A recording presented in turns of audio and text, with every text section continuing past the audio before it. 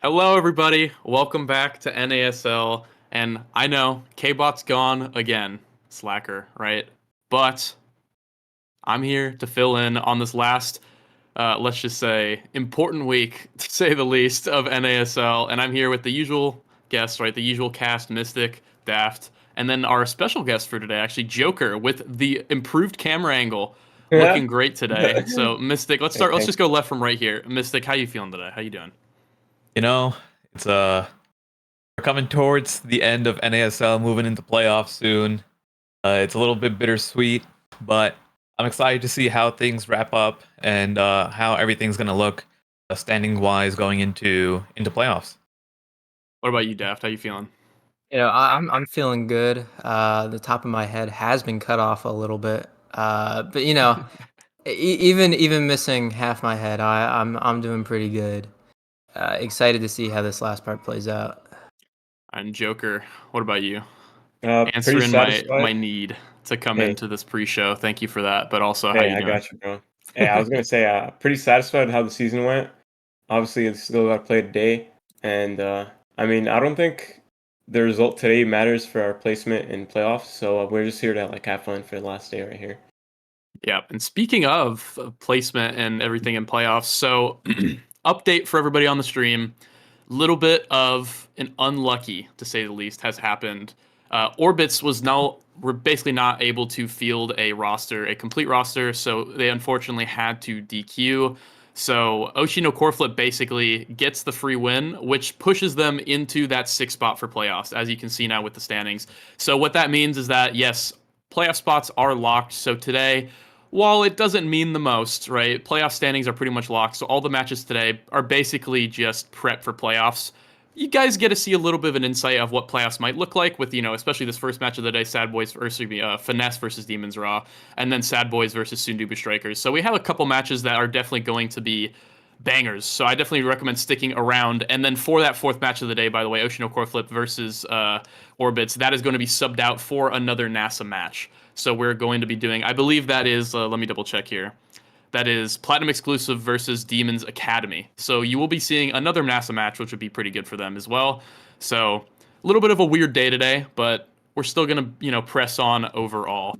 And let's see here. So I'm going to pick your guys' brain about exactly what's going on here because we kind of know what the playoffs are going to be, right? You see all the spots there, all the 6 lock spots. I guess we'll start with Joker. Joker, how are you feeling coming to playoffs? Or I guess maybe you'll see after this week, depending on how this game goes against Raw, right? Mhm.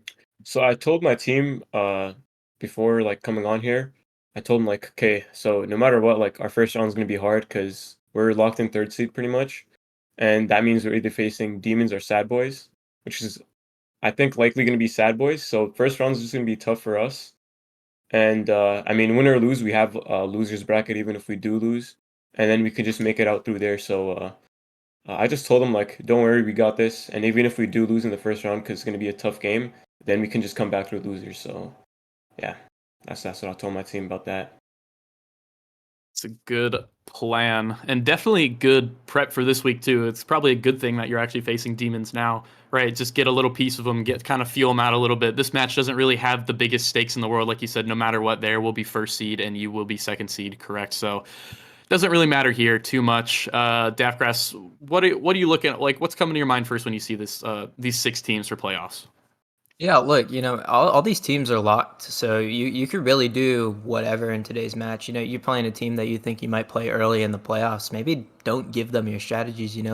maybe play something a little more on the strange side. You'd like to win the match, but is it really worth to do that? While also giving away your strategy for those maps. Your picks, your character select. Might be worth trying something a little different today. Something a little different. I mean, I hope I see something different. I'm assuming, we might see a couple fun picks today. That is what we're all hoping for, right? Mystic, how are your thoughts about it? Hey, I'm right there with you. I'm hoping we see fun picks today. People enjoy this last day before playoffs. In terms of the standings themselves, I will say the top four look maybe just like very slightly rearranged, look exactly what I expected. But 5 and 6, I am surprised with in terms of standings. And congratulations to both Sandubu Strikers and Oshino Coreflip. Yeah, congrats to both. And again, no one really wants to win by DQ like that. So unfortunate again for Goats Esports and the rest of the losers on that bottom side there as well, including us, sadly. But we're all gonna have fun today, and I think with that we will jump into predictions very quickly. Let's see here. Okay, let's just go down the list here. It's nothing special. First match of the day: Demons Raw versus Finesse. Joker, let's start with you. What are you thinking? How do you think your team's gonna fare? Right? I mean, I just think we're gonna win. Obviously, I'm All not right. gonna say we're gonna lose out here, bro. Come I on, now. like it. I like it. Well, I didn't think you would, but Yeah, any. true. I guess I'll prompt anything. A little trash talk. Anything we can expect to see, or I are you mean, saving that for I after the just game? I just played with Gumi and Kainub in BFF yesterday, so I can't like trash talk them. Those are my boys. I'm gonna be Gotcha. nice. Hey, classic Joker. Very very nice, especially in solo queue. Daftgrass, what Yeah. about you? Who do you think's gonna win this one? Look, I've been a huge Finesse supporter. I've put them on to win their match most of the time. But you know what? I haven't seen Puffy in a single solo queue game, so I'm giving this one to Demons Raw. Demons Raw for Daft. Mystic, what are you thinking? I think this is going to be close, but I will say I apologize to Joker. I don't think Finesse is as strong as they were. They still deserve the spot they have right now, so it's going to Demons. I should say they're not as Eh, consistent. okay. So Fair. I definitely think Finesse has a good shot. I think Finesse is the team where I think Joke, you might even agree with me on this, especially right now where you guys can beat anybody, but you could also lose to anybody. Like I feel like sometimes, especially on the day, like sometimes you guys might get in your own head. I don't really know exactly what's going on there, right? But I will say I do want you guys to win because, definitely know you guys extremely well. But every time I voted for you guys on this pre-show, you guys have lost. Sorry So about I'm that, gonna bro. be going for Raw on this one. Hey, that's fair. That's fair. I mean, you Yeah. guys all had decent reasoning, so I can't really like say anything about that. All right, second match of the day: Goats versus Core Overflow. The match that possibly would have made a difference, but not anymore. Mystic, who do you think is going to take this one? Question: who is starting on Core Uh, Overflow? doesn't matter. Go with your gut. Uh, I'm gonna It's go gonna with be the a Got West cow. Clue. game. It's gonna be a I'm, Central game, I I'm think. feeling like a little dairy boy today. The cow's got it. All right. What about you, Daft?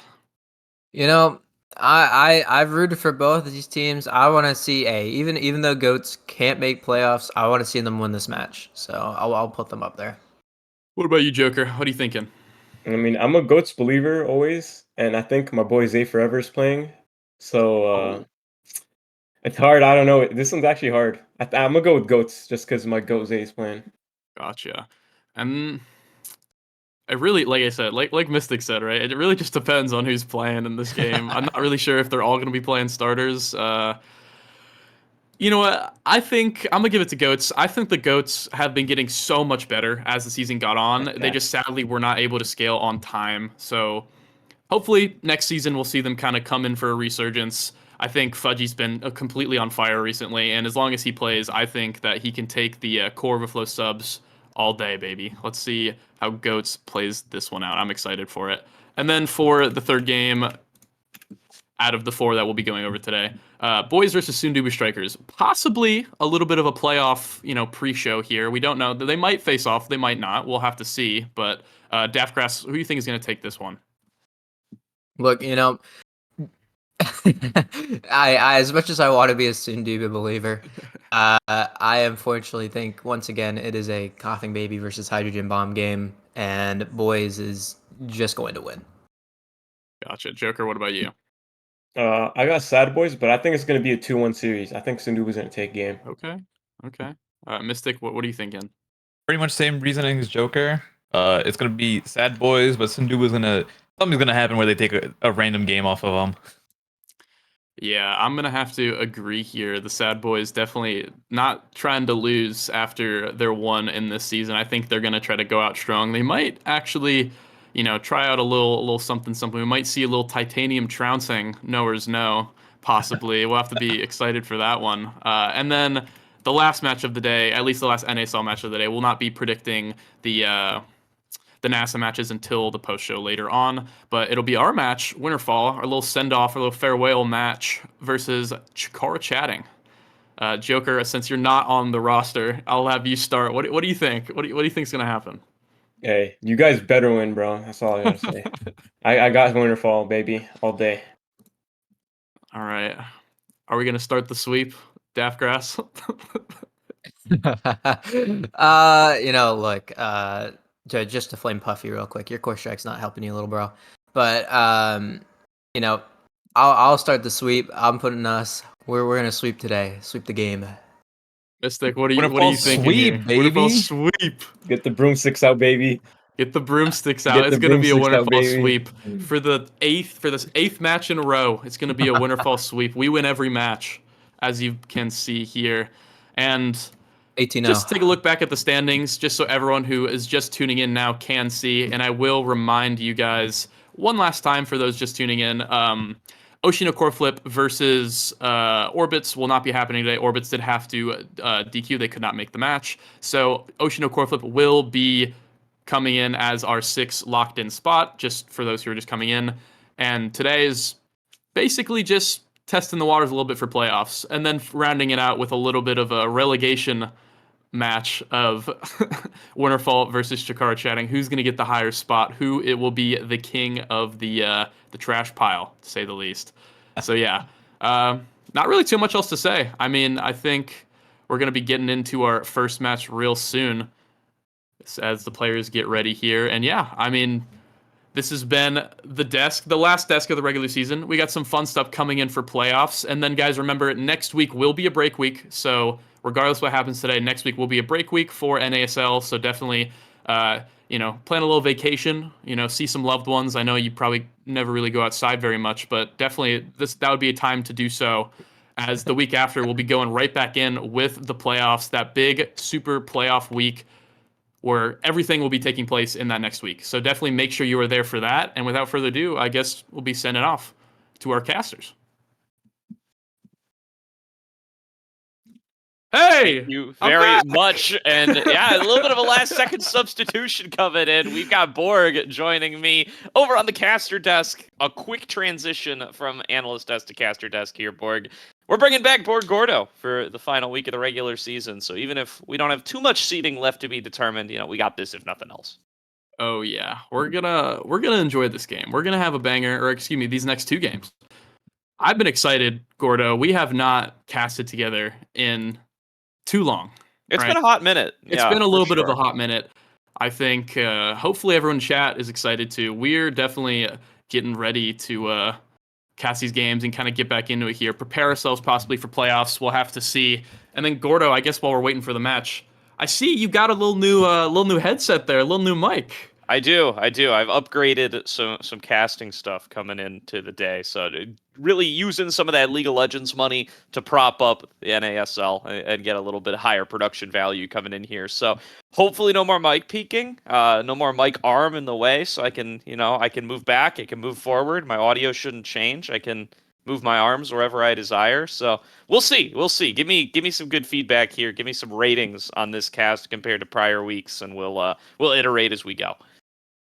Yeah, well, I'm still stuck with that little Blue Yeti action, but maybe one day when I start making all my OS money, that's coming my way soon. Absolutely, I'll be able to upgrade just like you. Once we become bigger than League of Legends, we'll get her done. Exactly. But Gordo, so you listening a little bit on that pre-show, right? What Oh, are yeah. you thinking about these first two matches, right? Especially our first one here, Demons Raw versus Finesse, probably the hypest match I'd say of the day. Absolutely. I mean, these are two of the higher rated teams in the league.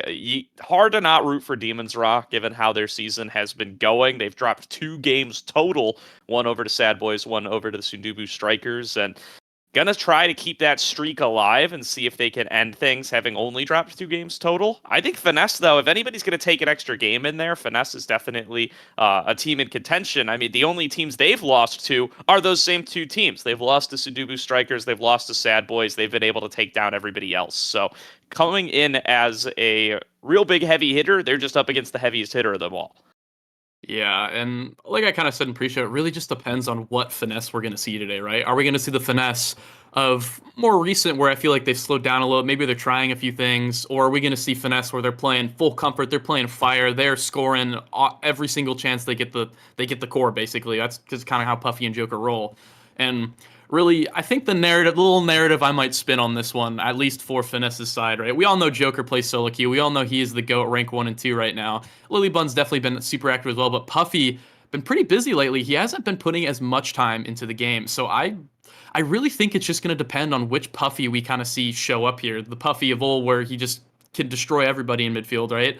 Or not that I'd say Puffy has been lacking. He definitely has not been recently, but it really just depends on, I think, how well Puffy and Joker are going to be able to kind of mesh as they usually do, right? But Demons Raw, excuse me. I mean, it's just the team right now, so You just that's start going to be talking the about real biggest. dangerous teams, and Winterfall comes to Yeah. brain, huh? Yeah, that's just how it's I don't going know to why I be said here. Winterfall, But excuse me, but yeah, happens. But yeah, I mean, the question is if Demons Raw is going to try to target that as well, right? Puffy basically been one trick in Estelle all season. Has played 3 times more Estelle games than they have of any other character. Yeah. And that's always been a priority for them, and it's always been a priority for the Finesse squad. Always something that you could look to attack, though. If you want to let Joker have his run of the mill for whichever pick he wants to end up going for, he's plenty dangerous in his own right. But that's really how this has ended up playing out for a lot of the season. So Ra, I think, comes in as the more flexible team, which is certainly not a surprise coming in from a team that we have rated so highly. They've busted out a lot of different characters across the board here. Even Snake has busted out some of the Kazan, a little bit more Zentaro as the season's gone on. So they're willing to go into a lot of different stuff, whereas especially Puffy and Lily, they really have their set characters that they want to go into game in and game out. Yeah, and speaking of a flexible team, so not sure this is going to happen, right? A little bit of possible misinformation coming your guys' way currently, but I have been seeing a little bit of kind of goalie Gumi forward happening and some in-houses, maybe a couple little tournament games here or there. So who knows? We might see a little bit of a switch up, especially if Demons Raw want to kind of hide their strategies coming in here versus Finesse, or not, right? Or they're just going to play normal and kind of feel out the waters. I guess one reason, if I was Demons Raw here, if you play normal, if you kind of play your game, feel out Finesse a bit, see how strong they are, because if you don't think they're feeling very strong, they're going to get the first pick, right? They have that first pick of who they're going to face. So might be a good idea to kind of feel out the opponents a little bit here and see who you really want to take on in that first round. Yeah, you definitely want to feel out what the opposition is going to look like, given that Finesse is going to be one of those teams that you're considering in your selection. So you want to get a real accurate read on how you feel their relative strength is. And there's probably a bit of pride coming in on pursuing the 9-0 as well, right? Like it'd feel really bad to botch your 9-0 in the absolute final week when you have the chance to get it. I feel like if we were gonna see them kind of get complacent and stumble, it would have been, in your like week 6, week 5-ish kind of territory where you're in playoffs. It's incredibly unlikely that you don't end up as a top 2 seed, but you're not really fully on track to get yourself to that absolutely perfect record. Now that they're on that track and that they can complete the 9-0, I think they're going to go for it full force here. And we'll see as we're loading into match right now. We're getting Amy's app for the first game feel like a couple weeks ago, this is the only map that showed up, but recently, I don't know if it's just my solo queue games or whatever, but I feel like I've barely seen this map at all, so I'm a little bit excited to come in here as we're getting into the ban phase right now, and it looks like Rasmus is being hovered on the side of Demon's Raw, and I'm assuming it's going to be an Amy ban, possibly. Well, actually, I mean, Lilybun does play it, so it's going to be a Julie ban for Snake, so definitely showing respect there. Yeah, and the Rasmus ban does come through for Raw. That's a little bit of a surprise to me, just because neither of these teams are really big Rasmus teams. I guess Joker's played a tiny bit of it, but they do decide you got to respect that pick on this map. If there was ever a time for it to be busted out, it probably would be on Imy's app, just to try to rack up those kills. Octavia already locked in here, though.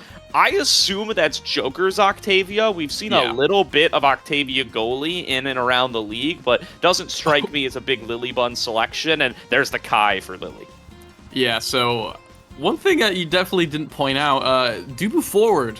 Oh, true. Kai noob with a Rune goalie and a Asher forward for Snake, so I have been seeing this pick a little bit, and I think that this map and Night Market, I think the pick is actually not that bad. And I think we're about to see here, hopefully Kai Noob can surprise us here. And as we get started, there's already a KO onto the Asher. Yeah, Puffy making a big play early on there, going to immediately get one down, and now see what they're going to be able to make happen here. Joker playing up towards the top side, looking to get them on to that goal barrier. But Kai Noob, now let's see what this Dubu forward can do, taking some good control with that big old strike hitbox. A little bit nerfed on the patch from a couple days ago, but still going to be plenty strong and going to be bigger than anybody else brings to the table, as Snake is already back up here. Lilybun with some great defense on the Kai, though, manages to keep them knocked away at each and every turn. Yeah, you just mentioned that. Definitely something we didn't talk about in that pre-show, right? The micro patch that just showed up recently. So some striker size nerfs generally for Asher and Dubu. And as we say, Asher with that goal. Great passing play there from the Dubu. Able to kind of weave it on that bottom side. Lilybun had no cooldowns for that one. A little bit of a slip up there for Finesse, but only the first point, not the end of the world. But just to briefly wrap up what I was saying, Dubu and Asher, their sizes are decreased, but definitely nothing too crazy here. And some general buffs and nerfs that we will talk about when they become relevant. Gumi just getting back in time to be able to save that barrier, but Joker's going to go in with that Sonic Boom and make sure to push it on through. Special coming out, trying to push their way forward, has access to the core flip, goes in for it, and equalizes the goals. A nice shot from Joker into the bottom corner, while Rune's still stuck up on the top. Yeah, really nice find on that bottom corner. Gumi put a pillar almost perfectly to block that middle part, cutting off the angle, really just making it so tight for Joker to shoot through there, but somehow just finds it through anyway. Doesn't really matter. Great point there for Finesse. Yeah, good stuff. Ooh, a little bit of core flip coming through there from Snake. Doesn't quite find its way onto the core. Shoves aside Lilybun a little bit, but definitely not what they were looking for, as Brawl's going to break out onto the bottom side. Puffy actually ends up with core in their hands, going in, blowing the whole kit there to try to push it forward past Gumi, but nice defense there off of that aberration, going to be able to keep things. And oh, nice attempted block there from Lily. Doesn't quite snag it, and Kai Noob sneaks it in off a bounce in the bottom corner. Dubu with that core flip bottom corner shot. I mean, it's kind of just what's been going on here. I mean, actually, so we didn't go over this. The Awakenings actually are that egoist, as Joker finds a great kill with that Octavia special onto the Dubu. That's the one bad part about Dubu on this map, I will say, is that increased size makes it so much easier to catch them off guard and find that KO, as Puppy finds that goal barrier there right away, starting off strong here for the side of Finesse. Really capitalizing on Kai Noob's absence, but Kai Noob comes back out, immediately able to blow up the barrier and equalize things a little bit more. Could be a potential closeout on the set here. A nice shot from Snake, and Lily can't get to it with the barrage. That's going to be a set win picked up for Ra. A valiant effort by Finesse, but Ra takes the lead early on. Yeah, it seems like Lilybun and really just the general defensive presence of Finesse has kind of been lacking a little bit so far in this first set. Maybe a little bit of jitters, a little bit of warm-up here. But I'm definitely expecting them to keep this game close as we get into the first draft here. A little bit of an interesting draft, to say the least. The Kai does get rapid fire, kind of just saving, waiting for their pick here. Taking away the Chrono Boost does Gumi away from Joker's Octavia. Definitely a really, really smart move. But Joker's going to get the new buffed Spark of Resilience, which is going to give him a whole 400 stagger by itself. And keep in mind that he has a Spark of Agility, which was the other Awakening coming up as well. So he is going to be getting another 250 on top of that 400, as well as more speed from that Spark of Agility. So definitely an insane pickup here early on.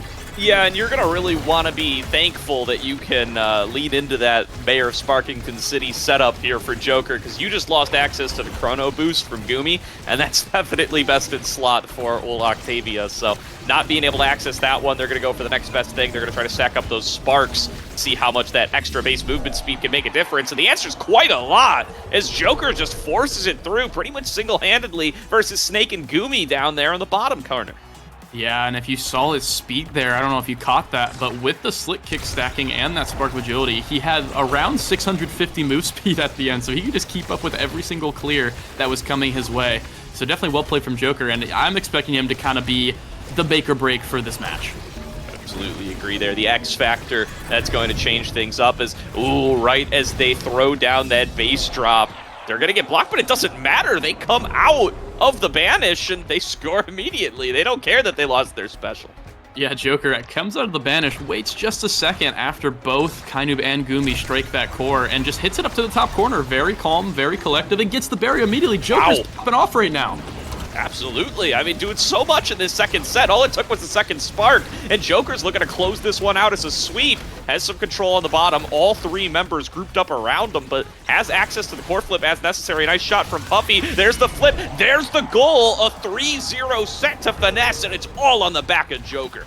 And that might have looked really simple, right? Strike forward, core flip, then find that bottom strike. But Joker was actually pretty far away for his core flip to actually hit there. So he struck, walked forward just that little bit, and as soon as he was right in range of that core flip, finds the perfect flip to knock it right out of Gumi's hands and hits into that bottom corner and gets rewarded for it with the quick strikes. Going to be giving a little bit of extra energy, help him, dribble a little bit harder, a little bit faster, and going to be really making it so hard to take that core out of his hands as Kainoob takes the Catalyst, has that Egoist Catalyst now, so going to be looking very, very strong. Hot shot on the Estelle, taking it away from Gumi, but still able to get the perfect form, so definitely not a bad thing there, but Lilybun taking the Spark of Focus. So Joker actually opting to not take the Spark of Focus here and instead go for quick strikes. Let Lilybun take that Spark, not really scared since nobody on Demon's Raw has that starting Awakening Spark.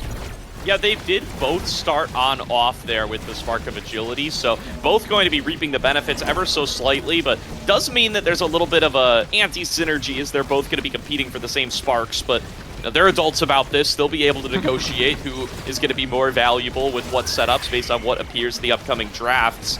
Just happy to be tied up at 1-1 at this point, but the pressure coming on up as Gumi throws down an anomaly to make sure they're going to be able to keep up the pressure, and finding a KO there onto Joker on the other side. A great recipe for success for Kainoob and Snake. Gumi coming on out here, throws down another anomaly, throws down a third. He's going to just try to keep up pressure on to that goal. The respawn comes through from Snake. Snake stepping on up, has access to the core flip, but look at this pressure from Puffy and Joker, and Puffy just gets the shot. Pushes it through into the goal. That's 4 in a row now for Finesse. Kainoob looking like a little bit upset there. Gumi didn't just pass right to him. Maybe Kainoob thought he could just clear that out. But Gumi making a couple good saves there, I would argue, regardless. Just unable to keep it up fully at the end. What started off as a great beginning for Demon's Raw now ended up in Finesse actually taking advantage of that point. And another KO now. Joker going down for the second time this set. We're going to have to see if this one plays out, but Demon's Raw looking to they want to score right now. Absolutely pushing forward. A second KO. Kainoob pushes it all through with the rollout, and there's nothing Lily can do to defend up against that one. Tying it up at 1-1 and breaking that streak that Finesse had going on him for a little while. Yeah, Gumi was kind of the star of that point, right? Snake found that first kill onto Joker, but Gumi walks up with that core flip, gets that double banish, sets up the pillar, so there's no way of clearing it, and doesn't even have to use his core flip. Puffy now getting it into the hands of Joker. It's been Joker all the way through so far in these sets. Making sure that the scoring ends up coming on across. The banish lands on both Joker and the core. The follow-up punish not really going to be quite as powerful as it could have been. Gumi has access to the core flip as necessary. Puffy stepping up with a Rose Warp. Nice block from Gumi. Gets stuffed back in his face by Joker, who pushes it past the anomaly on the top corner and scores yet again. Finesse, they had a slight stumble, but they're keeping running with it. And one as well, with Puffy dying there at the end. Just for fun, for the most part. Snake fighting on that kill. Does get a little bit of XP out of it, so Snake definitely not upset about that. As he finds that barrier early on, unable to catch that core flip from Lilybun. Well played from the Kai. Able to save, but not able to save the barrier here. Puffy and Joker gonna have to make something work here as they get the barrier and they're looking to score. Yeah, the flow state's so stacked up by Joker here. They can control everything on their own. Nice placement of the beach ball is going to stop that core flip from being the end. Had the choice there to either shoot or pass to Puffy. Joker still keeping it on up, though. Puffy up on the top side, ready to knock it in with a Rose Warp. Another set win goes over to Finesse. They're now one set away from handing Raw their third loss this season. And I think the water's boiling here on Finesse. They are cooking up right now, and this Joker and Puffy. I mean, it's feeling like old Finesse, right? It's feeling like Finesse where, I say old Finesse, when we've only really seen them slip like one time, I feel like. But they're just playing so incredibly well. Puffy taking away that fire up, so critical as the energy trainings were stacking up on the side of Demon's Raw. Joker able to get that third spark. Dubu getting that missile prop wall, which can be very, very deadly if used correctly. So keep an eye on that, everybody. Lilybun getting that prime time is definitely going to help a ton. And then something that might matter a little bit, that cast to last on to Gumi. Gumi can definitely make a lot more offensive plays now with that chrono cast. Gonna be a little bit dangerous, and also denying it from Joker as well, but I don't think Joker cares getting that third spark. Absolutely, and I mean, has been banishing Joker away so frequently that's definitely going to buy him some space to play with. There's the banish once again, extended in duration, means that Lilybun has to pick up the slack, come in through the bottom corner and keep the pressure up with Barrage, but that leaves the goal undefended and nearly gives Snake an opportunity to snag the goal away. Gumi, clever use there of the anomalies just to keep up the defense, but the pressure is unrelenting. Still able to keep it cleared on out, though. Has the support of the team, has another anomaly to keep the defense up, and goes in for the banish, doesn't end up finding a connecting target. Joker going to force out the elusive from Snake, going for the KO off the bottom corner. As here comes another path splitter from Snake. They're going to end up with a KO for it at the end of the day, and Joker off the map yet again. Puffy going to have it snuck right past him. The Snake is looking to try to pressure this goal barrier. Now Kainoob has it in their hands, tumbling forward, does manage to open things up. And Snake going for the last shot. Core flip from Kainoob, but into the center portion. Going to get taken out. Now it's a numbers advantage. Coming back on over to Finesse. As Puffy looking for the shot, but the banish onto Joker makes the difference, or does it? As he comes out and again finds that barrier, but KO'd off the center. And Lilybun now has to play defense for quite a few seconds past splitter, plus the addition of Snake, just a little too much, and finally Ra manages to score. Yeah, Snake picking up that 1-2 punch in the last draft there with the pummelers as well, just knocked Joker just infinitely far into the middle, right? So definitely paying dividends here, that draft for Snake so far. Struggling a little bit as they were forced to play a little bit of triple goalie pretty much that entire set until that KO, right? So definitely well played from them to hold out in time and able to keep this kind of game rolling here. This is certainly looking like the big playoffs preview that it is supposed to be. Super high level play coming through from both sides. Dubu off the map might end up giving the space for Joker to play with. Another anomaly comes on across, but Gumi, they run out of tools, and they are eventually going to end up losing that goal barrier. Now the pressure from Joker is unrelenting, stepping forward up against three members, looking to take the shot on the bottom portion of the goal. Will finally get cleared back out by Kainoob. Gumi staying in a good position here to keep up the defense. Lily able to save that goal, and now able to restructure everything. Did it pass back over to Joker? Yeah, Joker banished away. The cast to last definitely like looking real good right now on that rune as the core just kind of floats over to that top side. Great placement there from Snake, able to get it right around Lilybun. And Lilybun just kind of running around trying to cover for Puffy and Joker so much. Joker playing so far up this game, really just trying to make something happen on that offensive side, right? But Kainoob and Snake with that, two very big size characters, and with Snake having that build different, able to just show how strong Asher still is, even after all these nerfs. Yeah, I know, and there's another KO found, there's another goal found, and it's a 3-0 set coming right back over to Ra. They've tied it up now, 2-2. We're going to set number 5 to determine the winner in this game number 1. Yeah, and something that we've been seeing, right, is that double goalie, that sometimes triple goalie from Demon's Raw. I mean, if you look at all their characters, all of them are very capable of playing goalie, very defensive characters, right? As we see now, Asher with that first pick, we'll have to see what she takes. But in the meantime, think of it like this, right? Imagine Gumi with that cast size jumps in, tries to go for offensive banish. You have two other goalies that can potentially just go back in net and do completely fine, right? Especially Kainoob, who's been playing so much goalie. So definitely something that Finesse have to be cognizant of, as this draft is a little bit insane. Just to quickly run over it real quick. Timeless Creator denied from the rune, but still gets extra special, playing into that ult very well. Snake getting double size now, and Big Fish with that extra stagger going to be helping a ton. But Joker getting stacks on stacks, so we'll have to see if that can make the difference. Yeah, no, I mean, probably would have even been considering getting something like the Twin Drive, but they end up giving that one over to Puffy. And now just going to be a very fast Joker regardless. Too many good options available. See what they're going to be able to take control of here. Zipping around the map already at supersonic speeds as they come down on the top side. Banished away yet again alongside the core. That lasts so long now, but it's actually going to be the KO found onto the Dubu when all's said and done. And Joker just slips it past Gumi. Strike war back and forth. Favors the Finesse forward at the end of the day. And they're up 1-0 in set number 5. I swear every single point so far, at least in this last like 2 sets, the core has gone to this top left area, as we see now, and somebody has died. There we go. Here we are. He called it out, but Joker, 1 versus 3, just pushes it right through, goes in for the core flip, knocks it past everybody while they're stunned away, and Joker scores it single-handedly down a member. Stunned us a little bit there too. I think we didn't really know what was going on there. I expected them to save that, and then there'd be a power play. But that was not the case. Well played there from Joker as he gets banished, but not really going to be punished otherwise. Getting into that corner, Snake has to core flip. Great save there from Kainu, keeping it relaxed for a little bit longer. And now, I mean, 1 goal away from Demon's Ra going down a game in this series.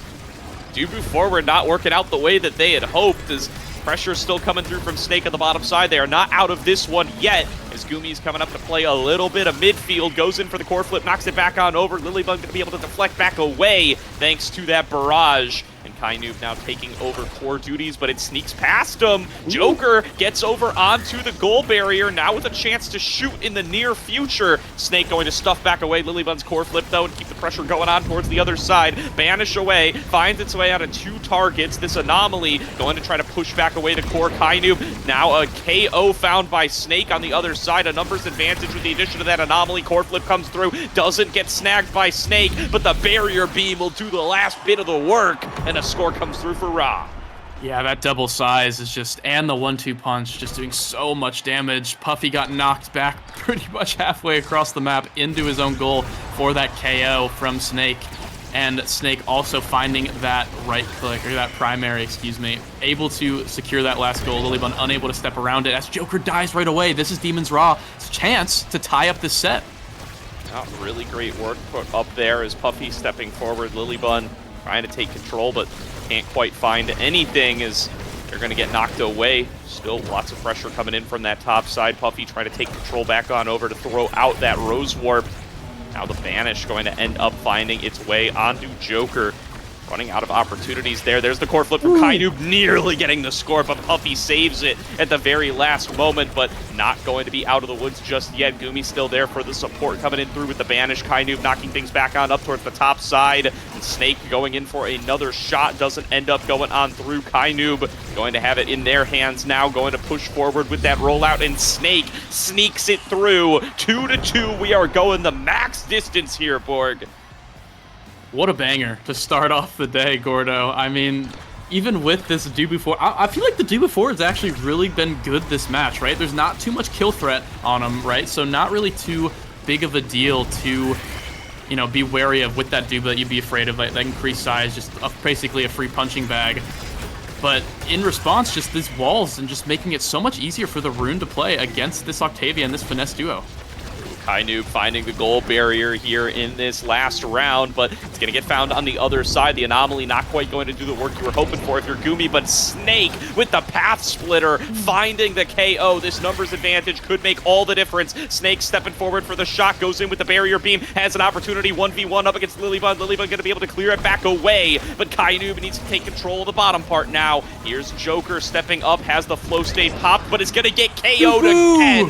Kainoob off the top rope. Noob going to be able to take him down. Kai Noob now can take back and going to go forward with the roll-up. There's going to be the foreflip coming on through from Puffy, but Snake with a chance to shoot. Blocked away by Lilybud, but the support coming in from the goalie.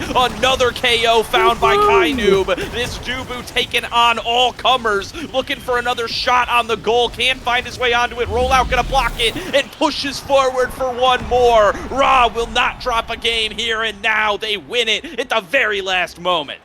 That was insane. I mean, what is Dubu knockback, by the way? That was crazy. Just finding so many crucial kills there, and Lilybun, keep in mind, playing completely out of her mind that entire last point. Really, this whole game, just been able to make these last-second saves, find these core flip saves, find these goal line, like everything was going right.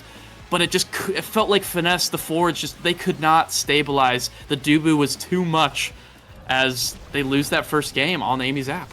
Yeah, I mean, Kai Noob had 5 KOs in that game, ends up with 3 of them in that very last volley coming back and forth. Just suddenly comes alive and takes out multiple members there of Finesse to be able to secure the win at the end of the day. Joker, with his multi-sparks, Octavia barely even got to play the game. Yeah, I mean, when he did play the game, though, it was scary, for sure. But one thing that I think Octavia definitely not as good on this map is because of that middle area, right? So you have to be so careful running around that middle Amy's app area, right? Because even if without the Rasmus, any character with a little bit of knockback, which Asher and Dubu definitely have a lot of knockback, right? There's just almost nowhere safe for Joker to run. So no matter how much stagger he can have, it's just basically a matter of time before he gets suddenly knocked off the edge. So definitely really hard for Joker to play that game. Played it incredibly well for the scenario that he was put in. So definitely congrats to Demon's Raw for getting that first game. We still got more to come. Finesse, I think, still definitely have a chance here, as we saw for that first game, with pretty much all odds stacked against them in terms of their comp, I think. Just still impressing, right? Absolutely, and we have already gotten into game for round number 2. Atlas's Lab going to be the selection here as Ra seeks out a 2-0 victory on the day. See what their selections end up being. Do we see them Dubu forward again? I mean, I was really doubting it 90% of that game, but then in the very last round, it just comes alive. Yeah, so I don't think we're going to be seeing it. I actually think they were just trying something. So it's been a little bit of a, we see the Dubu ban coming in for Gumi. I mean, it makes sense. Lilybun does play that Dubu, so definitely not a bad pick here. We're going to be seeing possibly a Luna goalie here. I'm excited. Gumi has been working on that Luna goalie and an Amy midfield locked in for Kai Noob. Definitely no surprises here. But about that Dubu, I mean, I didn't really think of it as too big of a surprise in the Hyla community and our in-houses. We definitely have been messing around with it a lot. So nothing too crazy for me to see, but definitely very fun to see all the same. That is one of the maps, like I said, that it can work fairly well, as we saw on that last point, right? So another Octavia, Gordo. Yeah, running it back again. Joker feeling like this is just a powerful pick at this stage of the game. Perhaps the last patch having a little bit to do with it. Looks like Puffy going to be on the Drakkar. And then Lily coming in on that Aimee. That's a pick that she hasn't gone to too much this season. It's been mostly Dubu and Kai. One game on the Aimee. This is going to make game number 2. Down at the last barrier here is, as you said, both of these teams, they're trying to amp up for playoffs. This is not the end of their season by any means, so they are definitely going to want to see what works and what doesn't against another high-level opponent. Yeah, and Joker definitely going to be finding some comfort here on the Octavia on Atlas Lab. Atlas Lab definitely one of Octavia's better maps. You got to be a little bit careful around the black hole, but if you keep taking care of it with the core on repeat, shouldn't have to worry too much as the map is very big. And as we see there, I mean, the Octavia left alone is just going to be dribbling all around this Luna goalie. Yeah, textbook play there from Joker. Just holds it until the very last moment, and once Gumi has to commit to one side or the other, takes the shot and nets the easy goal for Finesse as they are going to look to take us to game number 3. They were so close to a win in that first one. Now let's see what they're going to be able to do. Puffy just bullying Snake here, still stuck over at the level 1 without access to the special, and the shot comes through. Joker gets it again. They're really taking advantage of the weakness in these one-on-ones that Luna brings to the table as a goalie. Yeah, Octavia Drakkar definitely a lot stronger of an early game comp, right? Definitely don't really need too many of these awakenings to be strong, to be winning these strike wars. Zentaro and Amy definitely more of, I'd say, scaling composition. As we see here, Joker and Puffy just grabbing every single barrier, and Joker doesn't care. It's just hitting it around this Luna goalie. Definitely very, very scary for Gumi this game. Going to be very, very hard to really do anything against Joker, I think. Clean showing there from Finesse, not going to have the win taken out of their sails at all from that loss. I've also gotten a correction from production. Lilybun has suffered a lot of IME bans so far this season, so that's why the play hasn't come through too many times. Did not record my ban statistics. Let that be a lesson to anybody else coming in with their research for the day.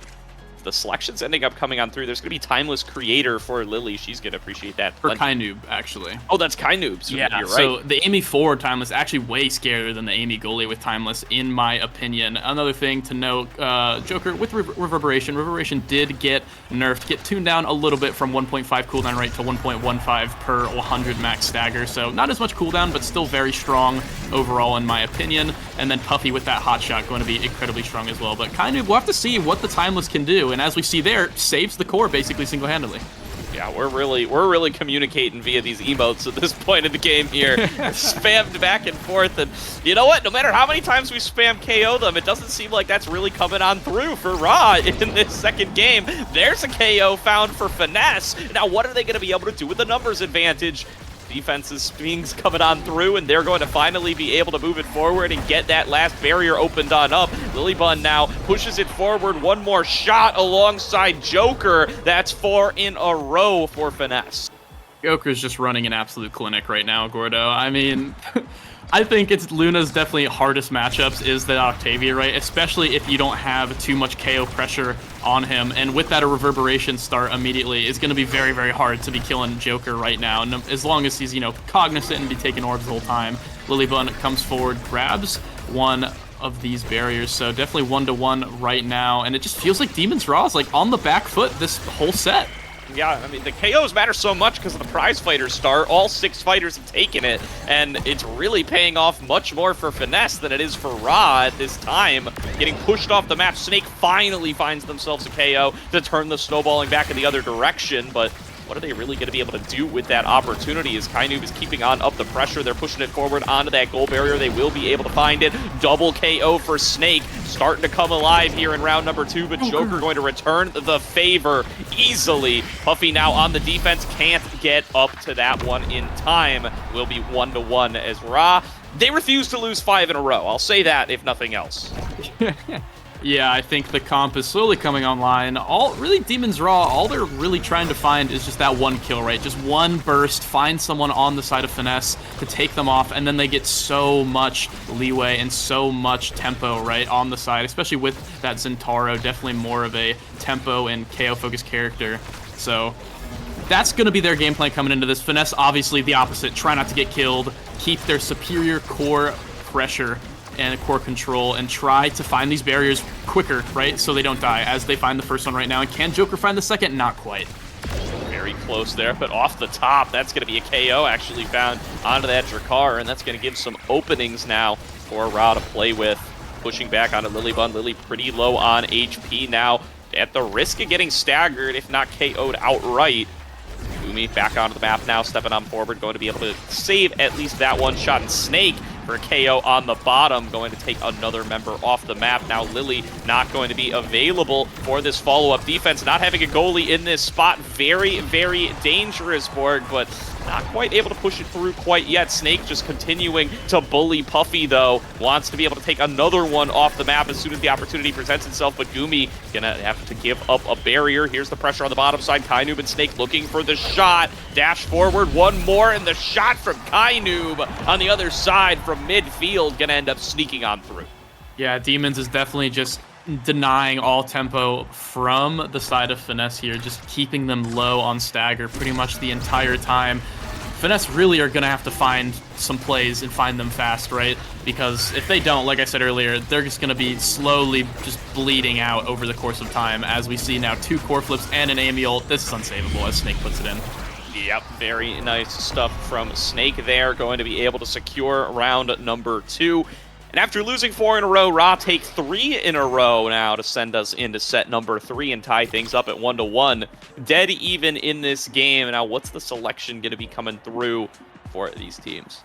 A lot of options here. I think for Snake, could take away the stagger swagger, definitely opts to do that. Does not want to give them an out into this game. A 1-2 punch would have been another option. Opt into a little bit more of that KO style, but not going to matter too much as extra special going over to Kainoob, going to be putting those timeless Amy ults down way more often, which is incredibly scary. And then twin drive on that Luna. This is such a good draft from Demon's Raw. Stacks going over to Joker if he can even stay alive with them. 1-2 punch to Lilybun. And then the Drakkar picks up the aerial. So definitely not bad trainings, but nothing really to help them survive any longer. Absolutely is taking some control up on the top. Snake getting another KO there, just snowballing out of control, it feels like, with this prize fighter, and having been able to select themselves just a little bit more utility. Don't even need the damage. And Goomy from midfield going in with the big dash ends up scoring the goal off the headbutt. Yeah, flashing that Octavia shrug just for Joker. I know, definitely slotted that one in for this match specifically, as it seems like Demons are just starting to run away with it here as they find another KO onto Lilybun. Caught her lack in there as she walked up to that midfielder, excuse me, blinked up to that midfield. Joker and Puffy are going to have to put on miracles here, but it just feels like all odds are stacked against them. All of these awakenings are stacked against them. The comp is just so hard to play into, but I say that Joker finds a KO of their own, so might be able to turn this one back. Yeah, doing their best at least to try. Lily going to be able to throw down that sentry over on the other side. Waiting on the respawn. Can they save enough time? One more shot. Goomy blocks it, and they manage to force out the elusive from Puffy to give themselves a little bit of space to breathe. And Kainoob just forcing the elusive with the sentry, gets themselves another shot. 2-0 on the set now for Kainoob and Ra. Yeah, that timeless Amiel, and with the extra special, like I said earlier, it's just going to be up so often now on every single round start, and basically every single 20-25 seconds or so, which is so incredibly good. But Joker finding that double barrier, like, just keeps impressing over and over again. Even all odds stacked against him, has that flip. Oh, doesn't use it. Might pay the price for it. I think going to use it here. No, still saves it. Does not learn his lesson and still manages to make up for it. Finds that bottom corner, trying to bring it back here for Finesse. Yeah, very difficult here. Now going to be a little bit of a competition coming back and forth in this set number 3 as Snake is still looking for these KOs. Puffy already so low on HP, and the pressure is unrelenting as they just keep coming forward. The range damage that gets brought to the table here by the Raw squad might just be a little bit too much as they push through for a second set win. Just too much coming across at once for anybody to be able to defend. Yeah, I mean, Finesse can definitely win this game, but all odds, like I was saying, are stacked against them. It's just so hard for that comp, for the Octavia in general, to play against all that damage, right? And they're not even hitting Octavia, too. That's the funny thing. They're hitting Puffy this whole time. Puffy and Lilybun are the ones that have been dying more often because Joker has been playing so safe, right? So I think Joker really needs to involve himself in these plays a little bit more, take more of that brunt, as he does have those stagger trainings, right? Picking up that bulk up now, too. And Puffy, keep in mind, picking up that big fish, getting a little bit more stagger for himself. So gonna have to, be able to survive a little bit easier here, but it's gonna be a lot harder now with that Deadeye Luna. Gonna be very difficult, and the just boatload of range damage coming in from Kainoob and Gooby has just proved to be incredibly difficult to deal with for this composition out of Finesse. Is Snake not lacking in that department either, going to take Joker to very low stagger right off the bat, and Puffy now kind of stuck in that top corner due to the sentry, getting mobbed by 3 members. They just want the KO. They're going to finish them off here before too long. Now instead just going to be able to play the game without any risk of a 3rd member. They finally find their KO, and now's their moment to strike. Coming in with the headbutt, there's the second goal barrier. Every member from every corner collapsing onto Lilybun as she tries to keep the defense going. One more crater, one more Snake, one more sentry, trying to push it forward. Puffy actually keeping up the defense quite well here. Lily saves another goal, and they manage to stay alive in this round. Staying alive for now, but Snake has popped both Joker and Puffy, so how long can they survive? We'll have to see. Will depend on basically the hope for this point. Lilybun playing so incredibly well. We'll have to see if it matters. Joker taking it into his own hands with that secondary, trying to just do something with the core here as Puffy dies again. Just so hard to survive, and Snake and Kainoob and Goomy just closing in on Lilybun here. This is going to be a hard point for her. Yep, Gumi just buying a little bit of time here, stepping forward, has access to the flip, dashing it on in, and is going to get KO'd by Joker, who now has a little bit of a breakaway, just takes the goal, they find it! Finesse turns it back around, just a little bit too far up from Gumi, gets instantly punished. Yeah, Gumi used that Luna boost to hit that core flip, you know, try to make use of it, but got a little bit greedy as Joker's ultimate was charging up. So manages to find that KO, and just a little mistake from Gumi, a whole point for Finesse. So, I mean, maybe that could be some hope here. We'll have to see. Yeah, really good stuff there in a round that was looking really dire to start off. Puffy already staggered, but they are at a numbers advantage and now going to push on forward. Joker throws down the base drop, gets themselves a second barrier. Goals opened up. Joker with a chance to shoot gets KO'd off the bottom by Snake. As Kainoob now taking control, knocking it on over. Here's the three-man push once again up against Lily. Can them and Puffy defend? They cannot. Kainoob sneaks it in with one more glitch pop, and it's 1-1. Yeah, great firewall sentry placement for Kainoob. They're able to kind of get it right to the top of that. Not really too much Lilybun could have done with her positioning there. So, great try there for Finesse. Actually, get a first barrier here too, but I'm assuming Demons is going to be taking this one as well, as the firewall sentry for Kainoob just so incredibly hard to play against. Puffy looking a little bit low on energy and on health here. Snake trying to find the KO, but Lilybun and Joker just basically trying to answer and buy as much time as possible. Yeah, Puffy doing a good job of keeping themselves from getting KO'd, but it means that they have to kind of exit a lot of these interactions. Lilybun going to be able to go in for the flip, but not going to be able to keep it defended for very long. Core flip straight up from Snake, goes in for the shot, can't find it, blocked away by Lily, as they are going to be able to open things up on the other side. Gumi now on the defense, but it's another KO found once again. Going to be preventing them from being at full strength and really going to make it pretty tough for them to be able to work their way out of this situation for Finesse. They have done it before. They lose another member right as Joker respawns. Now, can they turn it around up against this? Kainoob passes it down. Snake looking to receive, can't get over to it in time. And Joker now getting pressured on the other side, losing quite a bit of stagger. Gumi with a big shot off the boost, doesn't find it. And now has to play a little bit more defense. No. Ooh. Finally Lilybun finding it there. unable to stop that last bit. Lilybun has been playing just out of her mind, I feel like. Like, both of these games, right? Just with all odds stacked against her, too. Just someone dead over and over again, but it doesn't matter. She's been holding for her life, but it's just not enough as something finally goes in. But this is Vanessa's chance. They find a KO, but Demons find one of their own. However, Joker is stacking here on that secondary here, so might be able to find it as Kainoob finds the double barrier and finds a kill. This is in, and Demons Raw with the 2-0. Yes, an explosive final round comes through from Demons Raw. They take everything and some more. Multiple KOs coming in back and forth, 2 barriers with 1 shot, and then closing it out in an instant. That was like a 15-second round, Borg. They close it out, and they look like they were dominating the whole way through. A lot of great fight back from Finesse, but Raw are going to complete their perfect season, 9-0.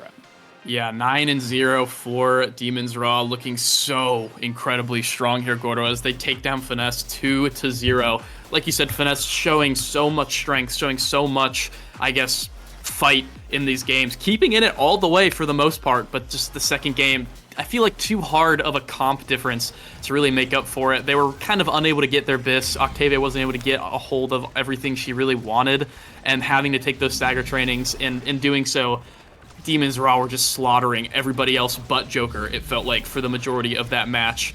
So, well played to Demons Raw, find that 2-0, find the 9-0 on the season, coming in first place for the season, feeling real strong and real confident, I assume. This match got me real excited for playoffs, Gordo. As it should, Borg. I mean, these guys are going to be so much fun to check out as we start to get into that postseason action. And you know, Finesse showing some new stuff, showing a lot for what they're going to be able to do as we start to get into that postseason. You can see they got some stuff to work on, but even up against the best team in the league, they are looking solid here. And especially for Joker, busting out a little bit more Octavia, focusing a little bit more on that style. Generally associate him with the big brawlers of the world, the Asher, the Zentaro, the Julie, that kind of stuff. So seeing him kind of branch out, play a little bit more Octavia, always going to be good for the flexibility of this team. And I think there's a lot to be excited about as they start to get into their postseason run. Yeah, great match to start us off here, but we still have another one for us on this cast. That will be Core Overflow versus Goats Esports. Match not really gonna have too much or really any, I guess, purpose, so to speak, other than to finish out the season strong. I'm sure Goats want to kind of go out with a bang here as they are locked out of playoffs. And Core Overflow, not really sure how much they care too much. I'm currently trying to figure out who will be playing for Cow, as we've been asking basically question. every single week, right? Yeah. So, yeah, I'm assuming it'll be with some subs because it is a central game. And as we know, Streak definitely has trouble with ping on those central servers. So, have to see here. I will get back to you guys as soon as we know what happens. But, yeah, what are your thoughts going into this, Gordo?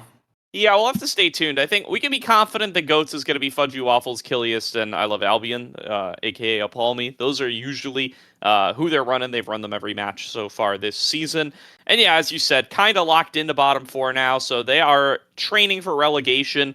Do want to be up in those higher seeds for the relegation tournament so that they can, get better selection for their opponents. Seeding matters from top to bottom the whole way through for what it actually means for either your postseason or your, I guess you would call it relegation preseason for season 3. Either way, plenty to fight for there for them.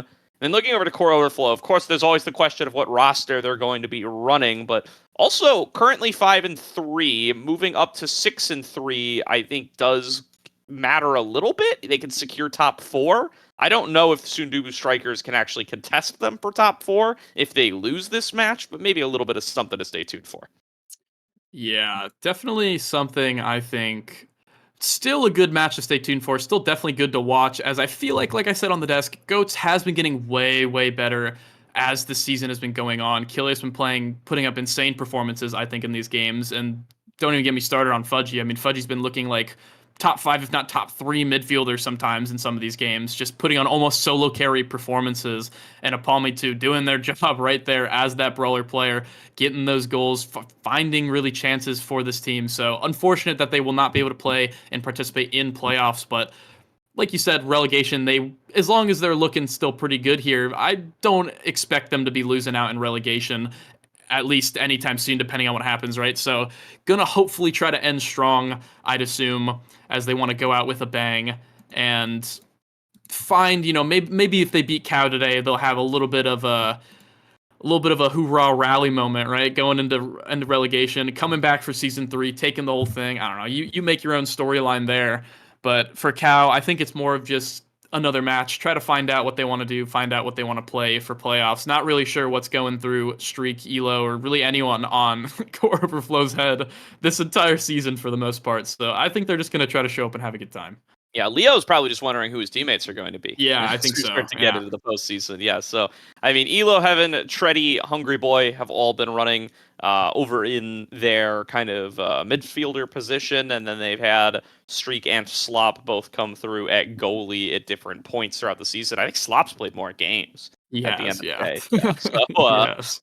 and if you combine Treddy and Hungry Boy, I think they've both played. Actually, Hungry Boy might have played more games than Elo Heaven, just because of how many 3-game series they ended up going towards. Yeah, and we are finding out soon what is going on with these games. So a little bit more waiting here. Nothing too crazy, though. We should be getting started momentarily as we're figuring out basically what these rosters are, who is on, everything that is going on here. So a little bit more chatting for now, so bear with us, guys, as we are figuring out what's going on and getting the players ready, as, things like this happen. So we got to just wait on out for these teams to be getting ready. And let's think, what could we chat about, Gordo? What is something that we haven't talked about today, possibly? Maybe for There's playoffs, a lot to maybe chat for the about. day. I mean, one thing we can look over towards is that micro patch, right? We kind of blew True, right past yeah. it We didn't talk about it a lot in the pre-show either. So, I mean, just some little size nerfs coming on through, for Asher, for Atlas, for the size Awakenings. Even Dubu takes a little bit of a hit. Even X takes a little bit of a hit, but he gains it back now when he uses the specials. So, really a lot of focus towards kind of reducing the power of strike size. Curious to hear what you think about how that impacts the meta, if at all. Not really. I mean, it's definitely not a bad change. I think it's definitely good, especially Asher. I think Asher's just been one of the reasons she's been so incredibly good is that strike radius, right? That strike radius, just being able to stay with the core for so long with that primary, with that passive, and with her strike range in general, right? Just so hard to hit it around her, especially with the size. But with size decreases on build different and Big Fish now down to 25% instead of 30, it's going to be a little bit easier to kind of, figure out how to approach that, I guess, from the enemy teams going against these, Asher X, these against Dubus, against Atlas as well was another one. So definitely nothing too crazy though. I think the biggest change of this whole thing really was, at least in terms of the Awakenings, was that reverb nerf. Definitely not going to be incredibly broken training anymore. It's still very good, mind you. 350 stagger with a little bit of cooldown is nothing to scoff at, but I would still be taking a few things over reverb now, especially after that little bit of nerf. I'm definitely glad they did that for sure. They needed to revert that. It was a bit ridiculous. Makes a lot of sense. Is surprising all of our expectations here, Borg. It's actually Goats who are coming in with a substitute on the day. They're going to run Zay Forever over Kilius today. Fudgy Waffles and I Love Albion will still be there. And then it's the full starting roster for Core Overflow. Streak, Elo Heaven, Leo Leon, all playing. That's the biggest surprise I think I've heard today. Oh, yeah. I don't even remember the last time they played with the full roster. I'm assuming it's because they actually want to possibly do well in playoffs and they want to, pull out the best possible chance that they could do, right? So definitely excited to see the full roster come back into full force here. Hopefully they put up a good performance, especially on that ping like they have to deal with. Streak and Elo Heaven definitely are getting, I think, 70 or 80 ping on these central servers. But one thing to look here as we're looking at the GOAT's perspective here is Appall Me, aka I Love Albion, aka now I Love Pixelmon. So new name change again, as we've seen for the third time now. So excited to hopefully not mess that up a million times on this cast. Yeah. And Fudgy Waffles in net. So Goalie Waffles coming in here in net, and Zay Forever going to be filling in that midfield position. I don't think they're going to... I think they still definitely want to win here, but I think they're trying to have a little bit of fun. Maybe moods down a little bit, just kind of vibe out to try to finish off this their series. Yeah, definitely. And then, looking into a playoffs run here for Core Overflow, right? They are going to be playing in that postseason one way or another. So want to see how they're going to be able to put it all together here, running their full starting roster that they wish they could have been running all season long, but obviously ran into some difficulties with Streak. Off to a great start, though. Steps up to midfield, gets out there, gets the goal barrier, blinks back. Pretty good stuff there on the Vice goalie. Has to play some real tight defense there up against I Love Pixelmon, though, who nearly sneaks it through. Now it's Leo Leon with control up on the top side, and they're just going to try to take this Julie right off the map in that Julie v. Julie mirror matchup. Fudgy Waffles going for a long capture there. Doesn't end up finding it, and Streak takes him off there. Ooh. There's another one from Leo. Double KO found for the side of Core Overflow, and that's an easy score from there. It looks like the boys from Core Overflow have gone nowhere. They're still looking incredibly strong here as Leo and Streak kind of lead the charge there, getting both of those KOs, and Elo Heaven and Leo with the passing play to finish it off. I'm a little bit scared for Goats here. I think this roster, if playing well, is probably one of the scariest rosters in the league. So definitely going to have to looking for that. But as I say that, I mean, I Love Pixelmon and Fudgy kind of tag teaming there on a kill to Leo. Yeah, Leo Leon definitely been one of the better brawlers in the game for a long time now. Playing with a full roster, not having to change out subs each and every round. Certainly going to be an exciting one here for them as they do end up letting through a goal, though. Zay Forever pushing it in on the top. Good stuff on the Drakkar there in what is a mirror matchup between midfields and forwards. Not in the goalie box, of course, but for everybody else, going to be curious to see how they're going to be able to navigate the Drakkar-Julie matchups. Yeah, and Zay Forever, not someone that we've seen on NASL. I mean, still probably known amongst most of you, right, as they get taken out into the middle there. Great combo there from Streak and Elo Heaven, but definitely an up-and-coming player that has been playing well in NASL and has been doing incredible work in solo queue, so excited to see how they approach this game, as, of course, they're going to have to battle back from this 1-2 as Elo Heaven puts it in with a core flip. Nice stuff from Elo Heaven there. I mean, triple dipping on that core flip, right? They dodge out on the crater, they capture the core to get their next follow-up shot, and they score the goal. They get everything done in just one push of a button there. Really good stuff on the Drakkar, and they're going to be able to open on up that goal barrier right away to set up for Streak to be able to pass it on up. I love Pixelmon already incredibly low from this early fight. And there's going to be the Supernova, taking him right off the top, lower on cooldown on this patch, and Leo scores it easily there. Fudgy Waffles, too many decisions, can't make one in time. 3-1 set for Core Overflow. Doesn't even need the core flip to put that one in. Great attempt there from Fudgy Waffles, but just not quite able to get a save on it.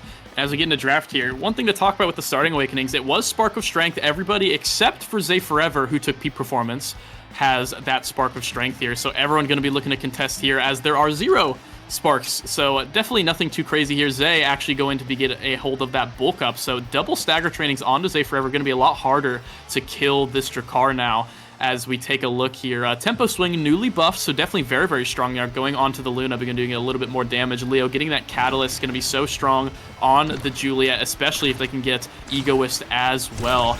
And not really too much else. I mean, Streak with that for prize fighter. They have been getting a lot of KOs, so might help out a little bit, but nothing too crazy on this draft.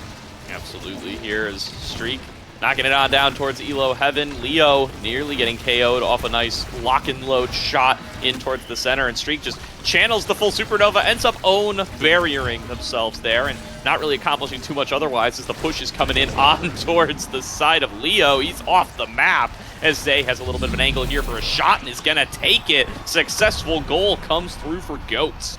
Yeah, great start there from Core Overflow, but they were just unable to actually really capitalize on that and accidentally getting their own barrier in response. So definitely not what they were looking for as we get started here, and definitely not what you're looking for with Elo Heaven just taking so much damage early on. Yeah, good stuff. They are going to be able to find themselves that barrier, and here's the center point doing its job as being a really good bumper there for them to be able to find that, although the KO is earned by the Goats at the end of the day, and they're going to try to use this numbers advantage to open things up against Streak. They do manage to get the goal opened, and Elo Heaven coming back just in time to go in for this brawl with Zay. Fudgy Waffles can't get back in time. An attempted shot there from that blast, not going to end up actually getting it on in, but it's passed up to Leo. Leo goes in for the flip, goes in for the shot, doesn't find it, and Elo Heaven not quite available now. Xenocloak not going to quite put them in time. Now Streak has to pass it on up. Streak going on out to try to carry it at midfield, but here's I Love Pixelmon, goes in for the core flip, finds the shot. 2-0 now, a lead for Goats in this set.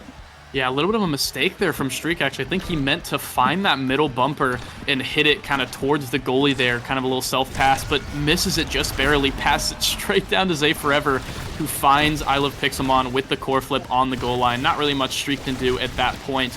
So well played to Goats here, taking it all the way to 2 sets, and crazy first bit opening here. Almost everybody's dead already. Yeah, no, great effort there from Leo to try to get out of there in time, but does end up going down. It's a 1-for-1 trade at the end of the day. Streak coming on down towards Elo Heaven, but gets passed back away by Fudgy Waffles. Elo Heaven finding themselves another KO, a very brief 3 versus 1, now going to be a 3 versus 2. What can they get done on this department to try to get themselves a little bit more room to play with? Core Overflow, at the very least, finding the goal barrier, doesn't get the shot off the core flip. Streak going to pass it down towards the bottom, buy them a little bit more time. Streak going to come on out, and Leo can push it forward. 2 members in front of him, both stunned up by that fiery fist, are going to let through a goal. Yeah, Streak managing to keep that core forward, and Leo with a punch just goes right past Zay and Fudgy there to get that goal. Not much they can do after the hit stun there from the fiery fist. So well played there from Leo. Definitely not out of this set. Yeah, I think this set so far has been a lot more mistakes on Cow's side than I think Goats really doing anything too crazy. Definitely still capitalizing on those mistakes, so well played from them, but they got to finish up this set first before I can give them a little compliment, as Streak dribbling now on the goal line, finding Leo, who finds that flip. A lot of damage here on Pixelmon, so gonna have to be careful as they might die. Leo almost takes it off instead, and they find the kill on Leo instead. Yeah, they do, and they're going to take Leo off the map. That's going to give them a chance here to win the set. Zay goes in for the shot. Streak can't get there in time, and there's a 3-1 set win for the Goats, going to tie us up at 1-1 as the emotes come out. Okay, now I can compliment them, right? Now they won the set. You can. So, I mean, like I said, they were able to find a lot of damage on to Core Overflow, find, you know, those players who had less stagger, punish those mistakes so incredibly well that set. So well played, and they get rewarded for it. Was they forever getting that missile prop? Going to be incredibly hard to really do anything against that. That's anywhere close to the goal line. So great pickup there. We have Egoist for Leo Leon, who has the Catalyst too, so going to be very scary as just an energy demon if they can stay alive for a long time. 1-2 punch gonna be going over to I Love Pixelmon, gonna be a little bit scary on that goal. Actually, excuse me, 1-2 punch to Leo and Egoist I Love Pixelmon, so excuse me. So energy whole thing down the drain. Denies the Egoist from Leo Leon, but Leo does still get 1-2 punch, so definitely very, very good training on the Julie on this map. And Elo Heaven with the Stagger Swagger going to be hopefully living a little bit longer, but not long enough as they get taken out already. Yeah, gonna take him a little while as, yeah, gonna be Elo Heaven off the map for the time being. Stagger Swagger can't help you at that point. Streak has to play some tight defense here.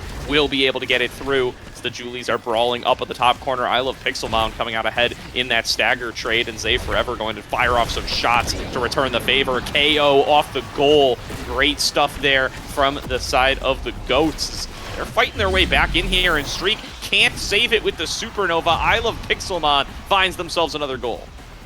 Yeah, finding another goal, and I mean, it seems like Goats are slowly starting to run away with it. I don't want to call it too soon, but I don't know. It's feeling like Elo and Leo are having a hard time surviving right now with just all this damage coming through from the side of Goats. Absolutely, Streak knocks it down towards Elo Heaven. Bass back up to Leo. Really clever stuff there. Does end up finding themselves a nice opening, but can they convert it into a goal? They haven't scored in a while. Elo Heaven passes it back on up. Streak going to blink on out, going full on the aggression, but has to come back. Has the core flip available. Leo finds a big KO. Waiting out the crater, a good shot here. Streak coming out towards midfield. A double KO found for Elo Heaven, and Leo wins the strike war with Fudgy to close it out for another goal for the Core Overflow squad. And as I say it, they start bringing it back right away. I mean, Core Overflow definitely a team. I mean, I would expect them to struggle a little bit right now as they haven't been playing with their full roster, and I expect they probably haven't been scrimming too much as well with their full roster, so I would be very surprised if they were playing as well with that first set, every single set, but we'll have to see as Leo definitely does not want to be losing this one as he gets another KO and another barrier, trying to find that goal. Perfect patience into that bottom corner. Great shot. Yeah, Leo's been the one playing this whole season. Leo's been the one carrying this team to the playoff berth that they have already earned for themselves. It's been different members coming in and out, a rotating cast across the rest of the team. They've been able to fill their roles very well, but it's been Leo as the consistent player the whole way through. He is going to be the one that we expect to be fighting the hardest to be able to keep themselves winning and get themselves off into playoffs onto the right foot. Pass back on up. They find themselves another KO already. Streak coming out here. Can't get it onto the barrier around the world, but not finding itself its mark. Yeah, unfortunate there. Streak thinking a little too hard on that strike. Just really all I had to do was let it hit the barrier, but unable to find it, and in turn loses their own barrier and the point as Leo Leon was just staggered that whole set from basically just the Luna for the most part, and unable to capitalize on that chance they had early. 2-2 now in this third set. Really close game. Absolutely. Going to be the 2-1 lead for whoever's able to take this next goal, but still plenty close. Really like to see Streak continuing to get out and get active here using that blink that you have available to you on the Vice. Another KO found by Leo off of the top, and Thunderstruck keeps on making the difference. Fudgy taking so much damage. Zay as well. They've got it back on away, but I Love Pixelmon finding a KO in their own right. These Drakars just looking like fodder for the Juliets on both sides as they keep on going down play after play. Leo going to tank one of those whammies, but can still step forward with the access to the core flip to try to find themselves a nice little opening, pushing back onto Fudgy Waffles. Core flip comes through, can't get past the goalie. Another KO found, this time by Pixelmon, on towards Leo, and buys them some space to play with. Zay ready to receive, goes in off the bottom corner, looking to push up on towards that barrier, but can't get it forward. Streak playing some nice lockdown defense here, refuses to let anything pass, and they do manage to keep that alive the whole way through until the respawns can come on across. Leo taking control up on the top side, dodges away from that crater, pushed back away by the Supernova. I Love Pixelmon now goes in for the core flip, but gets KO'd off the bottom corner, can't make any use of it. It's Streak passing back up to Leo. Streak on the defense heads over towards Elo Heaven to try to push it in towards the barrier. Finally, they open things up, and Leo ready to take the shot, passed back up by Zay. Fudgy comes in with the boost to open up the goal barrier on the other side. Elo Heaven knocks it over towards Leo. One more fiery fist, not going to be enough, but the follow-up shot to the top corner. Fudgy Waffles can't get to it in time. That's a set win for Core Overflow. That was an insane last point, Gordo. It felt like Core Overflow was on that back foot, and then they found that critical KO that just let them get that goal barrier and let them finally just get some offense going. And then Fudgy bringing it right back with an incredible boost to find the goal barrier of his own, just back and forth. But in the end, Core Overflow find their second set win here, and Streak taking that rapid fire so incredibly strong right now. 40% reduced cooldown on their primary, as I Love Pixelmon taking up the perfect form. And I think definitely the most important thing here so far, two most important things here, is actually Leo Leon getting that reverberation, going to be helping him survive a little bit longer, and denying it from Zay Forever to get to so much more stagger. They end up getting Big Fish anyway, it doesn't matter. But the most important thing of this draft, I think, here is Deadeye on the Luna. So incredibly strong, historically so. Can they kill faster than, I guess, Core Overflow can score here is really the biggest part here, as they're unable to find this KO on I Love Pixelmon, and as I say that, Elo Heaven comes in through with the shotgun to finish him off. Yeah, I mean, not really too many of the damage awakenings coming on through there other than the 1-2 punch from Leo, but that ends up doing the work that they needed to, and they end up finding the KO. Leo already staggered here, going to get taken down by I Love Pixelmon as soon as they are able to rejoin the game.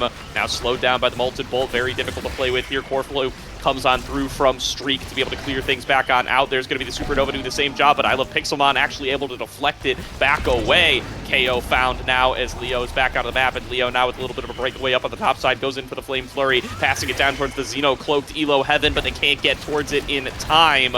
Elo Heaven trying to use that stealth. Nice shot by Fudgy Waffles. Finally managed to work their way in with the boost, but Streak is able to block it back away as they continue to hunt for these shots.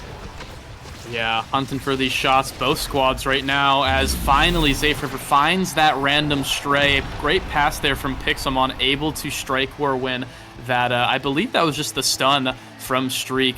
Get it down to Zay Forever and find that open net. So definitely a longer point there. It's a bit of a war between Goats and Core Overflow. I'm very happy that this game is going to where I don't think really many people thought it would. I think most people just on paper would see these rosters and think, oh yeah, I think Goats will be taking the L on this one, but not taking the L here. It seems like Streak getting KO'd and then getting a free goal. Great shot there from Fudgy and I Love Pixelmon.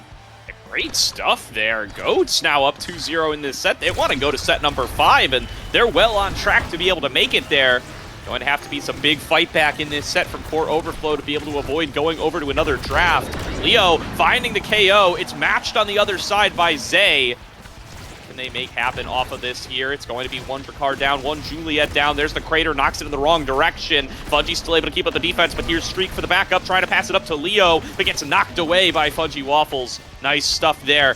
They're going to move on in with the respawn of their teammates back to the full-on 3-on-3. And I Love Pixelmon looking to keep up this pressure, descending onto Elo Heaven. Gets a nice shot in the Flame Flurry onto 2. Streak able to avoid the knockback with that Supernova. But Fudgy Waffles now coming into assist from midfield. They finally open up the goal barrier. Gets drifting back on over towards that left side. They can't score yet. Big Crater, though, finds a huge KO. Yeah, it seems like the Deadeye is paying dividends, and so is the boost, finding that topside shot, able to catch that save from Streak there, and Goats coming right back with a 3-0, looking so strong now. I mean, I really do think the Deadeye from that Luna just made life so hard for the side of Core Overflow, and I'm very surprised that they didn't deny it. Absolutely. I mean, this is game number 1 again, going to 5 sets here. Very, very competitive stuff between Goats and Core Overflows. These are going to be the awakenings that will end up determining it. Yeah, I'm assuming it'll be the hot shot here. Actually, a spark of agility here because of the spark of strength start for Elo Heaven. Definitely not a bad choice. And Leo Leon taking the other spark here. So going to be making use of the spark of strength, getting a bit more power. But the scariest thing on this is the Luna with twin drive now on top of that Deadeye with the tempo swing and the spark of strength power as well. This Luna is going to be doing so much damage, as we see right there, just from pure power alone, sending that core like crazy with the primary. Yeah, trying to make use of that Supernova. They do manage to find a KO. They do manage to find a goal barrier, but it's matched onto the other side. Zay Forever, though, can't keep this breakaway going forever. Or can they? Going in with one more lock-and load. Elo Heaven takes control of the bottom side. Streak here for the backup. All three members collapsing in towards Fudgy Waffles, and one more lock-and load. It's actually Leo who gets their hand on it last, is going to be the score for Core Overflow. Yeah, Zay had a great try there to keep it, forward, try to keep that breakaway against Streak, but Streak just able to shut it down so well and keep it on the offensive side. Leo, great job finding that early KO, and they're going to need a lot more of those, really, I think, to take up this set. But good start with the 1-0 for Core Overflow here. Absolutely is opened up again. Leo finding a little bit of a one-on-one up against Fudgy Waffles and winning that one. Supernova doesn't quite connect, and being down a member, they need every tool they have. Streak passing it towards the bottom of the core flip. Leo going in off the center, can't quite find it, but now with a chance for a shot. Fudgy Waffles going to push them out of the way off the back of that boost. Leo going to pick up the orb and now going in for another one. Elo Heaven can't land the lock and load. So many shot opportunities here for Core Overflow, but not quite able to finish off the job. Pushing it through, getting the crater to knock it back over towards Fudgy Waffles, but I Love Pixelmon keeping the pressure up on the other side. Will manage to open things up. Knocked up from Elo Heaven. Leo Leon trying to receive up the top side and push things away. Another KO off the center. Perfectly placed power chord from Streak, and the Supernova as well. Streak does it all to score the second one. Yeah, cheeky try there from Fudgy Waffles, trying to find a sneaky goal with that core flip boost just to hit it so incredibly quick and surprise Core Overflow. But the great Supernova response and power chord from Streak to just deny all of that and find the goal. Great play from Streak. Absolutely, is Leo knocking it in, opening up once again. Leo keeps finding these angles from the top up against Zay and Fudgy Waffles, opening things up regardless of the numbers disadvantage, but punted off the top corner now. Going to be down, that member is Core Overflow, trying to keep up the defense, but I Love Pixelmon pushes it through with that dash. Yeah, big difference. Both Julies, right? Finding the barriers, finding great solo plays, 1v2. But the difference was that Leo just couldn't survive against Zay and Fudgy. And I Love Pixelmon able to, survive and just stay in the play in order to get that dash punch goal at the end of the play. So well played from Pixelmon. And trying to battle it back out. They definitely, like I said, trying to end the season with a bang. But Elo Heaven, bang, bang, taking out I Love Pixelmon already. And now it's a man-up advantage. Yeah, and now what can they push with this? Grouping up together, Elo Heaven finds the goal barrier. Leo Leon looking for the shot to close it all out. None of them have core flip available, though. Fudgy Waffles able to use that to buy a little bit of time, but Leo comes out of the evasion, finds the last shot, and finds the win for Core Overflow. 3-1. They're going to take themselves the set. Leo Leon, just such an annoying presence and an annoying Thord in Goats Esports' side, right? Just sitting basically on that offensive side almost the entire time, just being a complete nuisance to Fudgy Waffles and sitting staggered.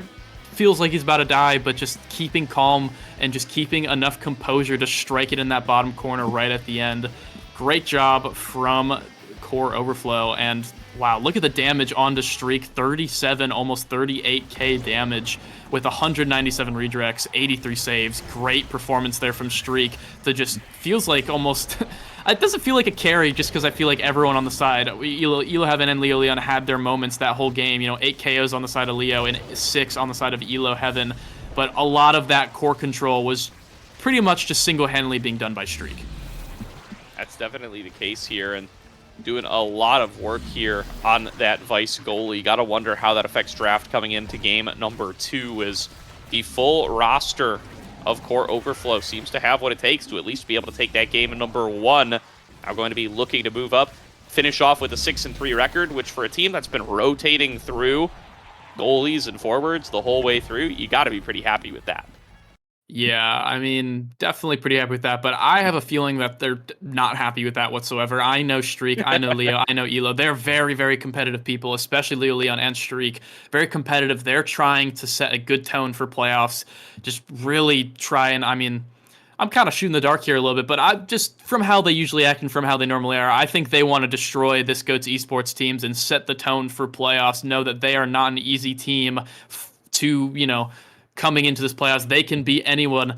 As I think that last performance, great, well played from GOATS to keep in it the whole way through. But I think Cal know that they need to do better to make a run in playoffs, right? So I think this next match they're going to try to put it away real early. Certainly true here. Let's see if they're going to be able to do that. As to have a little bit of a farm animal showdown between goats and cow. So which one is going to be able to take the win in Q? We're about to find out what our map is going to be, and that could have a big influence over just how cleanly Core Overflow can make this. Do we get an Inky Splash Zone? Can I hear Inky Splash Zone? I don't know why you'd wish for that, Gordo, but It's I mean, mostly just because I know it upsets chat. We jinxed it last week, and it's I don't know. It's look, I gotta get my wins right. You're saying here, you gotta watch your mouth a little bit here, Gordo. Like I will take no offense, but if I'm not here for playoffs, you all know why. Oni Village. Luckily, the curse did not come to fruition, right? We have in a little Oni Village game. Possibly going to be seeing. I think this is really one of the more skill expressive maps, right? Not a lot of gimmicks to be playing around here. More of a very big open map. The core is going to be going real fast, so it all really just matters how well your team can core control, how well they can pass and keep that possession of the core, which is something that I think Core Overflow definitely is very, very good at. So I'm excited here as we see the double Atlas bound on both sides. Nobody wants to see that goalie coming in here, as it is very, very strong right now, especially on Oni Village, as Isla Pixelmon locking in the Zentaro first pick with the response of, let's see, Kai. I'm assuming that's going to be actually a midfield Kai from Elo Heaven, but we'll have to see as the picks kind of coming through here, as a Kai goalie's locked in for Fudgy. And yep, okay, so it will be an Era midfield on Elo Heaven, and most likely a Kai goalie from Streak. Yeah, that's what I would think as well. That's definitely an interesting one. We have not seen a lot of Era out of Core Overflow this season. The X is going to be the selection for Leo, though, so going to be looking for some fun brawling to be had here. I wonder if there's like a catalyst or something to start off with that pushes Leo in that direction, as he's not been a big X guy. Not quite Catalyst, Gordo, but the next worst thing. I was close. Ladies and gentlemen, we have an Oni Village fire-up start. You thought this was going to be a 30-minute game, probably now going to be a 5-minute game, possibly here, as we get into here. First barrier already taken away, second one, Streak has to get back to it in time, but can't not do it, as Isla Pixelmon almost finds the goal as well. Leo, Leon, and Elo Heaven gonna have to scale a little bit here, as Isla Pixelmon already finds the first goal. Great stuff from the Goats here as they get themselves that early goal, and now with a little bit of a power play here, this moment where they have access to their specials and the other squad does not. See what they're going to be able to make happen as they open that up very quickly. Leo, though, going to try to turn things over onto the other side, manages to open up one of those barriers already. Passed on over to him, going in for the flip, doesn't quite find its mark. But Elo Heaven has that flip available, as does Streak. There's going to be lots of flipping all over the place here. Ends up getting that one. Zay going to take it on the Estelle, going to fire up towards the top corner. Streak finding a nice little KO, though, for themselves off that barrage. Are going to take one off the bottom corner. Elo Heaven not quite able to sneak that one through off the Bewitching Beam.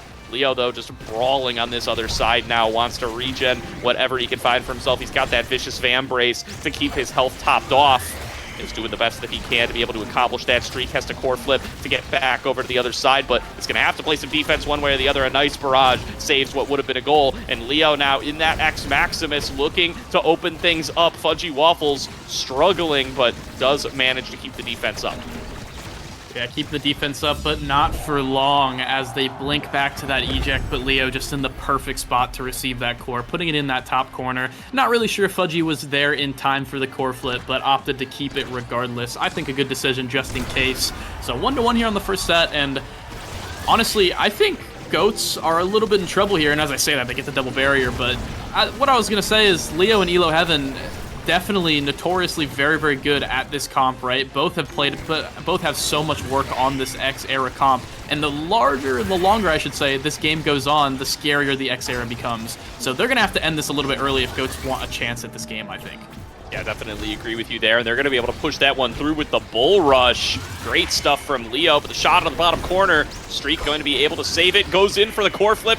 Needed that one to land and just barely saves it. But I love Pixelmon. Going to sneak it into that bottom corner. As you said, Goats want to close this out fast, and they're on good pace to do so. 2-1 so far in this first set.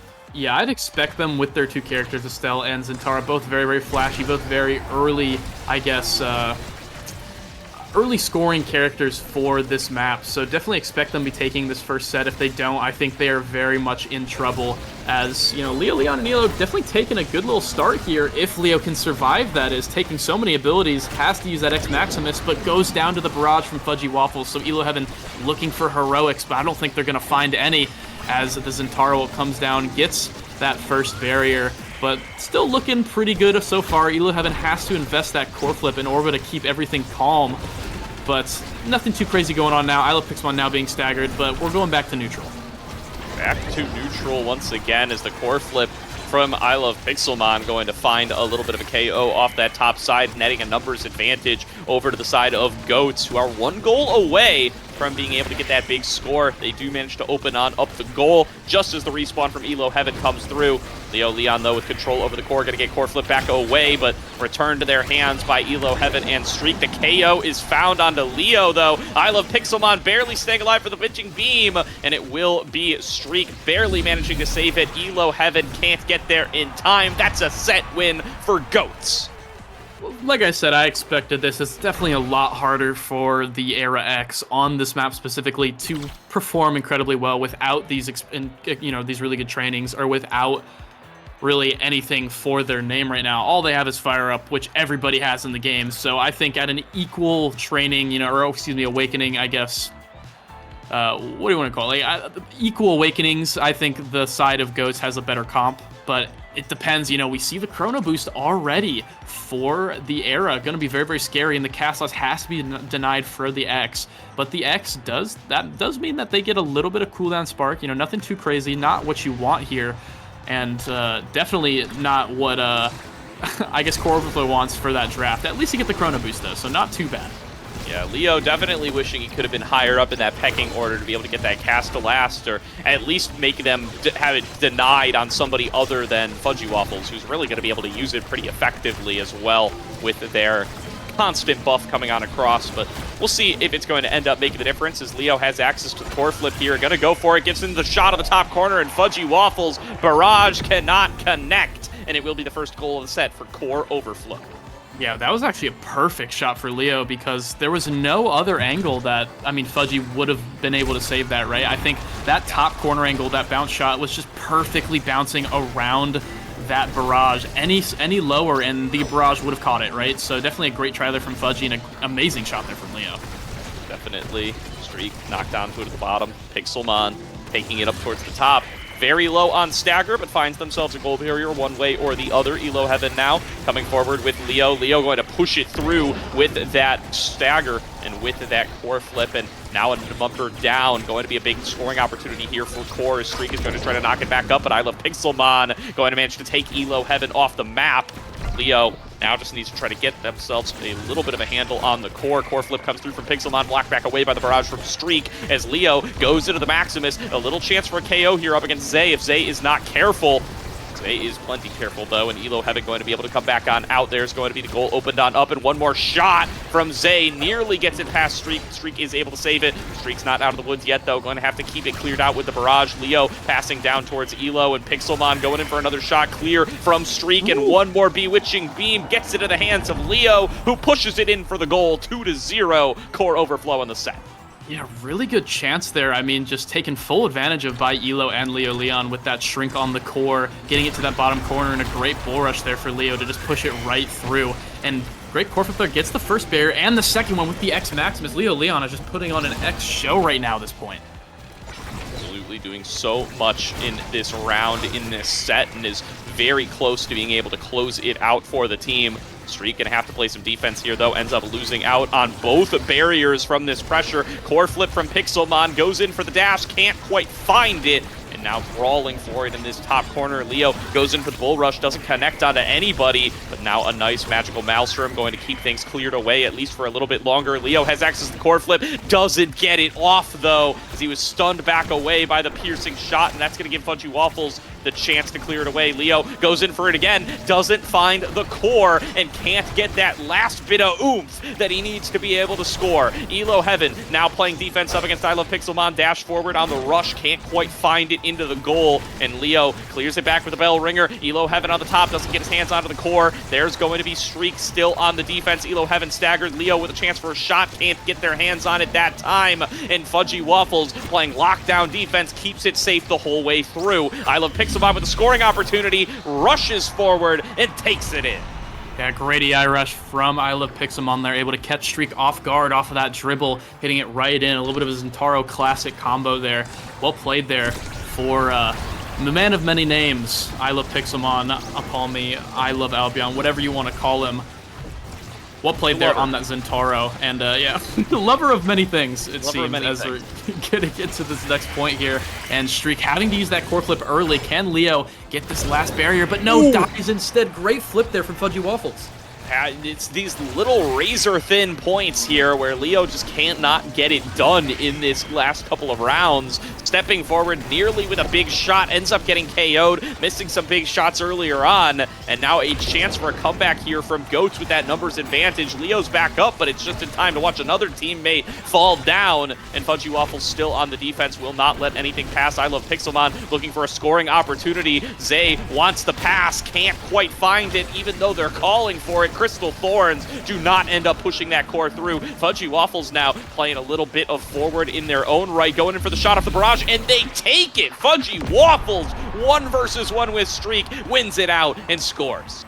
Fudgy Waffles with an MVP performance and a play right there. Just, I mean, doing so incredibly well, right? Dribbles all the way up, leaves the goal barrier behind, does not care. They know that they are in control, and just calm and collectively. And again, finding both barriers. Fudgy's playing out of their mind right now. Fudgy is looking to carry this set. Great block by Streak to buy them some time, but could be a 2-0 lead in this game if Goats are able to complete the reverse sweep in the set. Leo has to fight back here, dashing forward with the bull rush, but just getting knocked around and aside by this Estelle Zentaro combo. Pixelmon and Zay, plenty powerful to be able to take this. Crystal Thorns do not quite connect. Pixelmon, he's just a little bit too dangerous. They're going to have to expend the core fleet from Streak, and Streak can't get to it in time. That's a set win for Goats. They're up 2-0. Yeah, and Core Overflow really needed that point too. They really needed this set in order to buy a little bit more time to get the trainings that they need here. Because as you can see, I mean, they have these second and third picks, right? They can pick up some great trainings here, but if they can't make use of this set, then it's all gone, right? They don't have that extra 1 set barrier to kind of sack to get better trainings. So it's kind of do or die now. They got to make use of the trainings that they can, and we're already seeing quick strikes being denied from that X on the Zentaro. X having to take the Egoist instead with the fire up. Definitely not a weak option here, as energy is the name of the game. Rapid Fire going over to Streak, Reverb and Deadeye going over to the Kai and the Estelle respectively. And Elo Heaven, I want to say stuck with Big Fish, but I think the Big Fish is definitely very good, especially in this game where there's so much damage coming through. Size and that a little bit of stagger is going to mean a lot.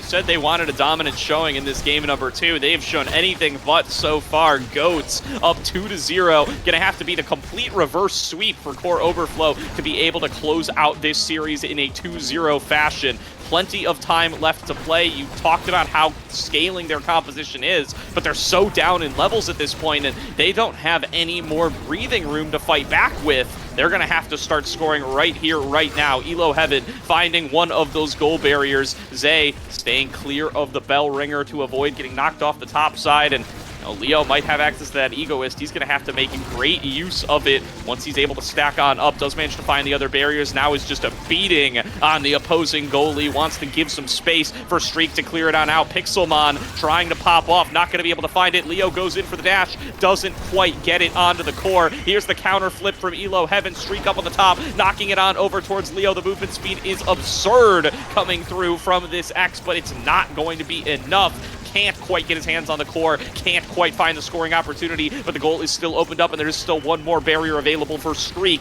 but not if he can't keep it defended. It is going to end up going on down, and I love Pixelmon goes in for the score and finds it all the way around for a 1-0 lead for Goats, 2 goals away from a win. I love Pixelmon wagging his finger right in Streak's face. That block was perfect on the core flip to get it right into that goal. So well played from Pixelmon. They're not letting Streak take advantage of that core flip to get it to Leo, who is causing an absolute ruckus in that back line. And Fudgy Waffles running in to take both barriers right as we start. And they want to end this set very, very soon. They want it completely gone. They want a dominant performance here. Screw core overflow. They want the Goats to show that they belong here. They should have made playoffs. They belong in this league. Can they keep it strong? They're looking like they can. Great stuff there to clear things back away. A crucial strike shot from Streak saves another goal, but does it save the round? Not looking like it as they're down another member, and I love Pixelmon just sneaks it right past Streak. He's not fast enough to get to it. 1 goal away from Goats winning the game. 1 goal away, and they're playing so well. I mean, I think it's been 3 or 4 goals since Core Overflow have scored, and they haven't been looking bad, so to speak, but it just feels like the overwhelming pressure and the level difference, like you said earlier, from Goats Esports is just too much to handle. But it's not over yet. They still got to get 1 last goal here, as Leo Leon getting that last barrier and making it so hard for them to do so, it feels like, this whole game. Can they get it to Leo? Can Elo Heaven score here with the flip? Not quite off of the corner. Not able to get it as Streak saves another one and another one. Blocking it left and right, trying to stall time for Leo with that core flip to get it right here. Doesn't even need it into that top corner. Great strike placement.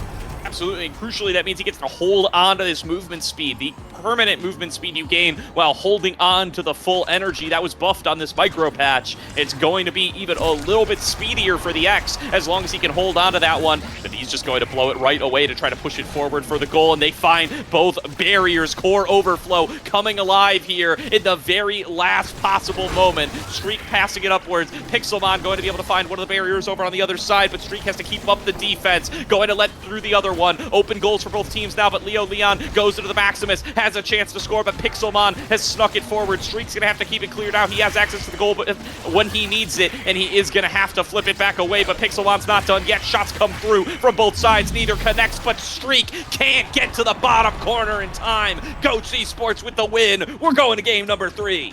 And say forever, the substitution for Goats Esports in their final game finishes it off, puts it away, taking us to a game 3 here.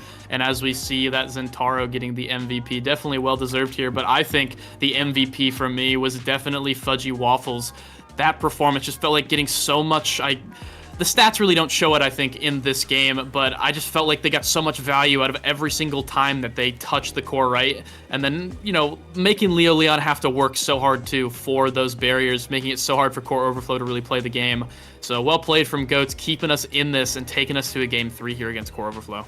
Yeah, definitely. And I mean, what you said earlier still rings true. Core Overflow going to look for a dominant win here in this game number 3, but they've already given up a whole game. Now they're just looking to make sure that they can win, period, let alone what fashion they're going to be able to do it in. Yeah, we'll have to see what map it is, as I think they are going to be looking for... You know, I never really saw Core Overflow as an Oni Village team overall, especially not with that Era X comp. It's definitely not... It can work on Oni Village, but it's not the strongest. I think it's definitely strongest, and where it shines is on Night Market, a map like that, or possibly Obscura, where they can really just kind of cut off chokes, cut off angles, and force that superior X size with the X Maximus and the Era Shrinks, just making it so hard to play.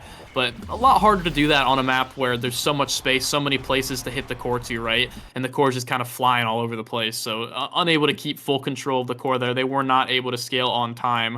And I think part of the reason for that, too, is a lot of their best-in-slot awakenings were kind of put right away in that first draft, right? Yeah, absolutely. I mean, consider it some unlucky positioning on the awakenings. I would like to say I do rescind my earlier prediction for maps. I'm not going to say it out of risk for jinxing it, but we all know what I'm talking about. We're Oh gonna no. we're gonna hope that doesn't come true. I rescind the prediction. I don't want game 3 like that. That's not me. All right, that's not. I don't want to do that to these guys. Yeah, I mean, definitely would be rough, especially after a fire up start on Oni Village. Definitely rough for all players involved. So, oh, actually, so we do have an update. Streak is actually going to be out of this game, maybe? Oh, wait, never mind. What? Never mind.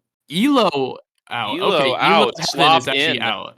So I'm assuming possibly has something to do with either a time constraint or the fact that they are playing on central servers, right? Elo Heaven and Streak going to be struggling on those servers. I mean, pretty rough for the Canadians over there. And as we get Oni Village again, we'll be loading in here. Same comp hovered already for the side of Goats Esports. The difference is Luna being hovered, but I don't expect we'll be seeing a Luna goalie here on this map. And we'll have to see. I believe it's going to be a Streak midfield now. Maybe Slop, he has been playing it, but who knows? We'll have to see.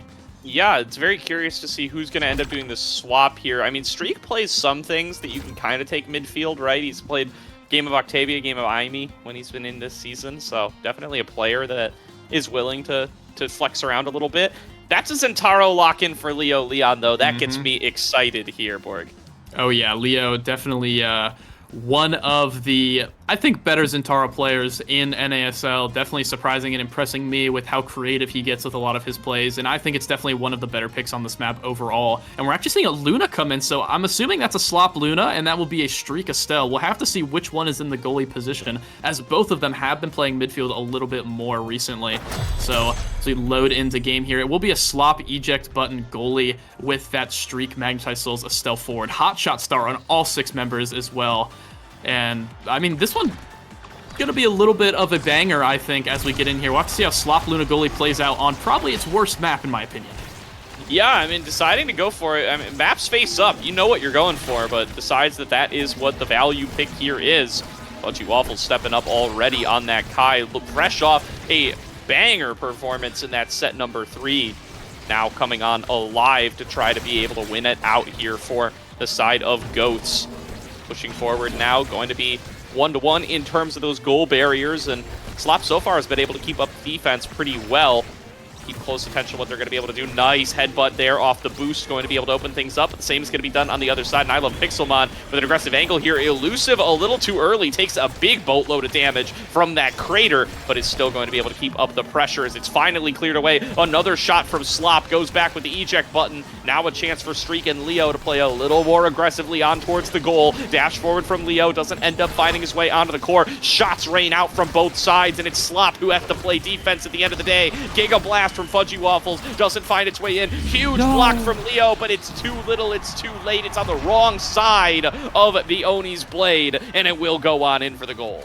Yeah, and I think that was actually a great attempt there from Leo, because Slop had that eject going, needed to stall a little bit of time to be able to come back with that eject, and Leo with that Oni's blade manages to stall in time, but Slop just wasn't quite on the same page there and unable to strike that out of the Oni's blade before it goes off. So great try, but unable to make it work. And there's that creative Zentaro play you were talking about, Borg. I mean, finding ways to do stuff like that doesn't end up working out that time, but it's something to keep an eye on as we go through what could be a very long game here. Early KO found for Goats. Leo Leon already staggered, pushed back away, basically only half a character as it is, but it doesn't matter. Slop from the top side, gonna be able to find the goal. He is popping off. Yeah, popping off, finding that, I mean, that cheeky little rocket able to get right around Fudgy Waffles. I don't really think anyone was expecting that, as we see, looks like Streak had a little bit of a DC there. Blinks in immediately and then just disconnects immediately as well. Oh, might be back in now? Okay. Okay, I think we're good. Nothing too scary yet. Looks like we're in the game. Okay. Yeah, Zay gonna be taking advantage of that, getting that first barrier. Rightfully so, baby, but, I don't think it's gonna matter too much as Streak answers right back already. Yeah, wow, Leo, nice corner there, finding the KO, finding the goal barrier alongside Streak. Leo gets everything there. Oni's blade to clear stuff back out on I Love Pixelmon, but knocked on down towards Streak. Leo with a chance for a shot here. It's actually Slop once again off the boost, scoring for the second time. Yeah, old school Slop Luna. Doesn't matter what he's on. Used to one-trick that character in beta. So definitely feeling very, very comfortable on the character. Definitely something I'm excited to see coming in here as Leo Leon as well with the Zentaro. I've been very excited to see this for a long time. So well played from both of them to set up that goal. And as we get into this next point here, Goats are probably going to be looking to force the issue a little bit as they're trying to get this goal barrier, but unable to so far. Unable to so far, and flip back away from Streak, knock back up towards Leo. Another goal barrier found, and now a chance to score. Leo seizes it, finds the KO while he's at it. 3-1 set. Core Overflow looking angry after that Game 2 loss. Yeah, definitely not happy with it. And I think this comp is way better for Oni Village. They're still notoriously very, very good at securing those barriers. And the Zentaro just so incredibly good at surprising the enemy goalies, right? Especially when there's no Atlas, there's no Dubu in the game, nothing to really halt this Zentaro's kind of movement, right? So luckily with that win, they get these first picks. They get the perfect form, so incredibly strong on Zentaro, going to be just running rampant through the back lines with basically infinite cooldowns, as the Luna also gets the rapid fire, going to be helping on that goal line super, super well. As the only other notable thing I'd say here is Fudgy Waffles getting that specialized training, going to be, you know, a little bit more careful, I think, on the side of Core Overflow to not die to those Giga Blasts, but it's Oni Village. You don't have to be too careful, as this map is just so incredibly big, right? So incredibly open. As long as you're not standing in the speed zone, you shouldn't be dying to it. Fair enough here as Around the World coming in off the boost once again, not quite going to be able to find its way onto the barrier, but Zay Forever already in the stagger, getting taken down by the combination of Streak and Slop, firing out their dashes, their damage, and going to be able to take him off the top corner. Now, so far, 1-1 in those goal barrier departments, but the respawn comes through from Zay. Finally finding that goal barrier, though. This is where Slop has continuously been scoring this whole game long so far, already having taken themselves that first set. Leo passes back up the Streak. There's the boost forward, going to get blocked away, but the elusive comes through from Pixelmon as they are already in the stagger, and now at risk of getting taken off. Streak going to finish them off with a nice big piercing shot, and now down towards Leo. Boost comes through again, just ends up connecting onto Fudgy Waffles, but a big scoring opportunity here for Core Overflow. Piercing shot doesn't connect. Still good defense from Fudgy, taken off the side from the side of that core flip, and it's going to be Leo pushing it through with one more slash. Yeah, insanely good patience there from Leo. Core flips, but instead of just hitting it immediately, notices that I Love Pixelmon does use that Oni's Blade on top of it, and Fudgy was in position, really, to save that core flip. So backs up, waits for that Oni's Blade to redirect back towards him, and then uses that Zentaro passive in order to redirect it back into the goal, and gets both barriers right away. So just a great performance here so far from Leo Leon, excuse me. Yeah, I want to highlight from Leo again there. There was a moment there for an instant. He's looking for a score here. I'll cover it in a short bit. There we go. He had access to the slashing strike, does end up scoring it on through, and just immediately dumps it up into the top to make sure that he's not going to be out of position at a later moment, and that secures them the goal barrier on the top. Yeah, playing so well, getting that goal barrier, getting that last goal as well. They're up 2-0. They're looking so incredibly strong here. I don't really know. I think it's just the comp difference. Oh, and the fact that Slop has just been putting so much pressure. Look at that. The pressure on the Luna, not letting I Love Pixelmon get anywhere near the goal. As we see Leo Leon coming through. Great save from Zay Forever. They're not letting him get another barrier, I guess, as he's been getting so many this entire game. Streak going to be taking credit for that one, as they're kind of settling through, trying to regain some cooldowns, regain some energy, as I Love Pixelmon and Zay are just fighting for their lives right now. Yeah, this is why the Slop Luna is so feared, right? Just pay closer attention to these shots as they come out, both the whammies and the boosts, rarely missing their mark, and just hitting at such a high rate that the damage output is absolutely insane. When we get into the post-game here, pay attention to what Slop's damage numbers are going to be. They're going to be the highest of the game, almost certainly. And just really keeping up that pressure. As you said, they do manage to open up the goal barrier, now back on the defense. Leo going to look to try to really get a little bit of a score angle here. The boost misses, but it's going to be Leo pushing it through with the Oni's Blade, not quite connecting, but keeping up that pressure, pulled away by a boost once again. Nice block on the Oni's Blade from I Love Pixelmon. Zay Forever looking for the follow-up shot. Pixelmon pushes it through into the center of the goal. There's the first point in a while for the Goats. They needed that break. Yeah, just so much pressure on the Slop there. Really, really hard to find that save. Possibly might have been able to find some options, you know, passing up to Streak instead, but just unable to really find him on that top side of the goal. Maybe thought it'd be too dangerous there, and they end up giving away their first point of the set to Goats, but coming right back into it again on this point, getting both barriers very, very early, and Leo with this core flip going to be looking really scary if he can get control of anything up on there. But no, the specialized training Giga Blast takes him out before he can find the core flip. This is Goat's chance to even up the score. Great stuff from Fudgy Waffles, and they do manage to push it through, but Fudgy, he can't get to it. It slips past them. There's nobody in the goal arc, and it's a set win for Core Overflow, up 2-0, a heartbreaker for the Goats. He forgot to go back. It's just so unfortunate there. And then, I mean, taking a look at the draft, though, there's nothing too crazy, and I Love Pixelmon will be getting first access to the Super Surge here for the side of Ghost Esports, right? So I'm expecting one of the two, Estelle or Slops Luna, right, going to be taking away the Super Surge. Yep, we're going to see it taken away there. Might as well not let either Zentaro have it. I Love Pixelmon going to be taking up that build different instead. Let's see, we see the Egoist here for Zay Forever, and what will he take? Leo Leon takes away the prize fighter, right? Not going to be helping too much. A little bit more power might help get a couple more kills, especially with that perfect form, but going to be nothing too crazy. The biggest thing, I think, in this draft really is that extra special for Fudgy Waffle is going to be adding a bit more, I guess, win conditions, right? A little bit more Giga Blast, trying to find a couple more kills. Yeah, definitely going to make a difference maker there for them, as Streak going to be able to find that KO off the bottom. Slop passes it back up towards the top. Now cleared back away. Slop, good defense, and they're going to have to buy some time for Leo to be able to get back out onto this map. Leo's returned now, and let's see what they're going to be able to do. Piercing shot from Zay knocks Leo aside a little bit, and Leo's down again.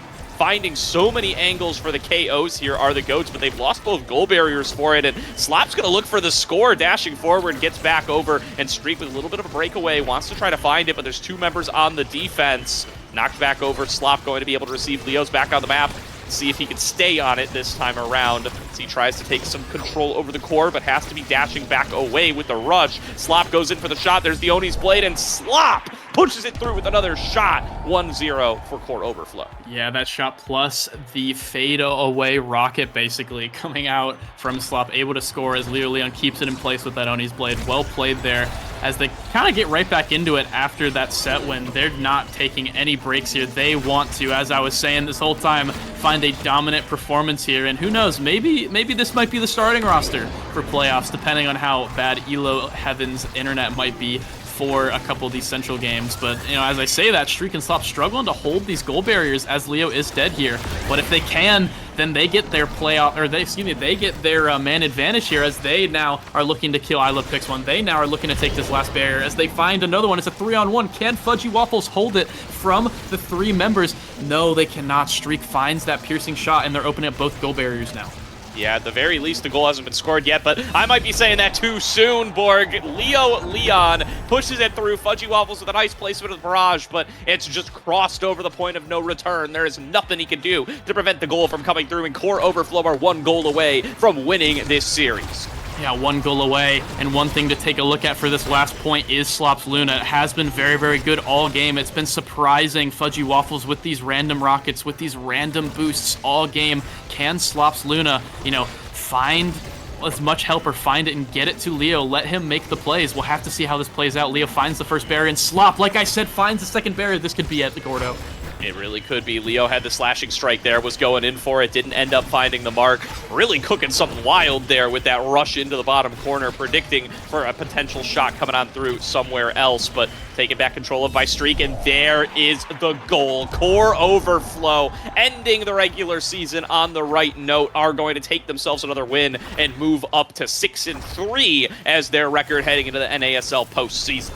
Yeah, Core Overflow, definitely no slouches. Struggling a little bit there in a couple of those games, but that last one just looked like a dominant performance, especially from Leo on that Zentaro, looking so creative, looking so incredibly scary as he gets so many of these goal barriers, right, this entire game. And Slop coming in last second and playing super well too on Luna, definitely one of his strongest characters, if not his strongest character. But on Oni Village too, you think that, oh, Luna Oni Village, that's super troll, but Slop played so well, right? Finding, like you said earlier, there's so much consistency on landing these rockets, on landing those boosts, right?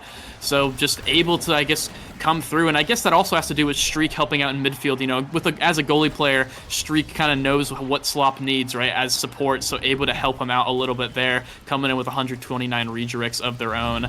So great play there from Core Overflow, and I'm excited to see how they take it to playoffs.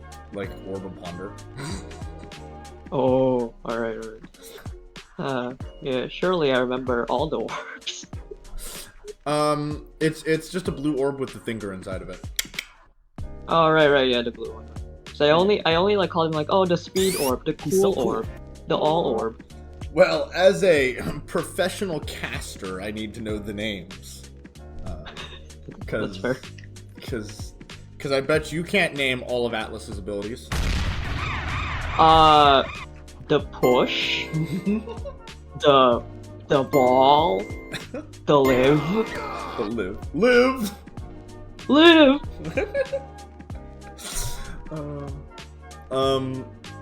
It's the secondary is Cosmic Expansion. Yeah, okay. I kind of remember. Primary is Astral Projection. And Yes. and Celestial Intervention is a special. Okay, I literally don't remember what the special is. I only think of live. No, Liv is definitely on par. Okay, so I got those two right, and then this is for Ratman. Just make a cut right here, and Celestial Intervention is a special. Oh, Yeah. wow. That's awesome. It's so crazy that I got all three of those from memory off the top of my head. That is just that caster practice. I don't remember this part. That's the whole point of this. It's default so hard. It's okay, you're probably doing great. I can't really tell if I'm being honest. Because I don't have the picture of Atlas in front of me, so I can't sit here and be like, you're really messing it up. You're doing all of it wrong. He actually has nothing here. No, actually not he actually real. He's doesn't not a have character. legs. He doesn't have legs. Don't you know his legs are like this small? Do you want to fill me in on the Atlas lore? Yeah, so, Atlas was born, to a family, was like a genius, like an physicist. I think they're both astrophysicists. The parents regularly, went off to space. So it wasn't like they went off and then suddenly disappeared. This was like, this happened pretty often, so they were like pretty chill about it. And then one day, they like it actually malfunctioned.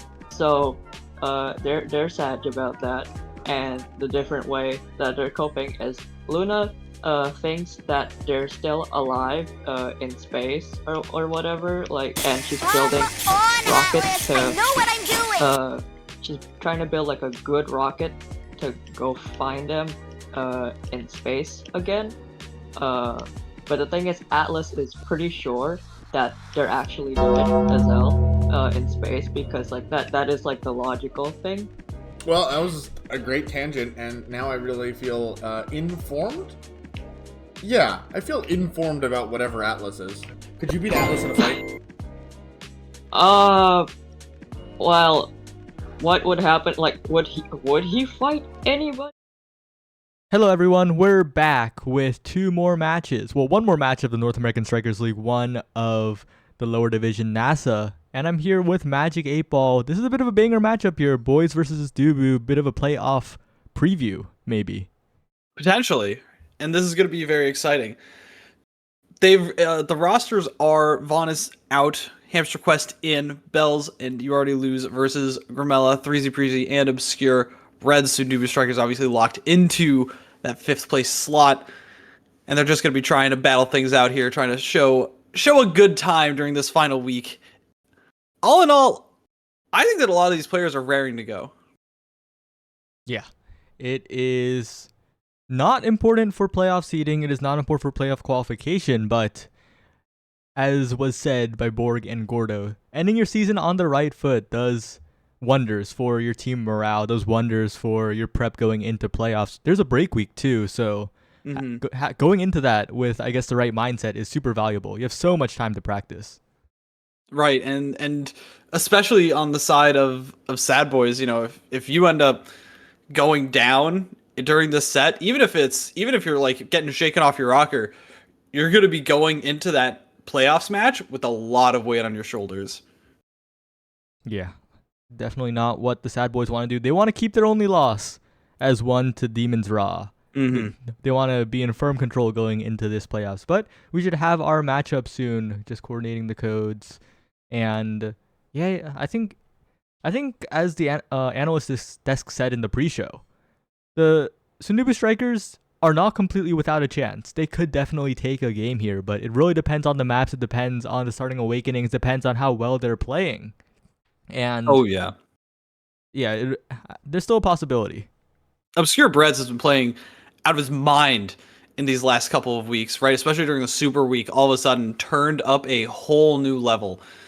And as well as the rest of the roster, obviously staying solid and consistent and trying to push themselves. But that is definitely the standout to me, the difference maker in this roster, as the sun makes a difference in my lighting behind me. All in all, like this team can go deep into this playoff bracket and is definitely, I don't want to say like gonna be the dark horse, but this is a team that's just been around for such a long time. They know what they're doing.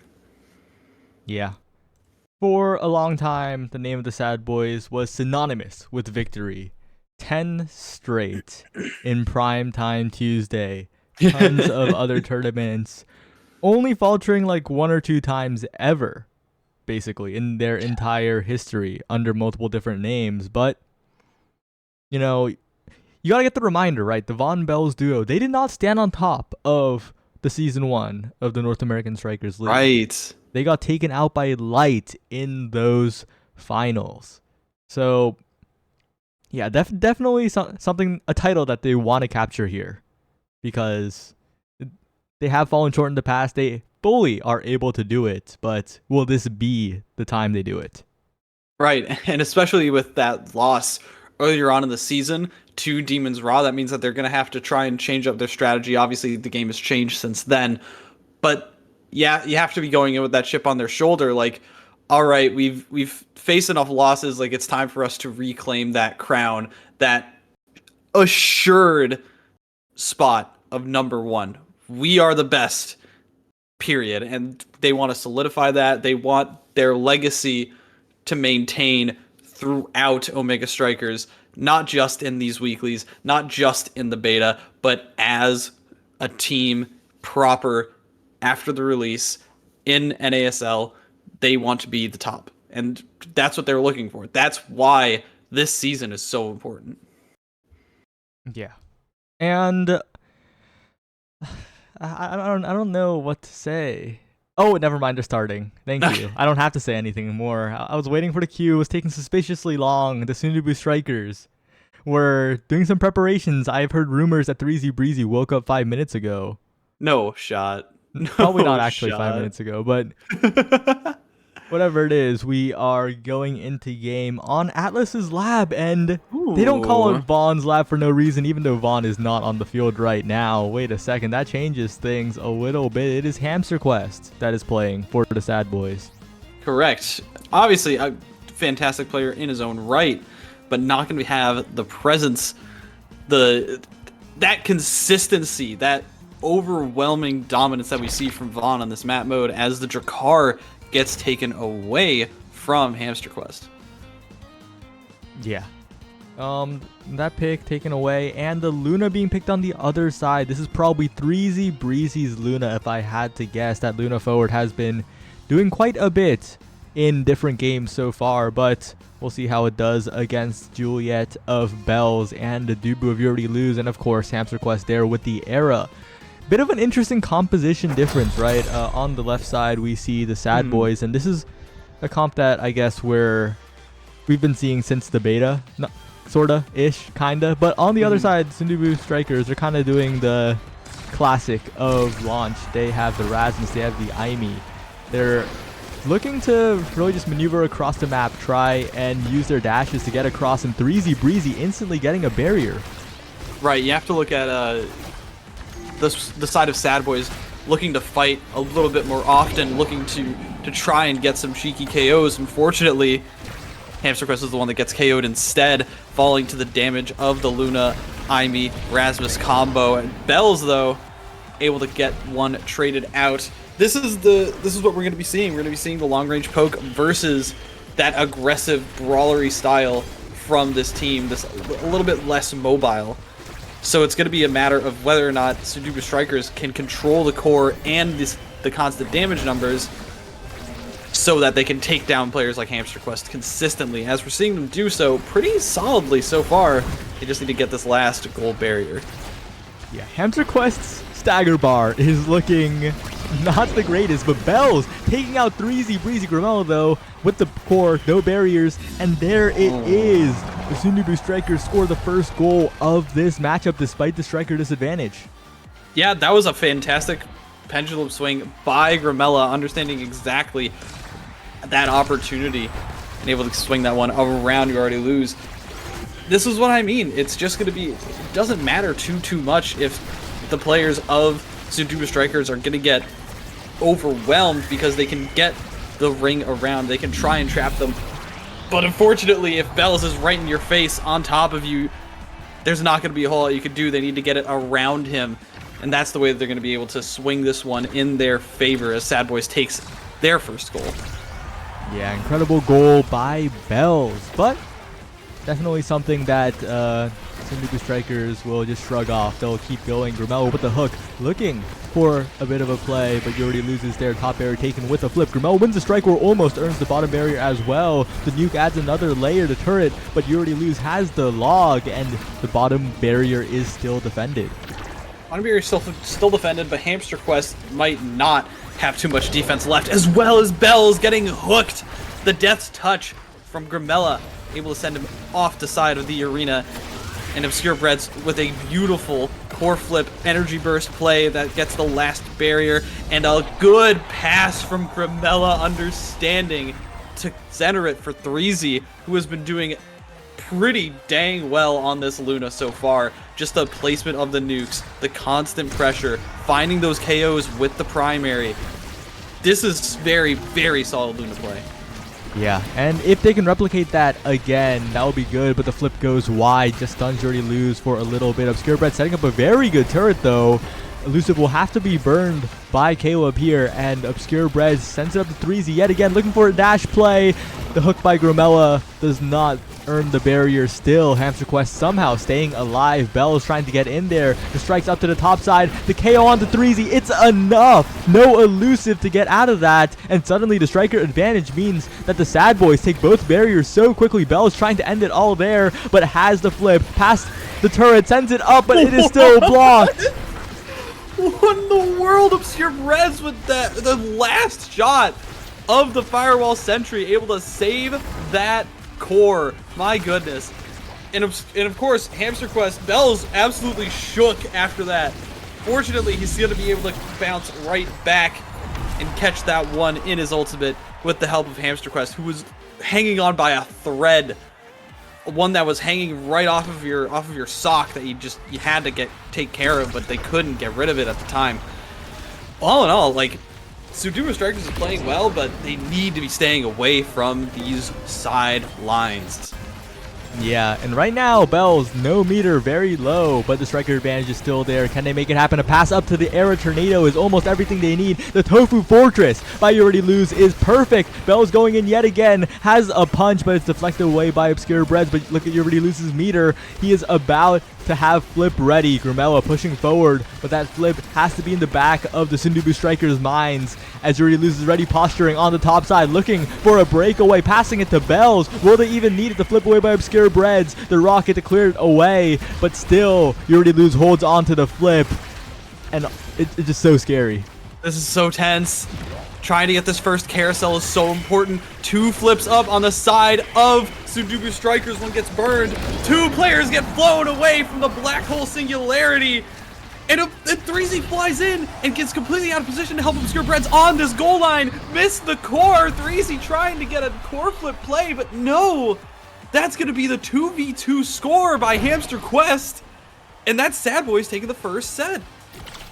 Sad Boys now with draft priority. Bells with first pick, but this is not the draft that you want a Juliet first pick on. Sure, Stagger Swagger is great. But Spark of Resilience, of course, overbuffed, by the way, incredibly powerful, and no other sparks on this rotation means that Bells is sparking up ridiculously.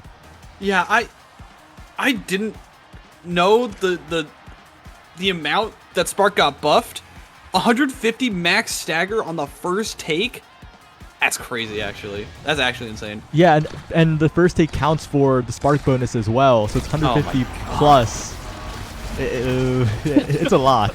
That's crazy. A great pickup for Bells, who's going to try and become the mayor of Sparkington City, I'm sure. He's definitely aiming for re-election. Although, it seems like Sunuba Strikers still has all the tools that they need right now to put up a good showing here, as Grimella is able to push forward and dance around these abilities. Else is going to be a little bit worse for weather. And a nice hook, but no dice from it. They just need to find these openings. They need to get a couple more clean plays during these openings, and they can get these goal barriers. I really, really like how Hamster Quest is playing, though, dropping back so well to make Caleb's job incredibly easy. Like, Yuri Lutz only has to pass it down a lot of the time. The clear is immediately sniped out, but this time it is a little bit late. Both barriers are taken, and now a huge opportunity for Grimella pushing up, trying to find a play. The snipe by 3Z is enough, and they get the first goal of the set. This Luna is going to be the difference maker between whether or not Sunuba Strikers can score on these offensive, because you've seen how 3Z has been able to contribute to these goals, has been able to contribute to the offense. It really is going to come down to whether these snipes land, to whether they can coordinate passes like that and not get taken out on the sideline, as Bells finds one more and is going to probably find a second with the core flip. Not able to get it, able to get punched away. A good glitch pop from Obscure Breads, and that's going to leave them reeling, as well as saving the goal barrier when it was so close to getting down. Bell's taken off of the field, and this is what we need to see from Sunuba Strikers. Yeah, now they're pushing up. Hamster Quest is low, but Bells has respawned. They got to be so careful around this Juliet. 3Z sends it backwards. That is not the angle you want, as Bells immediately gets possession. Hamster Quest passing it up over and over again. The dash punch is deflected away by Obscure Breads. Amazing strike timing there. 3Z Breezy gets the KO. Bells continuing to pressure, but Grimella hooks it away, sends it past. Yuri Luz cannot get the strike, but will interrupt the pass. And one more chance here as Yuri Luz manages to get the clear across the entire map. Obscure Breads forced to burn the turret on defense. Bells now looking for an opportunity to dash punch. Hamster Quest trying to pass it up, but once again it is Grimella who is the one who is controlling the midfield now, but this time will be interrupted. No, it goes directly to Bells, dash punching in, but at the end it is Hamster Quest with the slow strike war win against Dreezy Breezy to the bottom corner. Oh my gosh, completely broke 3Z's ankles, my goodness. And Grimella and Obscure Breads have just placed their abilities so well. The glitch pops on this Aimee are out of this world, but it still just barely wasn't enough, as You Already Lose continues to hold things down as he always has. Oh my god, 3Z, okay. Yeah, that's the power of the Luna. That is why Yuri Luz, I believe, is the one who denied a Super Surge from 3Z Breezy, if I remember correctly. Because, well, if that was Super Surge, it would be killing from much farther than it already is. But Yuri Luz now, no elusive. Obscure Breads pushing up, looking for the glitch pop. Doesn't want to eject back. Loses one barrier, thankfully not two. Manages to defend against Bells for the moment. A lot of damage going on to a lot of members on both sides. And 3Z Breezy with the snipe yet again, but Yuri Luz this time is ready. Oh my goodness. The Obscure Breads pick up perfect form, able to keep these cyber swipes constant to keep the pressure forward. And it's going to get into the hands of Grimella. Sniped right through the hitboxes of everyone in the goal box. That's Sunuba Strikers on set point, trying to turn things around. Yep. And they definitely can. They have in the past. Bells now in there looking for a dash punch, looking for an angle, but 3Z Breezy with the amazing clear around doesn't let Bells get any chance. Grimella now with the flip, gets the top barrier, looking for the bottom one, dribbling around Hamster Quest. 3Z with the crater, but it is defended by the Sad Boys. And I gotta say, this Sunuba Strikers roster, after they took a bad loss, who was it again? I think they lost to, let me check. They took a loss to Chikara Chatting in week 4. People thought like their playoff chances went completely down because they had all of the quote-unquote easy teams in the first half of the season, had the absolute gauntlet. This is the culmination of the gauntlet they have in the latter half, but with their amazing performance against Finesse in week 6, they locked their spot in the playoffs. So they are no stranger to making those upsets. They're no stranger at all. They're definitely understanding, very familiar with the game of the Sad Boys. Like I said, these teams have been around for a while, know each other very, very well. They're going to try and land these final blows. Grimella able to get this one into the back corner. You already lose. Have to run forward. Burns the core flip. And Grimella's looking a little low as Bells almost ends that stagger bar. But Grimella's able to keep standing. Obscure Bread's in the midfield. Gonna be bounced around as Grimella trying to hang on for a little bit longer. But no, they're gonna get taken down in the goal box. And it's only 3Z Breezy and Obscure Breads who are gonna try and maybe secure this goal. No! What? You already lose Lags out for a moment right when the core is sailing into the top side of the net. The exact wrong moment, and the Sundubu Strikers even it all up. An unfortunate misstep, glitch in the system for Caleb there. But they have to just shrug it off. They were definitely in a rough position already. Sundubu Strikers was putting on a lot of pressure. They got that goal. They're just going to have to roll with it. It does lead to a timeless creator for Obscure Breads and a specialized training, as well as stacks on stacks. Very good pickups, but that Juliet able to get the bulk up to combo with that spark of resilience. Yeah, and Hamster Quest picking up Egoist. Egoist buffed. It did not need a buff, by the way. Yet another one on the list, combined with the Catalyst of this start. That is why the Castellast was passed up. And there's an argument for taking Castellast there. It is Era after all, but really valuing the energy Exodia here that they can put together. Hamster Quest now a bit of an energy monster, almost has flip already, and that additional speed will be incredible. Bells now doesn't even need any of that, already just striking, no abilities necessary on that goal, sending it into the top corner. The other thing too is that I believe that was a denial from Grimella, right? Because Grimella was right after that in the draft and already has the quick strikes, which helps in the energy department, as well as the catalyst on the to assist in that even more so. So taking that away and taking that for themselves, definitely a smart pickup there. Alongside the fire up for Caleb, they're just trying to get this energy going. They're trying to keep it online all the time, make sure that there's no room to breathe. As you see already, they start to get the chain rolling. Bell's almost had a core flip of his own and gets it. Hamster Quest as well. This energy is going to start getting out of control as Grimella has one of his own, tries to send it past, but there's two players blocking his path. A Death's Touch to try and stall things for a little bit longer. A Cyber Swipe, but no dice. They're able to barely collect themselves, but no, the turret does not come out in time from Obscure Breads on the goal line. All in all, the boys are back in town. Yeah, an amazing snipe to the top corner, avoiding the turret somehow. But right now, it is all about 3Z Breezy snipes. The dash on Roundstar gets both barriers instantly. An immediate tone shift for the side of the Sundubu Strikers. Now it is Obscure Breads trying to clear it out of this corner, but Bells is winning all the strike wars. Can they get it past 3Z Breezy? Rushes in. The particle accelerator goes the wrong way, but somehow it does not go in the net, but it sets up perfectly for Grimella, and that is not the Dubu bounce you want. No, and it's so rough in that situation too, because you never know when 3Z is going to come in with the snipe. Tries to clear it past Grimella. It's just one pendulum swing that does it in. The stun, able to send it right past Caleb. So Sundubu Striker's not out of this set by any means, right?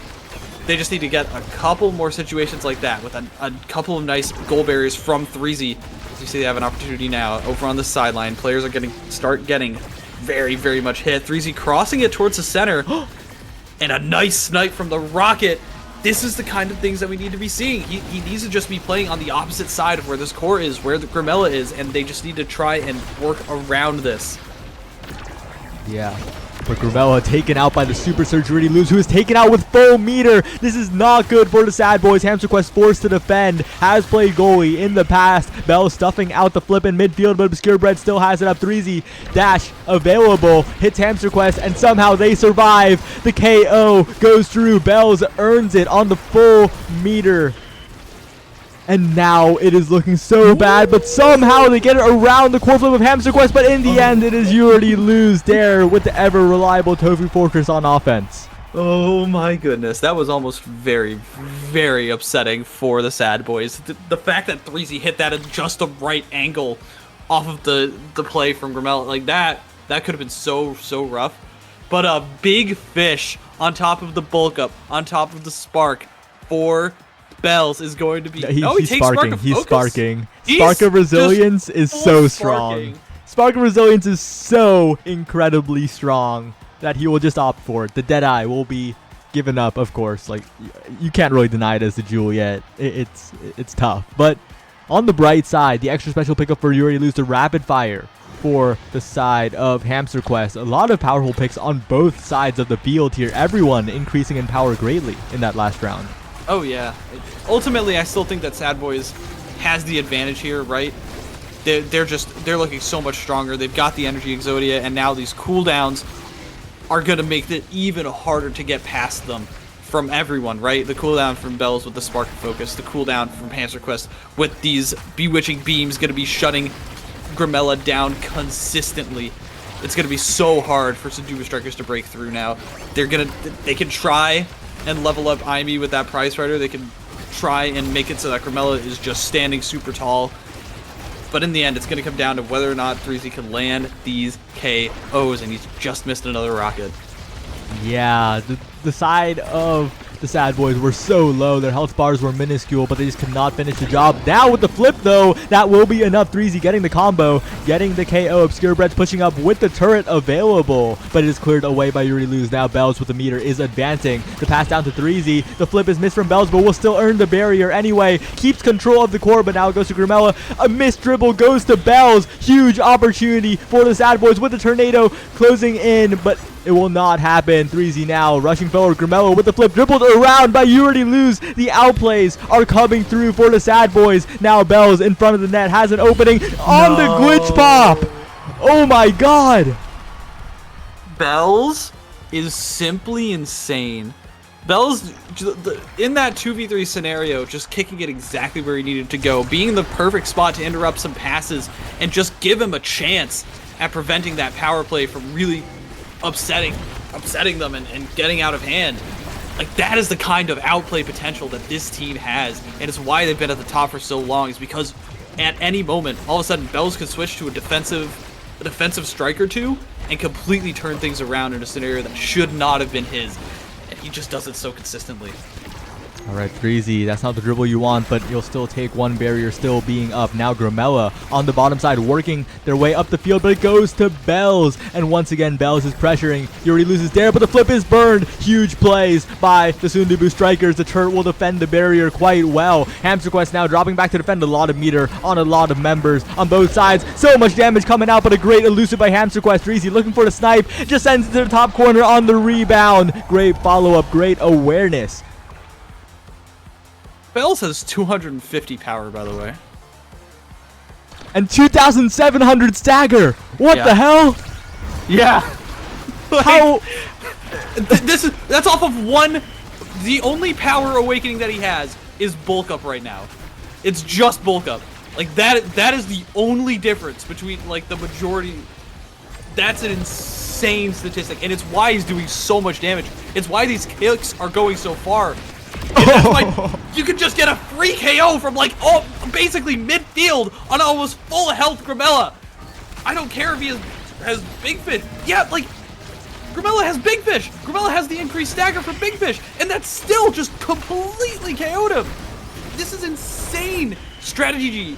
Insanely good picking from the Sad Boys on these carousels, knowing exactly the strength of these awakenings. It looks like 3Z was trapped in Dubu jail for a little bit, had no meter to evade out of it, so had to sit there for a while. Now goes in for the snipe, but just like we said, even if Sundubu Strikers manage to win this, they're going to have to make some very painful denials against Bells in the next draft. They have to, right? You cannot let this thing scale even more. They're going to try their hearts out, though. Obscure Breads does not find it. Grimella gets KO'd once again. a good couple of hits from 3Z Breezy means that it's going to at least still the time for a little while longer. Obscure Breads is going to have to take all of Juliet's abilities to the face, and a nice Tofu Fortress from You Already Lose grants them match points. And Sudoku Strikers, they've shown that during the set, they can find these plays, they can get these opportunities on these goals. They just need to find them a little bit more consistently. They need to find it right now when it matters. Oh, and the defense does not come through. The offense halts for a moment. 3Z, Obscure Breads, an opportunity, but they have to worry about Bell so much. An amazing crater, though, sends You Already Lose all the way away. Huge opportunity for 3Z Breezy and Gramella. They need to make this snipe happen. Win the strike war somehow, but Bells gets the barrier, has the flip. They have to play keep away. It's so scary here as You Already Lose wins the strike war against the hook, but it would be Gramella making the snipe with the pendulum swing, sending us to a 5th set. How many times have we seen You Already Lose walk up just a little bit too far, and Gramella sends it right past him at the perfect moment? From goal barriers to actual goals, we've seen this a couple of times, even with this Dubu having the momentum boots, deciding to play for this energy and ability-focused build. Wait, they can't deny him. He gets a spark regardless. No. No, you're kidding me, right? I'm scared to check his power. I am afraid to press the tab button. I'm sitting here with bated breath. A build different for Gramella means good things as well. The Monumental is taken away. 219 and 2,950 stagger. This man is a juggernaut right now. Like, there's an argument to be made that he should have gone agility for the speed, but honestly, bigger number, better. Bigger number, better player. That's what we're going to have to see if it comes true right now. Sudoku Strikers did get a couple of nice awakenings for themselves. The Twin Drive for the eject button Aimi is going to prove very useful, as well as the built different, and the 1-2 punch for 3Z. You're going to be putting out at probably comparable damage numbers, but I mean, my goodness. Gramella. Alright, but yeah, the barrier advantage. Sudoku Strikers so good at taking these barriers. They have the advantage. Bells now, though, lurking on the top corner. 3Z trying to get a snipe, but the angle is too favorable for the clear from You Already Lose. The log adds much more pressure. You Already Lose taking a lot of damage here, but it will be just flipped away. Bells now has full control of the core, sends it past Obscure Bread somehow, who makes a save on the return, and You Already Lose is incredibly low at the moment. Bells gets the KO. That is 2 KOs in the favor of the Sad Boys. Can they make the play happen around Obscure Breads, though? The flip is available on this Aimi. It's still a little bit scary, but it is used, and now there is no more big threat. The barrier is taken. 3Z Breezy almost with the snipe, though. Wait, no! The Strike War win against the Dubu 2, and the Sudoku Strikers come back from the 2 KO deficit. I believe in Obscure Breads, my friends. That was the absolute epitome of I-Me play. That was quite honestly flabbergasting. I'm speechless after that. That was so clutch, so clean. Finding every strike perfectly. Finding each ability to just stall that much longer. My goodness.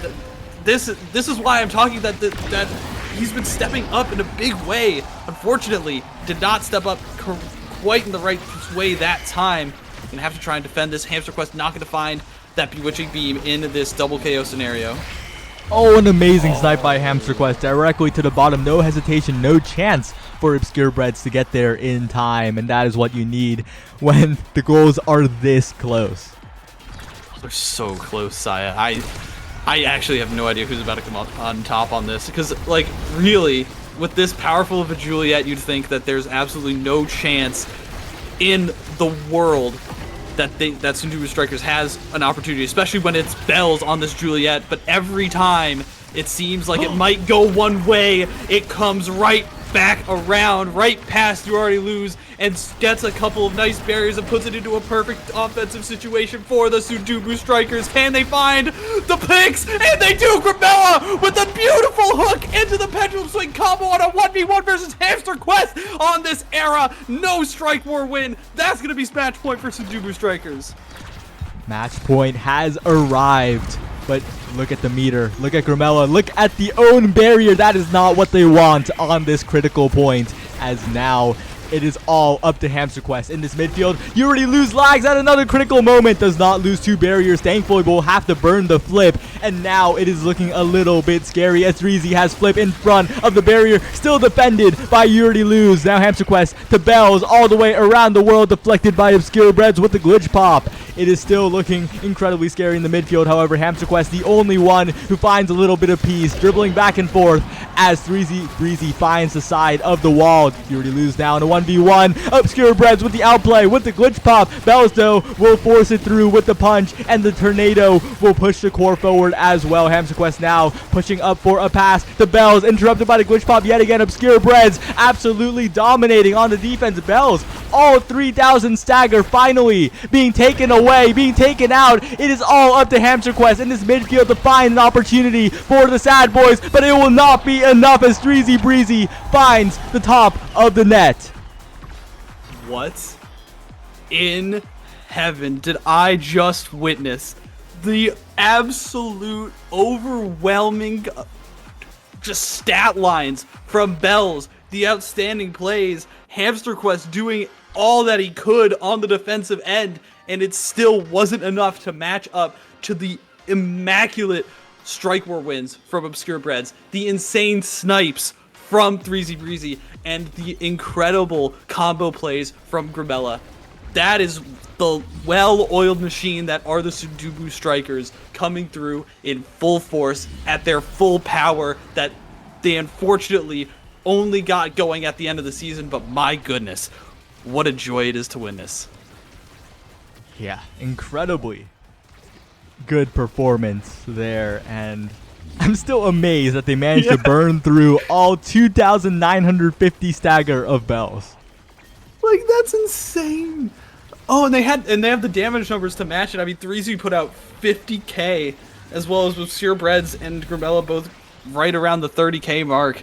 That's just kind of the damage numbers you have to deal with that. What is this game? It was a game where everyone got a lot of what they wanted.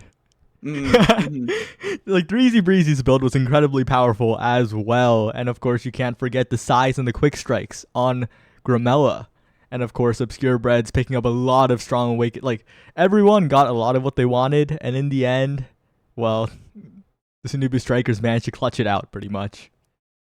I think it was so fascinating, right? Because like it's a Catalyst versus Perfect Form start, and in like 90% of the time you're going to take that Catalyst. But 2 of these players on the Sundubu Strikers, Obscure and 3Z, both took Perfect Form to keep just trying to churn out those damage numbers to try and keep up their ability usage. And I think that that's ultimately what the factor was. It didn't matter that the majority of the energy Exodia was in the hands of the boys. They couldn't really do much because every time that they would try and get a flip off, there was just another thing blocking their path. Because of the increased cooldowns, because of like all the cooldown awakenings that Obscure Breads had in his pocket. I guess that's just what you have to do in that scenario to counter that. Yeah. There's so much energy going around, so many flips being used. Not quite a fire-up game, but the closest possible thing if, you know, the catalysts are running wild. And it'll be interesting to see what happens in the next game, because a lot of that was just the absolute KO power of both squads, right? Bells alone for the Sad Boys, but the entire team of the Sundubu Strikers. Yeah. So I'm interested to see a different flavor of Omega Strikers being played in the next round. 16 KOs from Bells, by the way. 16. That was insane. Oh! We are here on Gates. Here we are. Of Obscura. I'm dying. I can't go on. The Gates of Obscura have arrived. Open the gates, some might say. The Sad Boys on brand don't want to play against the Asher. Incredibly expressive character. lots of sarcasm involved, because honestly, we need to start putting like sarcasm warnings. The high elo community says blank is weak when they mean it is incredibly strong, and I'm pretty sure some people take it literally. It's perfect form weak. Is tempo swing weak? Was very popular, and then it got a buff, and now people are still saying still is don't understand that. The devs have to be reading the logs and saying, "Oh, wait a minute, maybe we should change this." Let's talk about the draft for a little bit. We do see the Estelle coming through for Hamster Quest. No ban on the side of the Sudobu Strikers. Instead, just opting to let the boys play whatever they like. Instead, opting for the 3ZX, and Gramella instead switching to this era. What's your take on that, Saya? It's a lot of comfort, right? A lot of experience in this comp, and this is the comp that the Sundubu Strikers really like on this map. On Gates of Obscura X era, they will try and just take over a lot of space, cover the midfield, and scale into Oblivion if they get the right awakenings. And the right awakenings on a patch like this one are basically like half the awakenings in the entire game. Right, Big Fish is definitely a good starting point for those scaling potentials, as you have the stagger, like we saw in the last game, that can really get out of hand, and the size. Though we see the size coming through for Bells here as he gets right into the face of Obscure Breads on this Luna instead of 3Z. That's going to be one for the boys, getting able to take them through. Interesting pick is You Already Lose deciding to go for the Powerhouse Pauldrons and just be sitting in this gold box with a big old Big Fish size combo. Yeah, it's a little bit understandable, right? I feel like you're under more pressure on this map. The Brawler will eventually just sit on you, wait for a portal pass or something. And against 3Z Breezy's X, Obscure Bread's Luna, you kind of need to survive a little bit. And that additional size helps with those strike wars in the pockets. But I will say it's quite ironic how the Sundubu Strikers, a team that is themed around the lore comp of Frostfire, is the team that is playing against that lore comp. Yeah. Taking their name and putting them to shame. Instead, Gramella on this era able to get through the teammates, the lore accurate teammates of X and Era, able to push this one through. Who started this whole lore accurate thing? I have to know, because like, I mean, I hear it so much nowadays. Like is it just like a was it just like a random joke that popped up one day? I do not know the origins, but I know that one of the lore accurate jokes is lore accurate Kai with Soren when he either pops off or lets an incredibly easy goal in, like in the cinematic where someone made the direct question mark at it. Yeah. I have seen that. You know what else I see is two completely drained stagger bars on the side of the Sad Boys. No goals to show for it, no KOs either. Just letting them walk around a little bit weak, a little bit wimpy. And no, it was not wimpy. Is that piercing shot as Hamster Quest able to get that goal barrier? Obscure Breads and the rest of the Super Strikers are trying to fend for their lives here, Saya. Yeah, and before the game gets a little bit too much into it, I have gotten an update from the admins. Breezy Breezy is using the ban skin Summer Splash X, I believe, and the reason it's banned is because X's ability, like, indicator things on the skin just absolutely disappear on some settings. Like, they're invisible. So it's banned. The Sundubu Strikers will lose a ban for their next game. Word. Fair enough. Unfortunate as they did not ban anyone this game either, but seems not to be doing too much to dissuade them from getting some nice opportunities here. Unfortunately, speaking of opportunities, Hamster Quest, nice clear up to Bells. That one sends it through. Overall, like, I guess I do generally like the the standard composition from the boys, right? Like they have everything that they need in this situation to keep control of the entire field, and they're able to use it to the best effect that they need to. Yeah, now it's Breezy Breezy pushing up. You Already Lose just clears through the portal, and Obscure Breads is not going to play any portal games, just sending it away for now. Top side is defended by You Already Lose using the Tofu Fortress. And once again, you see a lot of these teams just avoiding the use of the portals because it kind of gets a little degenerate. But right now, Breezy with the strikes it around. You already lose. And, well, it's all evened up. Yeah, that was a pinpoint shot from Breezy, getting it right on the corner, right on the, like, almost the exact pixel that he needed to bounce it off and not get it into the portal. Oh, a nice KO from Breezy as well. The bull rush into the energy burst, and now this X is finally coming online, bullying You Already Lose as Grimella sends a nice soft one in. That's going to be Sundubu Strikers going up once again in this game, in this match. Yeah, and with the Deadeye looking quite spicy here, they are having a little bit of fun in this video game. The KOs will be quite a lot, I think. It has to be a hot shot for the Dubu, the fire up getting taken away. Hot shot for Estelle and the reverberation. Timeless Creator. Okay, no one going for the spark of resilience this time. Instead, the perfect form going over to Bells on the Juliet. And the stagger is going to start stacking for 3Z Breezy with that Big Fish reverberation combo. Yeah, interesting to see. I think Bell's wanting the immediate power, not wanting to gamble on an uncertain future at the moment. And now Grimella sending it to the bottom side, and look at this X-Era comp. They take over the pocket so easily. That spin covers the entire pocket. The arrow is there too to support. It's just absolutely ridiculous. And look at how they coordinate. Grimella buffing 3Z whenever the spin is used, increasing the hitbox by an incredible amount. And this is the kind of combos that we like to see from this team that Grimella has been using so effectively, is these abilities. It's another nice shot from Obscure Breads, puts Hamster Quest in a prime position to get KO'd. The bomb able to send down, and that's at least one KO and a little bit of breathing room for the Sundubu Strikers. But can the Sad Boys turn things around? They have to flip, and they're able to stall for a little bit. Tofu Fortress unfortunately locks in this core, right in this unfortunate corner that You Already Lose did not want to be in. He's going to go through the portal as well. And that's going to be a goal. And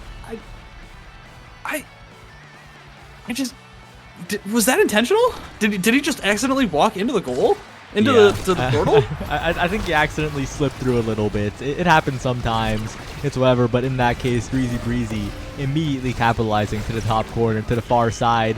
And although the Luna pick is incredibly hard to play defensively on this map, if your team has the midfield control, it just helps you win so much more easily, pretty much. And right now, the midfield control firmly in the hands of the Sundubu Strikers. Grimella passing to 3Z and just keeping it locked up so well. Whenever it goes to Bells, Obscure Reds makes one clear and the push ends for the Sad Boys. And it's Hamster Quest, you'd think on this Estelle would have ample control of the space, but has just not been doing a super clean job at controlling this core, at keeping it out of the hands of the Sundubu Strikers. And you see Grimella's just walking around and preventing Hamster Quest from even getting a touch in until finally a couple of opportunities go towards the Sad Boys' way. And this is what they need. They need to get it in this corner. So you see Bell's going to try and get a couple of ability combos. No, even with the piercing shot, Grimella's able to stand tall. Able to stand tall, able to keep going. Bells looking for the barrier, but an amazing strike war win by Obscure Breads. And now it is You Already Lose, trying everything against the flip, but 3Z Breezy has incredible patience and sends it right through. This is one of the... Let it be known, this is one of the best goalies in Omega Strikers, period, and You Already Lose. And 3Z has just been consistently outsmarting, outwitting, outstriking this player. It's been so consistent, even on the Luna, even on the X, just understanding exactly the patterns that Caleb uses to get this core out and denying him every single time. A beautiful shot by Grimella through the portals, and this is another open goal for Sundubu Strikers. Yeah, and these aren't the optimal conditions for the Sad Boys. Caleb visibly lagging, unfortunately having to give up a little bit, but immediate capitalization by the Sundubu Strikers. They get in there, they get the strike with 3Z Breezy yet again, and they get another set. They're 3 goals away from 2-0ing Sad Boys, who is one of the favorites, like we talked about, one of the favorites in the North American Strikers League playoffs. They're trying to take them down and keep this momentum that they've started gaining in this last stretch of the season into the playoffs, into where it matters, and the bulk up coming through for 3Z Breezy, who already has 3 stagger trainings, the heavy impact going to the Juliet, as well as a chrono boost for Grimella, aerials and stacks for the other members of the Sad Boys. But I mean, Sundubu Strikers look so powerful right now. I'd just like to direct your attention to Obscure Bread's build. Super Surge, Missile Propulsion, Deadeye. In terms of raw damage, that is quite possibly the 3 that you want on Luna the most, and he has assembled them all. This is going to hurt. As 3Z Breezy makes it hurt for Hamster Quest, sending him into the void of Obscura. Gonna try and get this gold barrier as well to knock it down. 3Z gonna get, Obscure Breads is on the Luna this time. Gonna get stopped in his tracks, not land that damage. That is so nice. Oh my goodness, all of these players are doing so much damage right now. There's no way for them to get around it, Saya. Yeah, and just a calm pass to Grimella, no flip required to the bottom side after the goalie KO. And it's the Sundubu Strikers looking to take this series and really put their best foot forward into the playoffs. So we talked about the stagger build last time. 3Z Breezy has 2,400 stagger and 142 power this time around, as well as the improved cooldowns from Reverberation, as they just completely keep kicking this thing in. Oh, but Hamster Quest somehow manages to save it, but it is just Bells alone in the net. No elusive left after that one. Makes one save, dash punches up, but that will be the ace, and that will be the second last, potentially, goal of the game. Guys, damage week. Thoughts? We need to stop being sarcastic, because at this point, I think certain people take us a little too seriously in those statements. Okay, let me be very clear. Damage is insane at the current moment in this video game. A lot of people are doing a lot of damage, and it means that KOs happen way too consistently, and games can scale out of control, as we see right now. Bell's getting taken off. A nuke sending Hamster Quest all the way across the field. Caleb with nothing left to deal with. He just instantly left. And that will be the Sundubu Strikers taking it 2-0 in this game, which is utterly meaningless in terms of the standings. But yeah, in terms of, I guess, the morale going to playoffs, honestly, move Sundubu up in the predictions. I think so. Now, we do have to remember, Sad Boys, there was something going on with Caleb. There was something going on. Something was definitely up with that situation. And Vaughn was not in. Instead, it was Hamster Quest. Yeah, Vaughn was busy playing the new Quidditch game, I think. Potentially. No chance. No shot. I saw him in chat. It's not like he wasn't around. At least a couple times, but I mean, hey. Sad Boys obviously not at full strength, but Sundubu Strikers putting on a showcase of why they are not to be put down in the standings, to why they're not to be underestimated going into this playoff stretch. Yep. And speaking of one of the members of the Sundubu Strikers, 3Z Breezy has been so consistently good, playing completely different characters in the 2 games we saw today, succeeding on both of them. And importantly also, I think managed to predict all 6 teams that made it into playoffs in the preseason predictions.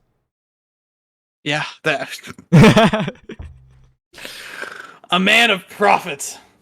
A man who knows his stuff. No, but I mean, that's exactly why, right? That's exactly why you can see through everything and predict those things, because he knows what he's talking about.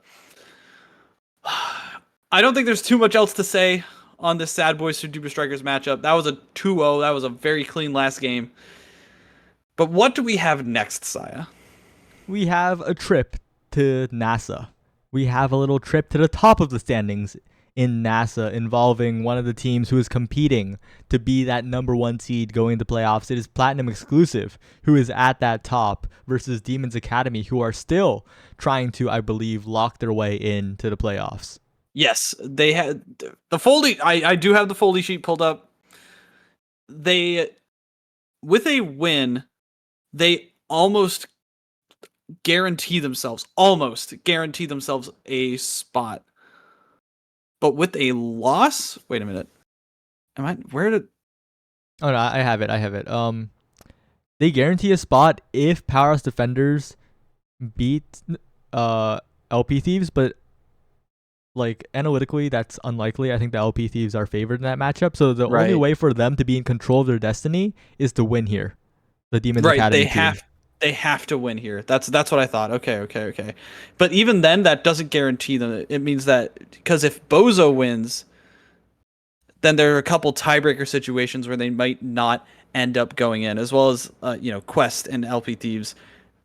It's going to come down to a couple of crazy like losing scenarios. NASA is actually really tight for this race. There's a couple of situations where there's a 3-way tie for 5th. Yeah, and keep in mind, this is not Demons Raw, even though the acronym is very similar. It is Demons Academy. Just to make that clear for any viewers who are not as familiar with NASA. So let's make that very clear. Demons Academy is Vladilena, NXZD, and Japanese Box. One of my favorite players to watch. And on the other side, we do have Platinum Exclusive. It's a Pineapple, Kenklam, Boom, Zay Forever, Drew, Vaga, Etir, a bunch of great names. Very, very strong, consistent names that have been around for a while that are trying to find their way into the playoffs and into potentially a promotion spot next season. Yeah, and getting to playoffs is huge if you want to promote. It gives you a free ticket to Liftoff. You have to bypass Launchpad. And once you're in Liftoff, the top teams get to play, the top 4 teams get to play against the bottom 4 of NASL to try and make it up there. And the rest are in NASA. So basically, if you're in playoffs, you keep your spot in NASA guaranteed. That's big. That is important here. And this Demons Academy roster is no joke. They want to stay. They want to improve. But right now, they've taken a few too many losses earlier in the season. So now they're on the ropes. They are most definitely on the ropes.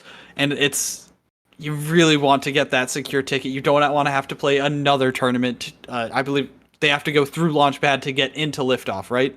Yep. And that's just one more tournament that they have to play through, that some crazy pickup could all of a sudden come in and knock them down a peg. Like, it's such a volatile tournament scene once you have to go through that gauntlet. But they have a chance to fend things off here. Platinum Exclusive is trying to fight for like first or second or third, right? So this isn't too big of a deal for them in terms of playoff spots, but it is a very big deal for Demons Raw. So let's see if they can play spoiler. Yeah. And also, well, kinda. They're not in full control of the ability to get first. If Party Rockers later in the day, which will also be on stream, by the way, make sure to stay tuned because their matchup against the PP Legends is the last match of the day, and that determines if there is a tiebreaker and all of that situation for number 1 or not. And number 1 and 2 spots are very important because if you're number 1, you get to choose your opponent from 3 and 4. Oh, okay. So this is going to be a Platinum Exclusive. Still definitely has stuff to play for. Yeah, definitely still a game you want to win here to keep your chances of getting first place alive. And it will definitely be interesting because Demons Academy, no joke, they have scaled, but Platinum Exclusive, we saw them earlier in an earlier week, and they looked incredibly good, way better than I thought. Oh yeah, they've shown why they are at the top of this roster, this incredible NASA season of rosters, right? Like, there's a lot of hard hitting names in the tier 2 system, and they've come out on top pretty consistently, right? This is going to be a very hard match for Demon's Raw to win, but they need to try and string things together. They need NXZD to really take hold and show why he's been at the top of these rankings the past couple of months. They have the skills, but it's just going to be a hard-fought battle. Yeah, it's going to be a very close series, I think. I think both these teams should put up a good fight. And NASA is a league where there's a much tighter race at the top. So we'll see what happens. We will see what happens as we are in game here. Vaga, Etir, and... I'm sorry. Cows. Cows. It is Cows. I was wanting to double check. Cows here for Platinum exclusive for Demon's Raw. Platinum exclusive. Yeah, Demons Academy, Platinum exclusive on the left, Demons Academy on the right. They're going to be taking away Japanese boxes Aimi, and the Juno getting taken away as well. Interesting. Yeah, and for those unfamiliar, Ether has a very confusing name. It's spelled Etir, but it's called Ether. And there are also other Ethers in the Omega Strikers community, but it's Ether. It is? Yeah.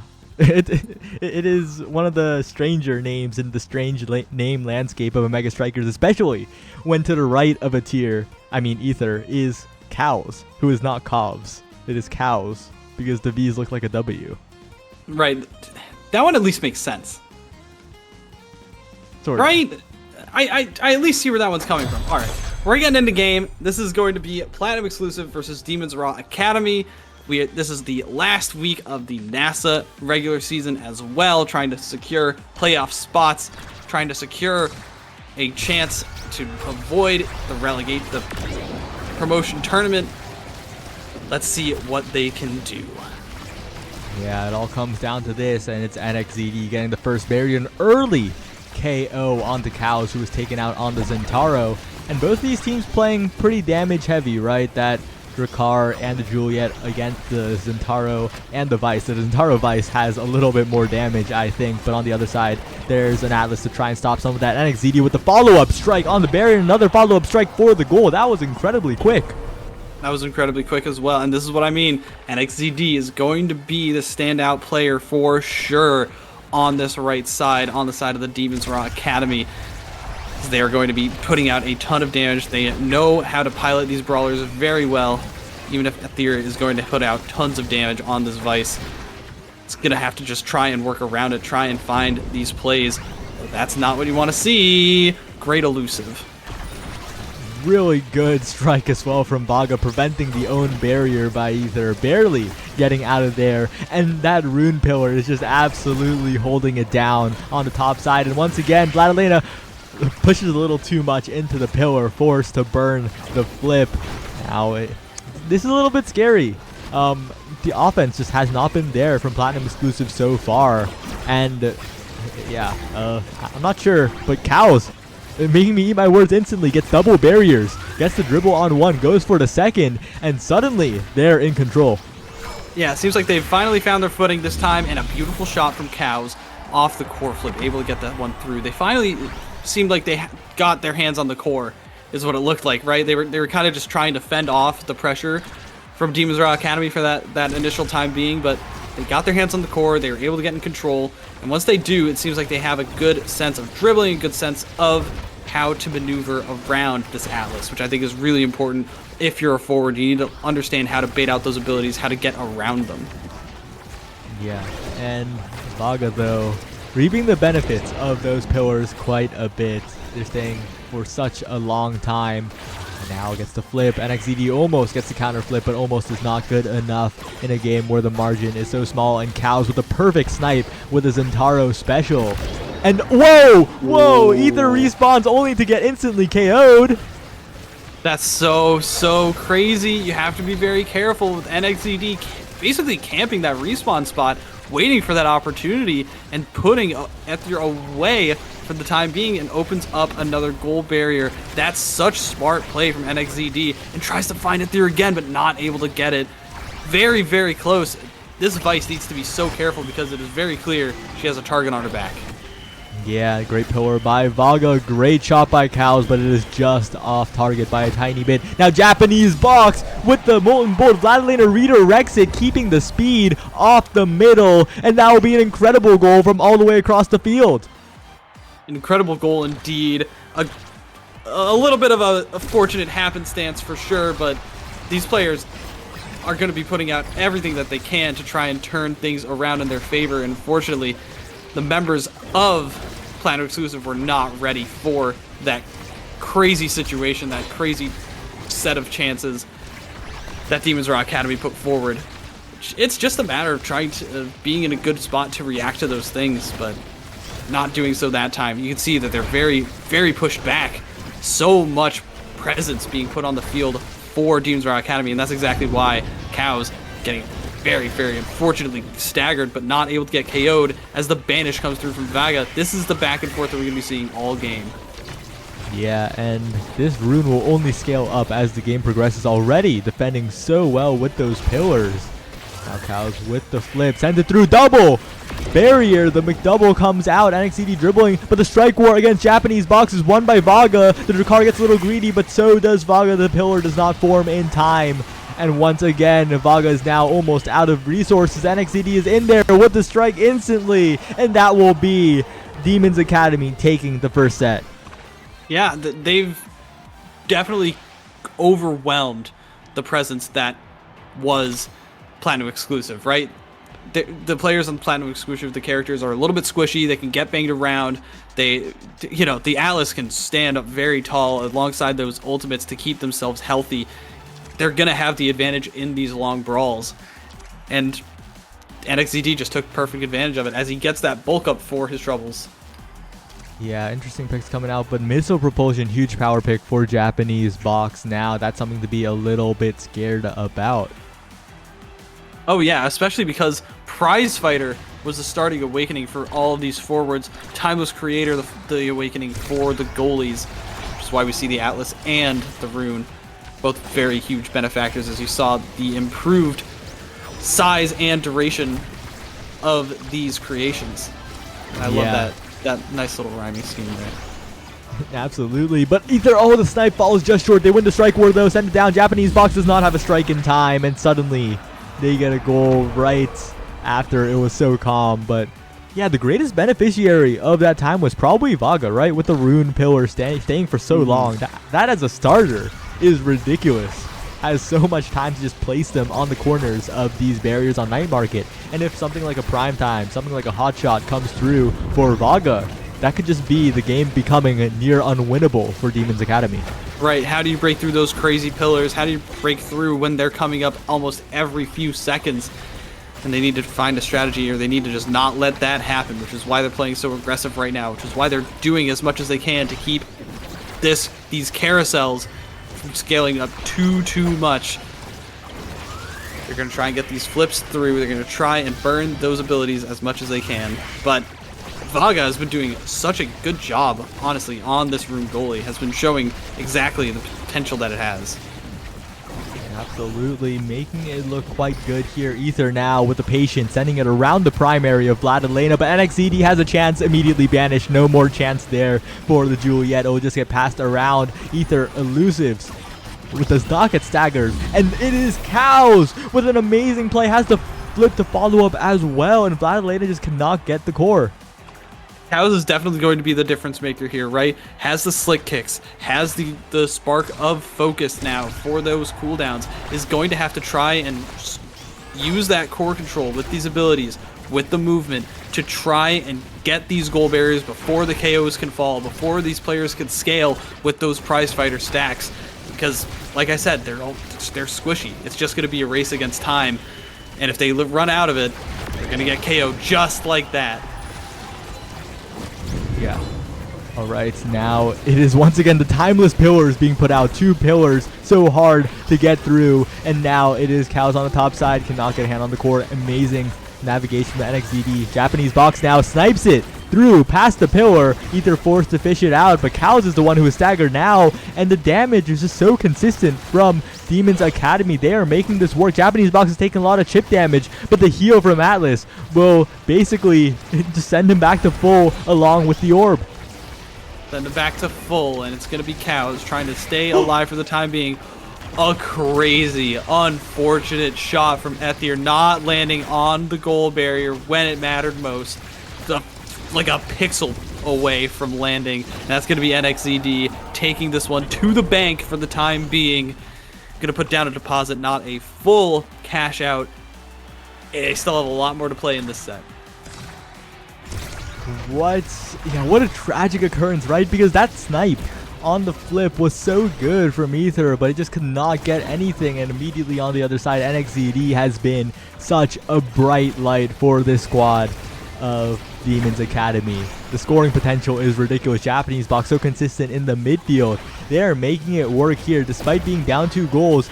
But oh, the stun from the Chrono Boost assisted Ether stun and into the Supernova. So much damage, but it's all healed up yet again. That's the power of the Atlas. That is the power of the Atlas.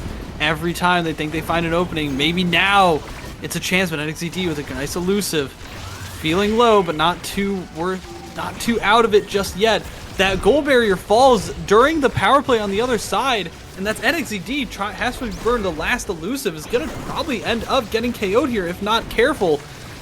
But the members of Platinum Exclusive go for the score, and they have the chance. And that's a tied up match for Platinum Exclusive. Yeah, now we're heading into the draft, and I'm seeing a lot of scary things. That hot shot is what Vaga wants, but it will not be what Vaga gets. I predict a prime time and a hot shot being denied from the 2 members of the other team right away. There's a hot shot. There's the prime time. Has to be. Has to be, right? Yeah, there it is. Monumentalist, though, still falls through, right? That's going to be what Rune takes? Yeah, so these pillars are going to be massive. They're not going to come out super often. All of the cooldowns going to go towards the perfect form on Cows. And the tempo swing for Etier, I think, is actually a really big pickup, right? Because it recently got buffed. It's very good for the sustain to match with that siphoning wand. Etier is not going to be looking too squishy now. Yeah, and now it's like a whole different game as Japanese Box taking so much damage yet again. Stunned up again. The health bar so low, but NXZD 6 KO streak. So clutch with the dash punches when they need it most. And suddenly, when it looked like a striker advantage was going to form for Platinum Exclusive, it's in Demons Academy's favor. Demons Academy, but they were not able to last with it just yet. Finally, the goal barrier falls through and Cows is staggered, so it's still a good advantage for the members of Demons Raw Academy. Beautiful elusive from Cows is still not getting KO'd. They need to clear this just puck forward, and they finally do. The banish and the pillar going to be very damaging to NXZD, but it's getting sent right back. The Supernova sends it right back up towards this Juliet, but they're not able to find it quite yet. A nice goal line save from Vaga with that pillar with the primary, and has the flip at the ready. They need to find some way to burn through all these cooldowns from Vaga because there's just no opening in the goal. No opening to be found, and NXZD converts on the incredibly fast moving core. No more cooldowns from Vaga, and that is so devastating because it looked like it was so winnable for Platinum Exclusive. It was so winnable indeed, and it's just a couple of stray hits not going their way. You know, a crazy bounce off of that Supernova, and it lands right in the hands of NXZD just for things to go the other way, right? They need to be focusing on getting these KOs now that they have the chances, now that they have the increased power. But Demons Academy is going to be the one that gets to it first, and the ultimate from Atlas is going to heal them all the way back up. One player is just going to have to sit on the sidelines for the majority of the time for Platinum Exclusive, and they need to find a way around it. They need to get these passing plays up. They need to get it out of the hands of this Juliet, because that's just going to be another dash punch in once again. NXZD, so consistent with it. I'm saying his name over and over. I'm a fan. NXZD has been such a bright light. Going for the double barrier there, blocked away by Vaga, not letting it happen, but once again stealing the orb, going in for another chance, and they need to somehow stop him because he is taking over this game. And that's, like you said, the bright light, the star player of this team. A very bright team, and of course, players alongside him know exactly how to let him do his thing, how to open up the field for him. Japanese Box doing a great job at shoving him the core every time he wants it, putting on the extra damage, but doubling together to find these KOs that we just saw. And of course, Vladilena holding it down and keeping him alive as he tries to battle forward. It's all in the favor of Demon's Raw Academy. They are executing their plan almost perfectly this last set. Yup, and NXCD getting first pick, continuing to scale, has the option to just go the big fish or the 1-2 punch. Both look incredibly tempting, even the stacks on stacks, or maybe, I don't know, 1-2 punch? Yeah, this is night market after all, and KOing just got a lot easier. The pummelers on top of the prize fighter, on top of the bulk up, and on top of the impact assistance from Built Different, this Juliet's going to be KOing people from probably midfield, if not a little bit shallower, but the extra special from that rune is actually going to be the most important thing at keeping that Juliet at bay. Having those constant banishes to try and just shut her down for like 2 or 3 seconds. The evasions are going to have to be on point, as we just saw from Cows, and there it is. This is exactly what I'm talking about. Going to try and combo it with the Oni Blade, but not able to land it. But that is how it's going to be their game plan in shutting down NXCD. The thing is, the side of Platinum exclusive picked the KO comp. They picked Vice Zentaro. If they're the ones getting KO'd, they are definitely not going to win this video game, as NXCD once again 10 KO streak. What are they supposed to do when they're playing the KO comp? They're being out KO'd, they're being out core controlled. But right now, Cal's trying to be the core controller here, Vladilena, but NXCD yet again from the top ropes. That 1-2 punch does so much knockback and survives the supernova, lives to tell the tale. Pressures Ether again, but a great pillar by Vaga 101 will stop the pressure for now as Cal's respawns.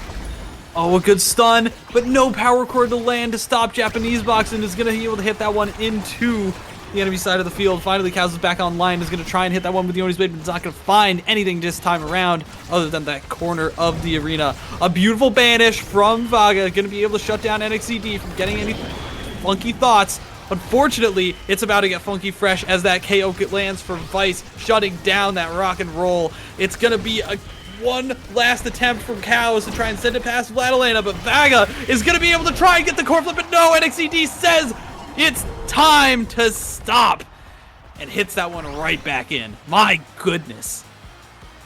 Yeah, what an unfortunate ultimate from Zentaro, sending it backwards. Vaga with the flip, but NXCD somehow gets the strike against it, gets the KO here. They try to combo, but they cannot make it happen. And now it is Japanese Box. That shotgun takes no prisoners, goes for the top barrier, looking for the second one, has enough time to stall out, to dribble, to send it slowly with the follow-up as well. And Demons Academy are running away with this one. It is not looking close anymore as NXCD KOs Vaga, and that has to be the goal. Either trying to hold on with the supernova, but Japanese Box will just dribble it to the bottom side. NXCD is there, either trying to save desperately, getting it for now, but Vladilena pushes all the way up to seal the deal. Here comes Atlas. That's going to be a nice awareness from Vladilena, but they just knew that there were 2 barriers up. I'm just going to crash that goal, and for good reason, because there is nothing stopping this team from taking control of this goal box. Ethier is just getting absolutely dunked on. I mean, legitimately, this is how you shut down a Vice. This is how you shut down a Vice. You just completely go for KOs time and time again. You do not let them get their damage off. You do not let them try and take control of the game. You completely stunt them and prevent them from getting levels, prevent them from getting abilities and awakenings. That's a 16 KO streak, looking like bells. My goodness. Absolute domination from Demons Academy in the later half of this game. They figured it out. They are sending the core forward yet again and again because all they need is one good opportunity from NXZD, whittling away at the cooldowns, whittling away. This banish will send him the wrong way. Maintains flip, stays alive, goes to the center, dodges everything, has flip available to the top side, blocked away by Vaga barely. But once again, they are under fire. NXZD trying to stay alive here, stunning cows for a moment. It goes up, Japanese box maintains control, dribbling with the pillar, it feels like, and finally they take out NXZD. They get the goal, and maybe this is the start of a turnaround. It could be, but they had to put on a Herculean performance to get rid of that Juliet. It's well worth it. The KO XP is going to be so important for Ethier to try and get back into this game, but they have to keep this momentum rolling. I mean, there's just no other option. They have to try and keep these KOs coming on NXZD because supernovas like that could be the difference.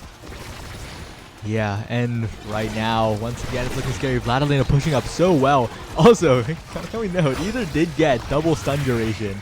The stun on that Vice lasts really? for an entire year and a half, but unfortunately the follow-up on it so far has not been enough to make the difference, as NXZD again healing up from this Atlas. Vladilena with this Atlas pick has been enabling NXZD so well through it all.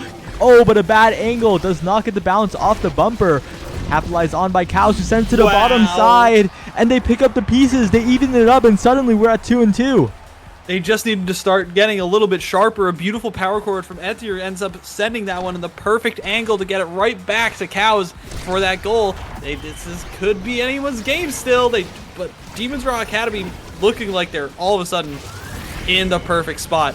Wait a minute, beautiful banish, but it's gonna end up backfiring. That's NXZD getting another goal. Oni Blade and the energy burst gonna try and get this KO on NXZD as he fires flurries. Instead, it's Cows who ends up getting staggered as well, and he ends up getting KO'd. No KO for NXZD, staying alive, still standing after all this time. But Ethier has one chance to try and make this thing happen. NXZD dribbling, but Cows is back online. Wait a minute, Saya, this could be it. Oh, but the KO onto Ether hurt so much. Cows needs to be the difference maker. Vaga running up with the pillar, but that means no pillar to use on defense, and that will be the fatal mistake made as Japanese Box sends it to the bottom side. Demons Academy want to make it into playoffs. Yeah, let's not forget, as dominant as that game looked, Demons Raw Academy is the one at the way lower in the standings. They're the ones that are not on paper supposed to win this thing. And they looked so strong that entire time. NXZD pumping out 30k damage, 42 shots, 6 goals, 3 assists, and 126 redirects. Just insane stat lines over a 20-minute game? Crazy. Almost exactly 21 minutes, 20 minutes, 59 seconds. And that stat line is ridiculous. It's just an incredible performance from Demons Academy. They're showing why they deserve that playoff spot. That's for dang sure. And they're going to have to try and earn it one more time. Night Market, I think, definitely plays into their comp's favor, right? If the Stardew Awakenings go a different way, could fall into the Platinum Exclusives, like, strong suit. But we're just going to have to see if they can make that happen, what adjustments they can make. Because it seems like the Rune goalie worked out fine. It's just like they were just too squishy to deal with that heavy brawler playstyle. Okay, big roster moves. Platinum Exclusive are fielding Kenclam and Drew instead of Ether and Cows. This is a massive departure. Both forwards being swapped out. And this could mean a complete shift in playstyle, complete shift in the tempo of the game. It's interesting. Yeah, that's very, very interesting. Both forwards getting swapped out. Maybe it's just a mental game. Maybe it's a try to throw off the rhythm of Demons Raw Academy, because they're going to have to play against a completely new set of people, a different set of playstyles, a different set of characters that they might have to go up against. Could be interesting. Could be the move. Also important to note that I think this version of the roster is a little bit scarier. I think. KenClam has shown their wizardry in past matches quite a lot, and Drew, no player to be scoffed at either, as we are heading to the gates. Speaking of wizardry, we're heading back into the void. Very interesting hovers so far. Vaga, this is going to be good for Vaga, who was just warmed up on that rune goalie, right? Yeah, maybe the rune will be banned, but it'll probably be... I don't know what will be banned, because there's an Aimi player on both sides now. It will be the Juno, even with full awareness. No, they don't want the Juno at all here. So both teams will get comfort, pretty much. Both teams going to get comfort. A couple of different hovers from Vaga. We're going to see an Era Asher. Right, going to try and buff up that big old muscular shield-bearing character, as well as the Dubu coming through for Demon's Rock Academy. A very, I'd say not a super different playstyle, but shifting from Drakkar to Era is gonna change the dynamic quite a bit, I think, right? Because now it's gonna be a matter of shutting down the enemy team, right? What? Forget everything you just mentioned, because the fire up start. No! No shot. We get Fire Up Obscura in this critical match for Demon's Raw Academy. They're going to have to try and work with it, try and get these energy chains going, try and work around these KOs and work around this rune goalie. And they seem to be doing well so far. Yeah, and I will say, I do think that in this matchup, I will favor the Era Asher over the Aimi Asher here, because the Era just enables the Asher so much better. It just feels, I feel like it just has way more midfield control. It has way more flexibility in maneuvering, and they can like shove way better. The Aimi just gives you that like one-off sort of pressure that I don't know. It just feels like Japanese Box and NXDD will have a good time in this matchup. Yeah, like the Aimi pressure is kind of, I don't want to say it's fake. It's not fake, but it's bursty, right? It's a burst mage. Wait, but speaking of bursted down, is KenClam on that Aimi, and the energy burst comes through for Drew to send off NXZD. It's going to be a 2v2 for the time being as Drew tries to find some slick kick crossover crosses to get those goal barriers, but no dice. Both players back online now. It's so interesting, right? Because the Aimi like gets like a couple of abilities to try and just like fish for that midfield control. It's not like true presence. It's not a true like overwhelming like cover of the area. But then you get these bursts of just, oh wait a minute, I can't shut this down. I'm just gonna stop talking. The Arenados have been quite ridiculous from Japanese Box, but wait a second, that bounce all the way through the portals through to Vladilena, and that was a goal that no one was expecting. What? Because it bounced off the corner and went through the portal at such like a shallow angle. That was crazy. That was actually insane. Speaking of insane, like, can we talk about the damage numbers that have been being put out so far from Demon's Rock Academy? Like, they have been doing very consistently at shutting down these players, at keeping them KO'd, even with a very different composition. Yeah, well, that has to do with how well Japanese Box is piloting this era around the field. NXDD with the primary, just raw, taking it here. Vaga with the flip, though. You got to be a little bit careful, as that flip does not go the correct angle. Drew has a flip in front of the net, will not be able to use it in time to secure the goal. But when will it be used? Will it even be necessary? Vladilena forced to strike it away from the glitch pop. Drew with the flip, not in time. Has another opportunity in front of the net, but it is stuffed away by the Tofu Fortress. NXDD now trying to get it through. Vaga has plenty of pillars though, and somehow Platinum Exclusive survived without losing a single barrier. KenClam with a prediction on the clear as well. A perfect setup with the turret. That was a beautiful setup, and this is what I mean. All of a sudden, the Ivy's in the right spot at the right time, and you just cannot get it through. You can't get it past her, and that's what they're going to have to try and play around, is instead of trying to get these more consistent setups, they need to try and get this Ivy into the right spot at the right time. And that's exactly what they're looking to do here on this power play, as KenClem is able to get it forward with this energy burst. Ooh, and a beautiful pass up to Drew on the primary. And that's Asher and a turnaround for Platinum exclusive. Big turnaround, big first pick coming out for KenClam here. We'll probably just take the extra special. So incredibly powerful on the Onion. They've already been doing a lot of scoring magic so far. We'll go for the Catalyst instead, of course. It's a fire-up start. Everything changes.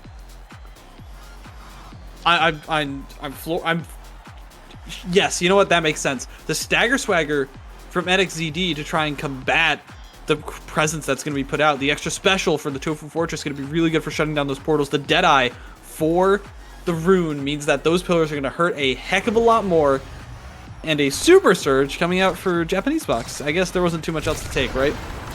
Yeah, and I saw a point being brought up that I think is quite relevant.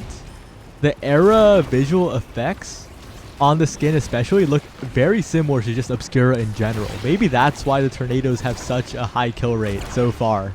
Because, well, number one, they're being well placed from Japanese Box, but they're also less noticeable.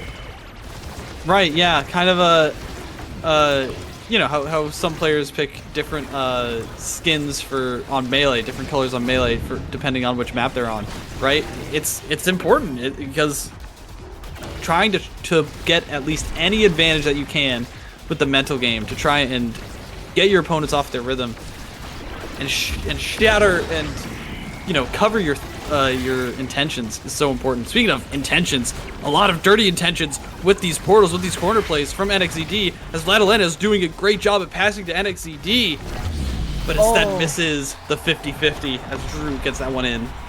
What a good 50-50 setup by Drew, forcing Vladilena to make a hard decision. Vlad almost guessed top. Second guess rolled down, and Drew got the goal in the end. KenClam now not greeting for the double barrier, getting one, honestly. NXZD, though, getting one, trying to go for two. Japanese Box on the follow-up will get both barriers, but a great banish catches them both. Drew now with the passing play, gets ahead of Vladilena. No offsides in this video game as KenClam goes forward, looks for the goal, but now it's in the control of NXZD. Rushing forward, the pillar disappears, and that is all that it takes. Vaga's been doing very well at shutting down the offensive attempts from NXZD this time around. I think it's a very solid, like, disruption. The constant banishes on NXZD in particular. The pillars in the midfield to prevent NXZD from even getting control of that core. That's the kind of play that we need to be seeing from this rune, and has been, like, a step up from the last game. Speaking of step up, NXZD is stepping up and getting some KOs here, trying to shut down the presence of these players. Vag's able to get the core flip, but that's not going to be enough to stop these barriers from falling. Really patient strike coming in. They're going in, trying to win the strike wars. It just goes through the portal now. Another pass by Japanese Box, but Vaga gets the strike in time. Up to KenClam, who clears it away. Amazing assistance on the defense, but it goes again to NXZD. Vaga teleports forward, keeps the goal alive for now, but NXZD has the cooldowns back, bullying Vaga, trying to get something, trying to make it happen, but another great pillar. Vaga is holding on through it all, and an amazing glitch pop by KenClam. A strike war win by Drew, putting Vladilena in such a tough situation, and Platinum Exclusive are looking they're looking to take this in 3 sets. Platinum Exclusive is looking like a completely different team, and to be fair, they are two different players, because they just look so precise on every one of their ability placements. They're looking like they know exactly how to set up each other in these scenarios, how to set up Vaga for these rune banish plays and set up the defense with each other. Look at how well they're coordinating all of their abilities to make sure that Vladilena has no room to get any clears. Goodness gracious.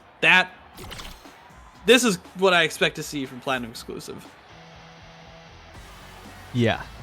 And now they get some juicy picks available. Look at that timeless drop and Drew. Look at that Egoist on the table in a fire-up start, and it is passed up. No way you give up Egoist here, and maybe that is something that Vladilena can use.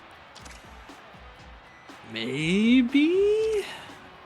But the timeless was almost picked up as well. That's such an interesting draft. The Monumentalist takeaway from NXZD. I just have to think that's such a massive blunder. You give up energy and you technically deny Rapid from being, I guess, something that lets Vaga get something better. Yeah, like maybe they were trying to just make sure that Vaga could not get anything solid. But even cooldown reduction is still solid. Speaking of solid, they solidly took care of Druth right there in that moment. KenClum is going to try and find this core flip to stall for a little bit longer, get the clear, is able to. Druth finally comes back online, but Saya, like, I think Demon's Raw suddenly is going to be in a very good position. Yeah, Demon's Academy really turning it up now. They've basically fired themselves up somehow. And look at that, their energy economy is looking so good. They can start the chain basically immediately. As long as Japanese Box just touches the core, Vladilena has egoist speed. One barrier is taken already. And this is just so overwhelming. But overwhelming. Speaking of overwhelming, is this Aimi going to be trying to get this KO on a Japanese Box's Drew. No energy burst. Instead, it's actually NXZD that ends up falling, as Japanese Box's stagger is also not looking great. Drew's in the mix, able to get that beautiful primary. Finally, NXZD is back online, but can they get it away from this goal? Yeah, it's just looking a little scary. Drew is low, though. Look at that NATO again. Does not get the KO this time, though. And Vladilena will be caught being a little too big. The Dubu forced to the back of the net. And Japanese Box really wanted that KO there, but this time Drew was ready. No, Drew is absolutely knows exactly how to be in that goal box. Vladilena has not had an answer to this Asher, quite honestly. And I think that's the main difference, is that Vaga's doing such a good job at dealing with the pressure from NXZD.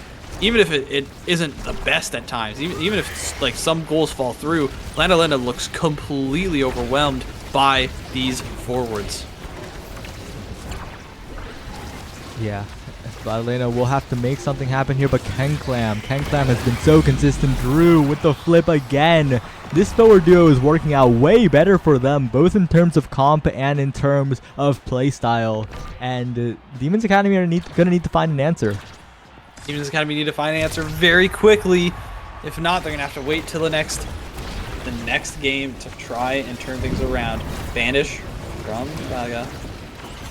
All in all, like, these barriers, like when NXCD gets it in this corner, like, the barriers start falling, but they just cannot keep it there. I think Japanese Box, who's playing pretty well at the start of this game, has just not found the rhythm on this era. Yeah. Really. Oh, wait a second. Jump scare right through the portal, and that will be just it. That's the end of the game. They tie it up. The series is all tied up. Series is all tied up. Platinum Exclusive does really want that spot in first place for the NASA, the North American Strikers Academy, as they're trying to get a good shot in playoffs, a good spot in the liftoff tournament. And Demon's Raw needs to win, needs to shore up their gameplay, replicate what they had in that first match to try and get themselves a spot as well. They need this. They really need this if they want to get it. It's basically the end of their season if they don't get this. Yeah, super duper important here. But there are still bright spots for Demon's Academy. They still had good plays. They just need to find them more consistently. This is a very different team. KenClam as a player was just following up on everything so well. And that, I think, was a difference maker. Demon's Academy kind of relied on their pushes being more coherent, but this time it was Platinum Exclusive that got more follow-ups. For sure. Yeah, and even though there were a couple of bright moments for Japanese Box, just the difference in redirects, right? 69 on this era is just not enough in the midfield. You need to have a lot more presence. You need to be able to get the core up to your forward damage more consistently than that. I think the switch might not have been the best idea. Japanese Box sticking to Aimi, sticking to Drakkar, I think is going to be much better in the long run. I hope that they make that adjustment. But we'll have to see, because things could go any which way depending on the way the Awakenings fall, right? Because that was a fire-up start, a very different gameplay loop that you have to deal with. It's just going to depend. Yeah, it's going to depend. We're loading in right now. Maybe not a Gates of Obscura this time. Maybe an Inky Splash Zone, some might say. But we'll have to see in a few seconds as we see the gray starting icon. Loading in. This is game 3 in the North American Strikers Academy match between Demon's Raw Academy and Platinum Exclusive, as we are on Oni Village and KenClam is hovering this Juno. Are we going to see the Ivy Mirror match? Are we going to see Trakar come forward? Are we going to see the Kai banned away from Vladilena as Vaga returns to that rune goalie? The bans. Right, that's exactly what I wanted to see. I wanted to see Vaga get taken off of that rune. I'm expecting to see a creation awakening in this opening. Yeah. And now it's getting a little interesting. Vaga on the Atlas will probably be mirrored. No, it is the Dubu on the other side. Okay, but KenClam getting the Juno that they wanted to play here. And Drew on the Asher as usual. Estelle on the other side. Estelle and Juno both incredibly strong picks on Oni Village. We're going to see a lot of those midfield snipes, and Rasmus being the pickup for NXZD. Will this be Demons Academy making it happen, or will this be Platinum Exclusive advancing in their race for first place? This is game 3. This is NASA North American Strikers Academy, the tier 2, but plays that are still just as strong, just as awesome, just as fun to watch. As we see Drew getting the first kickoff, and this is looking like Platinum Exclusive to try and seal this one away. It's Japanese Box and NXZD switching once again their picks to try and secure this final game. But wait, it's not just the Juno, it's a hot shot Juno. Vaga tries to make the clears, manages to make it happen, but again, this Juno has already scaled to full and the game has just started basically. That hot shot on Oni Village, sending the core to full speed immediately. The saves from Vaga, NXZD with the shot placement, not quite there, not quite enough, and Vaga will send it away yet again with the primary. Strike it around NXZD, and the shot placement again is not enough at the moment, but in the end, we'll get the amazing dribble. So many opportunities created by Japanese Box, and Demons Academy are looking quite good. The Catalyst hotshot start is so volatile, right? Because on both ends, you have midfielders that can just churn out abilities and keep control. And on the other side, you have the forwards, the brawlers, who are going to just keep getting hit by these abilities because of the increased cooldowns. And they're just going to keep getting hit. They're going to keep building this energy super duper quickly.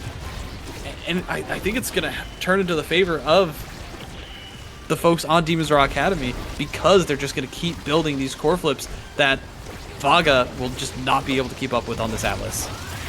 Yeah, and the reason you pick Atlas is to defend the barriers forever, but the barriers on the side of Platinum Exclusive are falling basically instantly. The offense from Demons Academy is so practiced on this map. An amazing snipe by NXZD, and despite the hotshot Juno, despite the Asher, Platinum Exclusive cannot get any foothold on offense. The strike shot Atlas, I think, is also interesting to point out. Instead of going for speed, instead of going for size and defense, it's trying to use an additional long range ability and increase the range on those primary projectiles for the Atlas.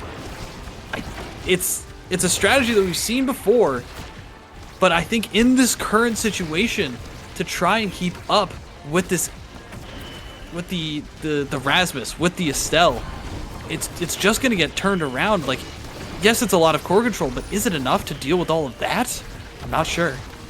Yeah, and KenClam trying to make it happen, but right now, the hotshot Juno Slimes have not been on target. Vladilena is not feeling nearly as pressured. Japanese Box dropping back so well to stave the offense off, and NXZD doing so well on the plays. Now Drew setting up a play, but again, it is too slow. Japanese Box interrupts it. NXZD is there for the follow-up on the flip, and they do get the KO. They get the hotshot Slime, but Japanese Box just drops back. Easy defense for Demons Academy. NXZD has flip available if necessary. Japanese Box sends it through. The barrier is lost. A strike shot saves the flip from Vaga 101. Slime all the way. Overtime hot shot.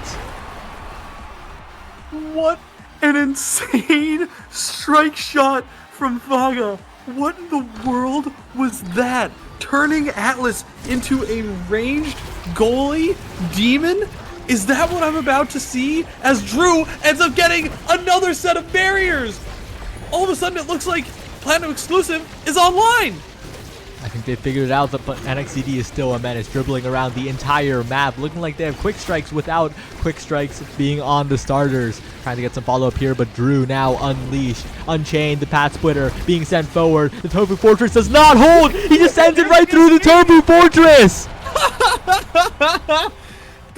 There's a little bit of room for the Tofu Fortress to open up, and I think Vladilena just didn't realize that it wasn't a solid fortress, that there were chinks in the armor. And that's another goal for Platinum exclusive.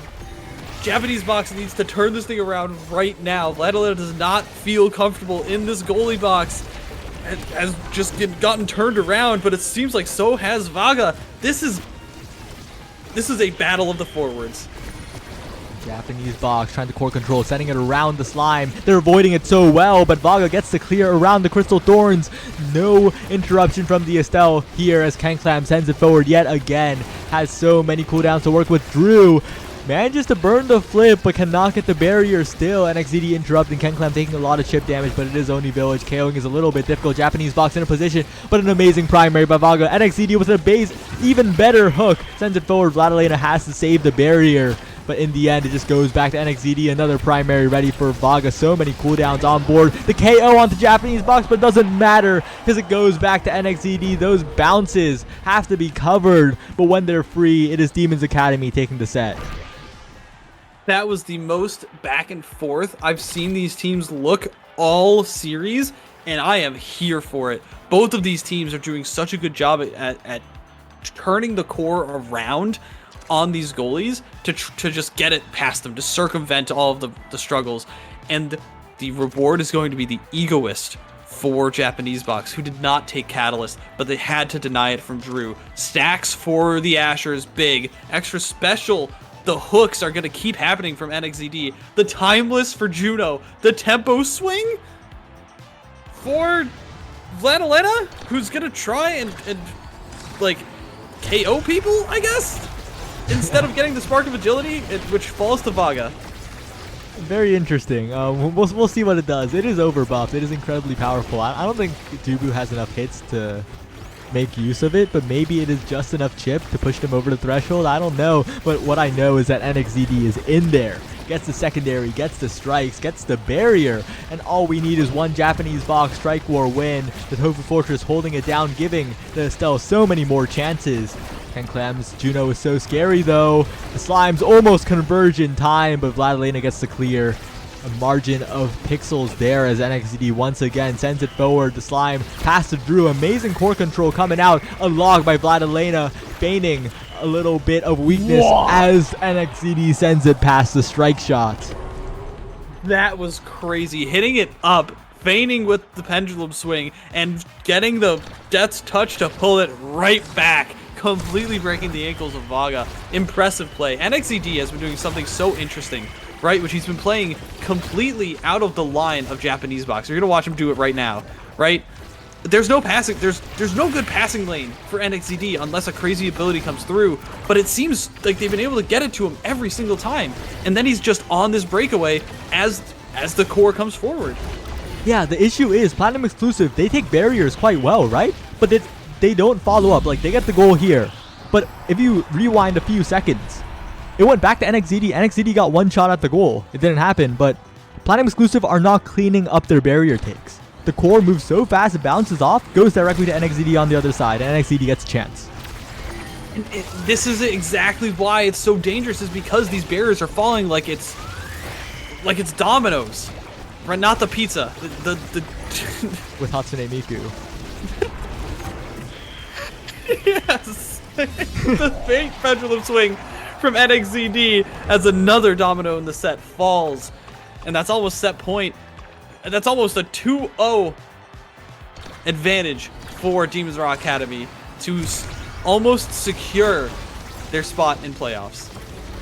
Yep.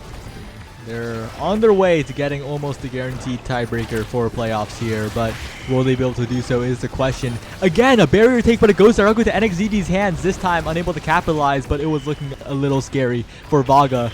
And once again, Japanese box sends it through, barely missing the barriers. NXZD, Vladilena gets the clear though. Tobu Fortress to save it, and Vaga with the great clear to the top side. But yet again, it is Japanese box consistent in the midfield, doing exactly what is necessary. The path splitter though, 3 million hit stun, definitely fixed by the way, as NXZD goes in once more, but the expanse is there. Well, remember, Saya, we can't use that much sarcasm. That thing definitely has a lot of hit stun, and it is very frustrating to deal with as Drew. That shows how frustrating Asher could be, completely stuffing, completely stunning the competition and making sure that Vladilena does not get that clear in time. 2-2. They're trying to bring this one back. Trying to bring this one back as Japanese box. Unfortunate misstrike means that Drew is controlling the core quite well. NXZD sends it around the slime, and Vladimir loses the strike core but has the log in time. Once again, it is a snipe shot from Japanese box with the flip up to NXZD, but the wrong bounce on the corner, and the offense ends. Now Drew slowly pushing up but cannot get it past the Tofu Fortress. Pass splitter sent out. The hook is there from NXZD though, who is playing it so well from the midfield. Vlad with the last second save against the flip. KenClam now leaves a hole open in the midfield for a passing lane for Japanese box, but the primary is early. Vaga has the patience. KenClam now with the hot shot. Drew wins the strike war. Huge opportunity for Platinum Exclusive to jump in from the Juno. Drew cannot win the strike war. Gets stunned up, but the patience for NXZD gets the primary. Now it is Drew. One more chance. The chance is gone. Vladilena has flip available, but the hot shot not quite enough. NXZD again to KenClam. Hot shot interrupted by Japanese box, but the Tobu Fortress is a little bit late and seals the fate of the set. Oh my goodness, Vladilena was working so hard to try and circumvent that exact scenario, but Japanese box with the primary bounces it right up to the Asher, and then the Tofu Fortress comes out just a little bit late. That was heartbreaking if you're a Demon's Raw fan, but very fortunate if you're trying to get Platinum Exclusive in. Built different for Asher, fire up for Vladilena, who has two teammates with Catalyst, so the energy is going to be online. Twin drive for Japanese box. Rapid fire. The cooldowns are going to be insane for this Juno, and Monumentalist means that Vaga might actually be able to start defending these barriers properly. Yeah, Monumentalist is scary, Rapid fire is scary, but Vladilena gets that fire up in a game with a lot of catalysts, so that is also quite the difference maker here. But yeah, that Rapid fire on KenClam, if KenClam can push the core up, really start throwing those slimes out, it just gets so scary for Vladilena. Basically like playing a horror game, as Drew jump scare is right there with the slime pass. Just like that, they hop into your field of view. Make sure you're spooked. That is how Vladilena gets stunned there with no options. Gonna have to try and work around these crazy fast slimes that are gonna come out. NXZD is going to have to be that playmaker, that difference lander, as he's able to get both barriers, Saya.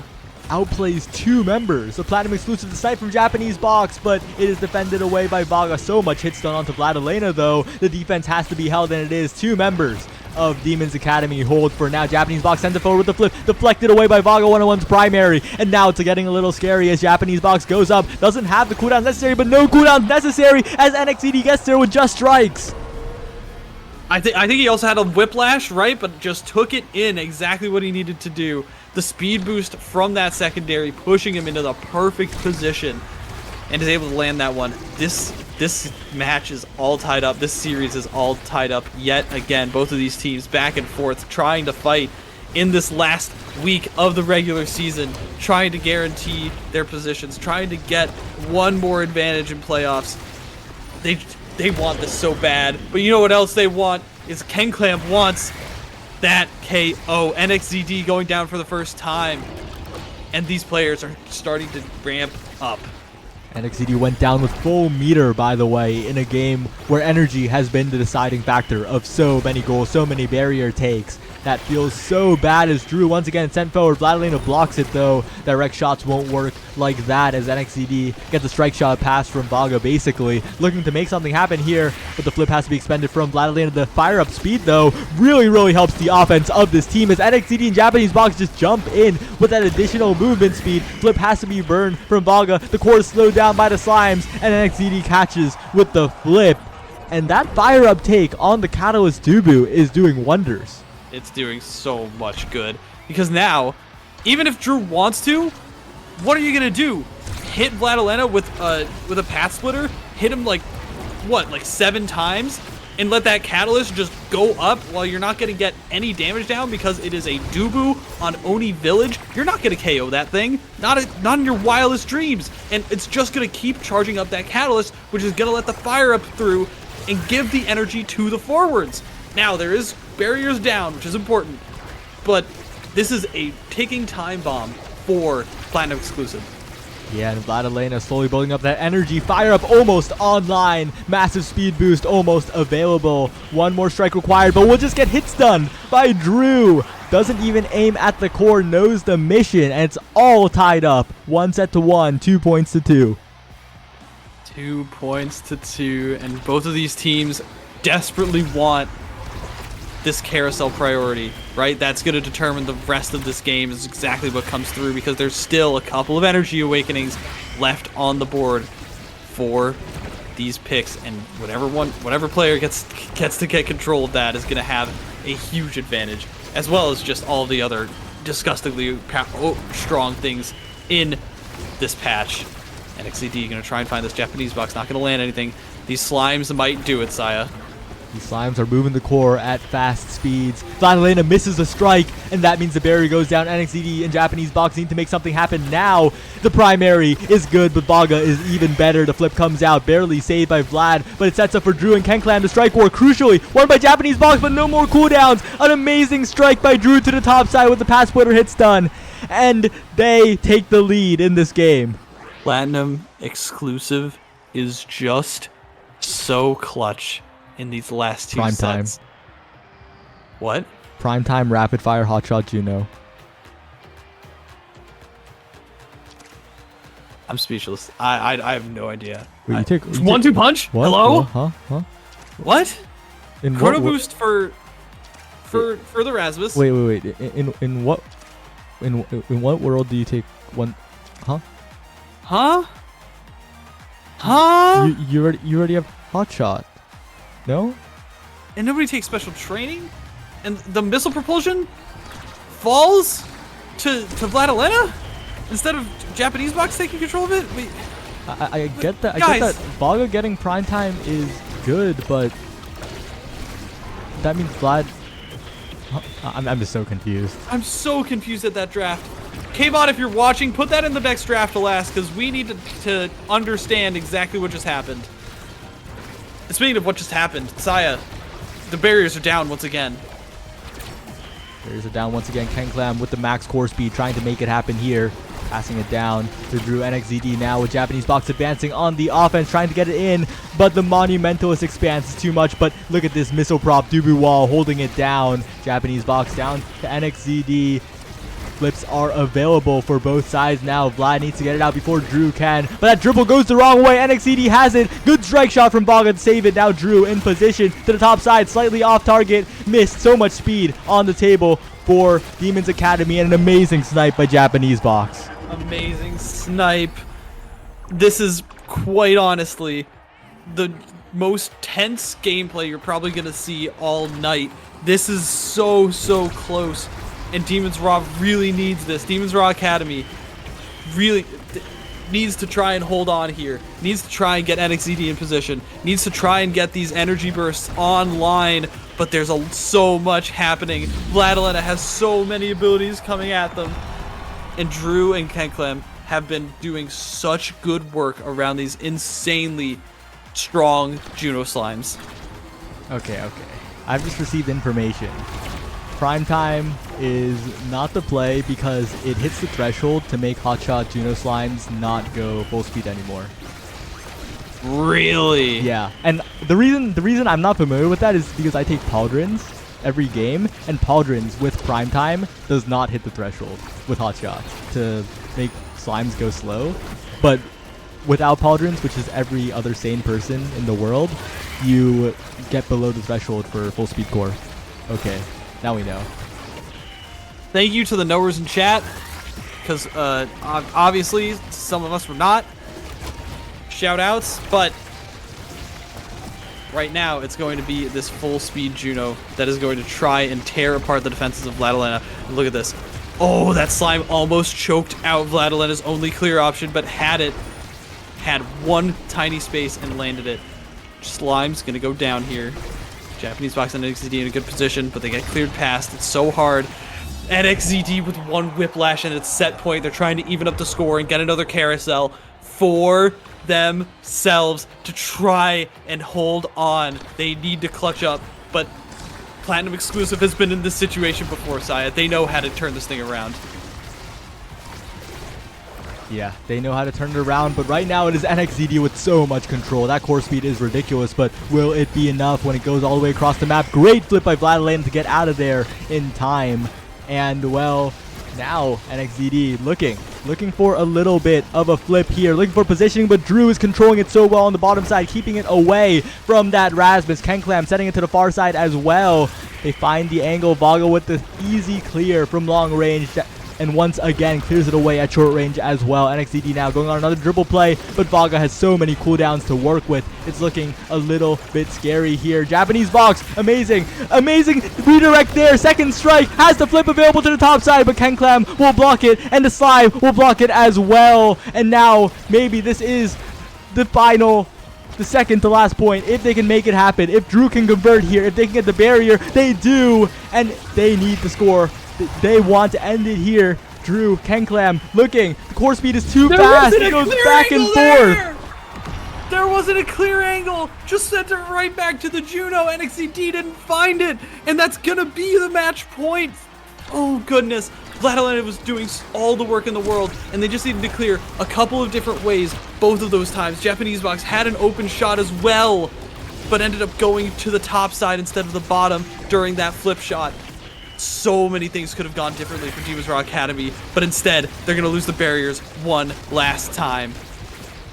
Yep, and now the KenClam Juno is fully unleashed on this open map with the speed on the sides. The full speed might just be the death of Demons Academy. NXZD has the flip, but is hit stun by the primary. The slime goes so fast, but it's not fully on target. That could have been the end, but that is the path splitter. Will stun up Vladilena forever as the shot comes through for Drew. So many situations allowed that to happen, but the craziest part was the fact that KenClam knew exactly where to hit that thing as the Asher path splitter sent Vladilena away. That Jibu was getting worked around so much, and if you're Demons Raw Academy, you have to be thinking, my goodness, we tried to do everything in our power to prevent that entire situation from spiraling out of control, but they just couldn't keep it within the bounds. NXZD could not keep the core in his hands for long enough. The flip shots bouncing off of that astral projection sent it right back to where it needed to be. And you just have to wonder if one or two things go differently in that last point. Does Demons Raw Academy clutch it out in the end? Yeah, Demons Academy on the brink, but they are not out yet. It is no longer in their hands. It depends on the powerhouse defenders. And they still have a chance to get into playoffs. It's not over yet. It's not over. It's just no longer can they affect the fate that lays before them. All up to the powerhouse defenders, and we'll see what happens later when that's broadcasted on the Vaudable stream. But for now, Platinum Exclusive still firmly in the running for first place. And the conclusion to that run will be later today when Party Rockers in the How face off against the PP Legends. Right, that will be coming to you after our last NASL Season 2 match in the regular season, as that is coming up very shortly. I believe we're going to go to a short break, and then we'll be right back with some new casters. But stay tuned. This is the last week of the NASL Season 2 regular season. Don't go anywhere.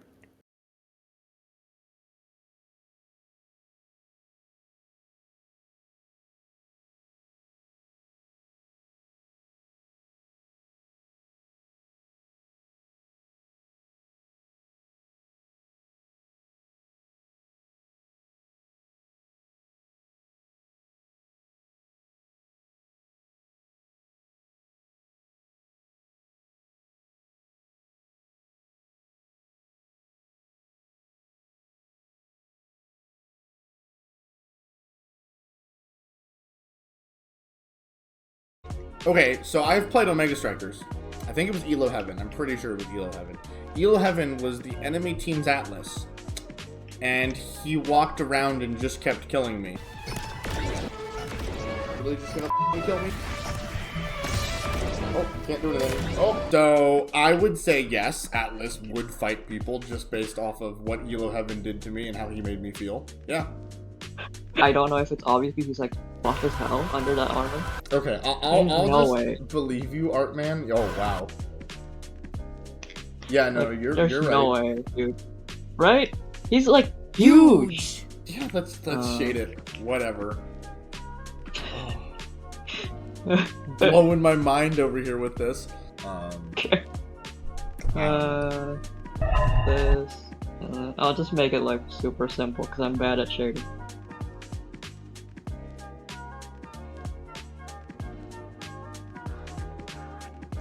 Oh. That's Damn. actually some kind of cool history. Wait, what just happened? I looked away from Atlas for a couple of seconds, and suddenly he's rizzed the heck out. What did I I'm miss? cooking. Don't worry, I'm cooking. What else I could add here? Okay, alright. Alright, time for the best part of this, where we both look at a picture of Atlas and make fun of you. Okay. Because Alright. I don't know what else we do here. So I need to point this out, but that's not what his orb looks like. You accidentally drew Orb of Ponder? Told me to. No, I asked you to. I didn't Strangle tell you to. I told you to draw him from memory. I will strangle you. My god. Okay. Alright. Moving on to more serious thing. Why did you give him fingernails on his gloves? Doesn't he have fingernails on his gloves? He better not. My bad. He has gold nail polish on his gloves. Aha! I really want to say that, like, I want to find the thing that you did really poorly, but, like, there's nothing here. Yeah, no, it's really hard to find. I probably got this part wrong. These. Because I don't remember the details. It's actually pretty solid. Like, Really? so, hey, great job. You did it. You drew Atlas from Omega Strikers. From them. Hey. If you could get your perfect Atlas awakenings, what's 5 awakenings are you getting? I'd get the glass cannon, spark of agility, what's the first one? Stacks, actually, monumentalist. That's the one that hits harder, right, guys? Monumentalist is the damage one, And yeah, and maybe timeless, I guess. yeah. Sure. Alright, draw all those, go. Ah!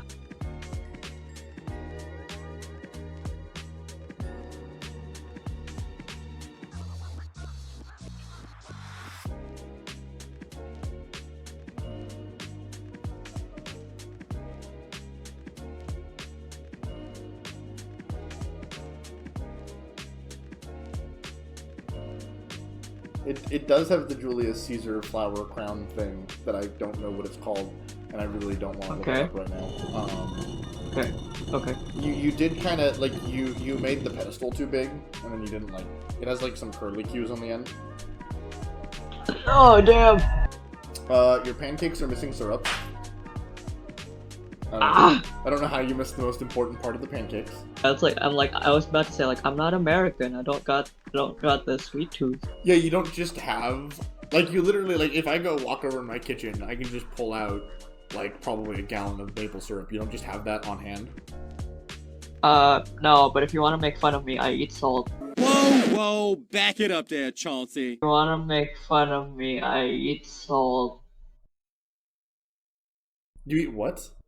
I eat salt. Like, I would just, like, get salt from, like, my salt jar, put it in, like, a little dish, and would just, like, put it next to my bed and just start eating it. You okay, man? You want to talk? Yeah. No, man, it's okay. Don't worry about it. Let's move on. I'm a little worried about it, but yeah, we can move on. Yeah. Perfect. You can just put that up there. Here's what you're gonna do. Uh-huh. You're gonna redraw this, but instead of a cute dinosaur knocking over the buildings, it's Atlas. Go. Okay. Forgot how to draw again. I feel like it needs to kind of like have like the same vibe to it too, so it needs to have like the cute face that you can see now. That's, I mean, yes. Yeah, you got it. We're doing great. I'm bad at drawing cute things, I think. You're not trying very hard, if I'm being honest. I'm not. I never try hard. I need to fix that.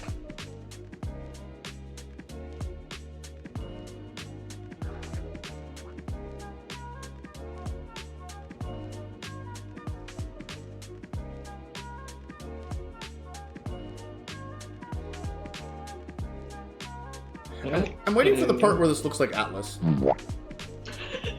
Uh.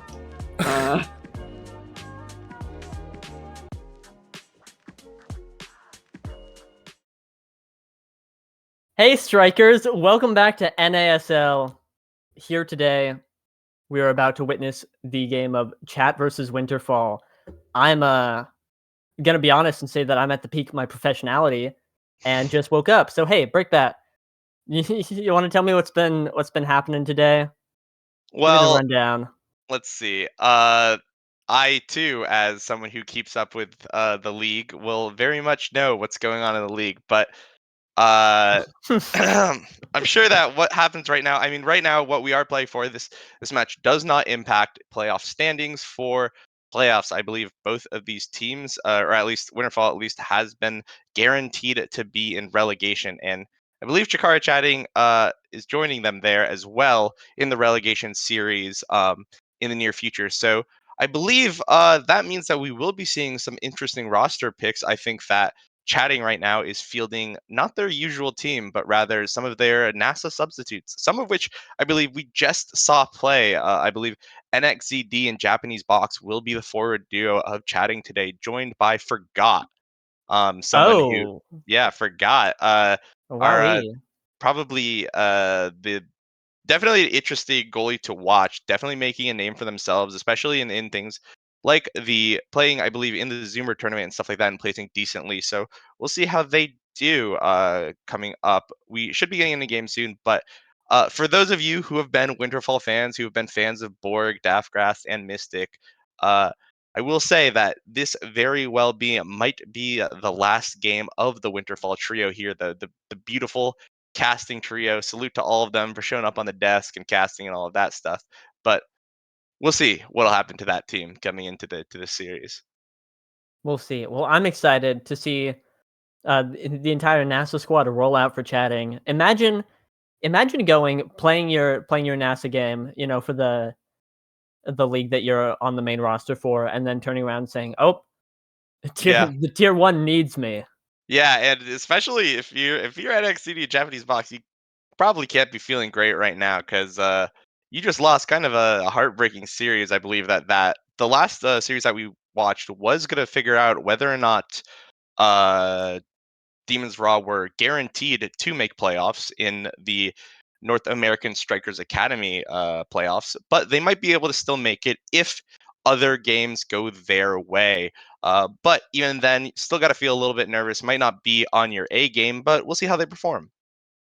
Right. I mean, obviously, these two teams, like you said, I cannot make NASL playoffs anymore, to my understanding. But I think the difference between NASA and NASL is still there, and so for an NASA squad to be rolling out against a team like Winterfall, it cannot be understated that even at the bottom of NASL, that's still such a powerful team to go into. So I'm curious to see how it'll shake out. I don't know if this is on stream, but my camera is doing some crazy things right now on the video. I look up and I see it, and I'm seeing it's like dynamically readjusting. I mean, it might not matter for you guys because Whoa. given what I know about my internet, you guys are probably seeing me in glorious 240p 2008 YouTube resolution here, and it's probably slightly tilted as well. I don't know. We'll see. It doesn't matter. We're getting in the game soon. You won't have to see this all very, very shortly. We are popped in queue right now, and we will be getting in very shortly. And I believe there we are. We will see what map we'll be getting for the first game of this series. No, we won't. No, we won't. We've been loading bugged. Oh yeah, hey, all 14 glorious pixels of you will remain. Well, I you'll tabbed. ignore me. Yeah. Yeah, you cast a wizard's trick on me and made me tab into the video. But then I also tabbed into the stream where you were inglorious at least 360. Oh, and I'm watching the stream back. You were in fact getting jiggy with it. Yeah, it was interesting because like seeing the video. Oh my! Oh, whoa! Someone save him! Wait! Someone help him! Do I have control of this power? I don't know if it's. Oh no! Is it my arms? Is it just random? What is like? Can we raise the roof? Can we? No, okay.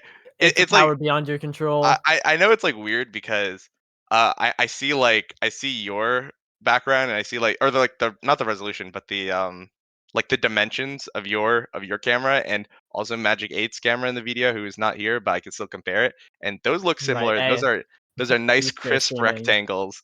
But I am Yeah, I you're am square. yeah, I'm square.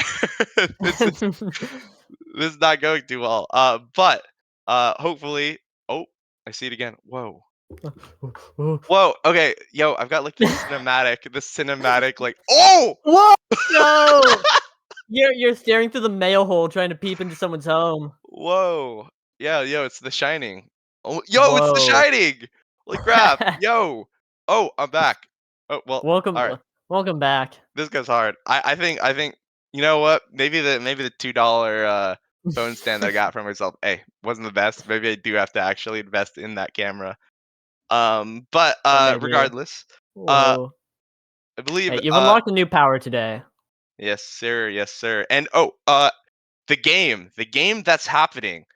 Yeah, what if we talked about the game? Whoa, yo, totally forgot about that. In the interference, but I know that we might be seeing something interesting here. I know I was talking with Davgrass and Borg before the game started. They said they might be doing something a little spicy. We'll see if they actually end up doing it or resort into something a little bit more standard. I know that versus Sad Boys, we saw the infamous Borg goalie, though in the latter you might know him as Gerben. But hey, maybe we'll see an appearance of that again, as maybe we are finally getting into game. The sounds are there. We might be looking good. I hear the crowd cheering in the background. Oh, Right, hold. any loaders? Any loaders? Any who uploading the game waiting. right now? Please. Hey, I'm begging you, please. hold Just on, wait. load. I have something. Hold on. I have something for this if this goes wrong. Oh, hey. Yo, shout out to Arcane Chicken inviting me to play Cave Crawlers right now. Yeah. Hey, shout out to you, Arcane. Hey. Hold on. I'm gonna see if I have something for this. Hold on. You certainly are rustling and grustling as we have loading bug again. Here we go. We have loading bug again. Wait, that makes no sound. Holy shit. Wait, no. No way, that makes no sound. I've been deceived. Like that, you have to spend more than $1 on your props. There we go. Oh, that loading bug. That sounds like how I feel right now. Yep. In the words of Frightfully Fresh, may his zombie soul rest in peace. Shout back. This bit sucks. Yeah, it does suck. You know what? It does suck. I'm gonna roll with it though, because I have nothing else as we have to talk through these loading bugs. Hold on. I got more. I got all of these. So for context, I got all these for Westy Wednesday. Just for Westy Wednesday. I know. At best, I have a spoon. Oh, but we loaded into game. Oh, Put that spoon away, boy. But it's Inky Splash, so it surfs up and all of that. Let's get all the formalities out of the way. Surfs up, splash him down. But hey, take a peek. Winterfall did have a little trick up their sleeve. It said 2 of their players are name off. That goes hard. Oh wait, no. I think that might be on your end. I do see him on my end here. Oh, well, hey, double loading bug will do that to a guy. Yeah, and as we see here, going into character select, it looks like Borg's Zentaro is actually on the table, and NXCD actually opting in to the much feared Zentaro mirror, something that I believe literally everyone in the North American Striker League proper has been avoiding so far this season. So we'll finally get to see Borg on his infamous character. Yeah, we're tuning into the fencing match. We get to see which player has studied the blade just a little bit more. And oh my god, we are team comping today. First of all, Atlas sighting. I don't know who it is because the only person on the enemy team I can see is Japanese Box. Hello, Vice. But hello, Vice. Yep. They're running a turbo damage comp with Atlas goalie to hold it down, which goes great into the Luna Zentaro that Winterfall is fielding. Yeah, and already forgot opting to field that Pauldron's expecting a lot of damage to come this way. Pauldron's has been kind of seen as a niche for a lot of goalies to pick when they feel like they're going to be under a lot of damage pressure, and with a Zentaro on the field, especially with a tempo swing start, that's something to definitely worry about, as already one goalie barrier down for Forgot. Japanese Box and NXDD now trying to walk back to assist the goalie. Japanese Box not really having much choice in the matter, as he is being sent one way and the next, and now he's going to be spending a little bit of time in the penalty box as Inky's gun now shoots for a little bit. Forgot now trying to get possession of the core, able to keep it away from Borg for now, but Borg one or two strikes away from getting that flip. The juice comes out for a little bit of extra momentum, but it's easily intercepted by Japanese Box. Mystic with Rune Pillar able to get some core pressure going down, and with a good strike placement, Atlas is a little bit too slow to catch up to it. First point for Winterfall. Yeah, also, perhaps I'm just a hater and not a knower, but does Mystic play Rune? Or is he just letting it rock? I mean, I respect it. I think he plays a little bit of Rune. I don't know if he's played it in a NASL game this season, but I know he's played a little bit of solo queue, and when he definitely did it when he played the Gumi 2 goalie. But speaking of the side of Winterfall, Borg will be spending a little bit of time in the penalty box. NXDD will also make Daftgrass give a little bit of time to reflect on his sins and wins the strike war against Mystic. MVP of that play, NXDD, first point over to chatting/Demons Academy plus Forgot. Oh, gold. Yeah, flash the gold emoji. Hey, let him know. You know, well, despite the first point really taking a bit, they and Chikara Chatting really just brought it back, just like that. The King got a double kill and was getting ready to mow down Daftgrass too.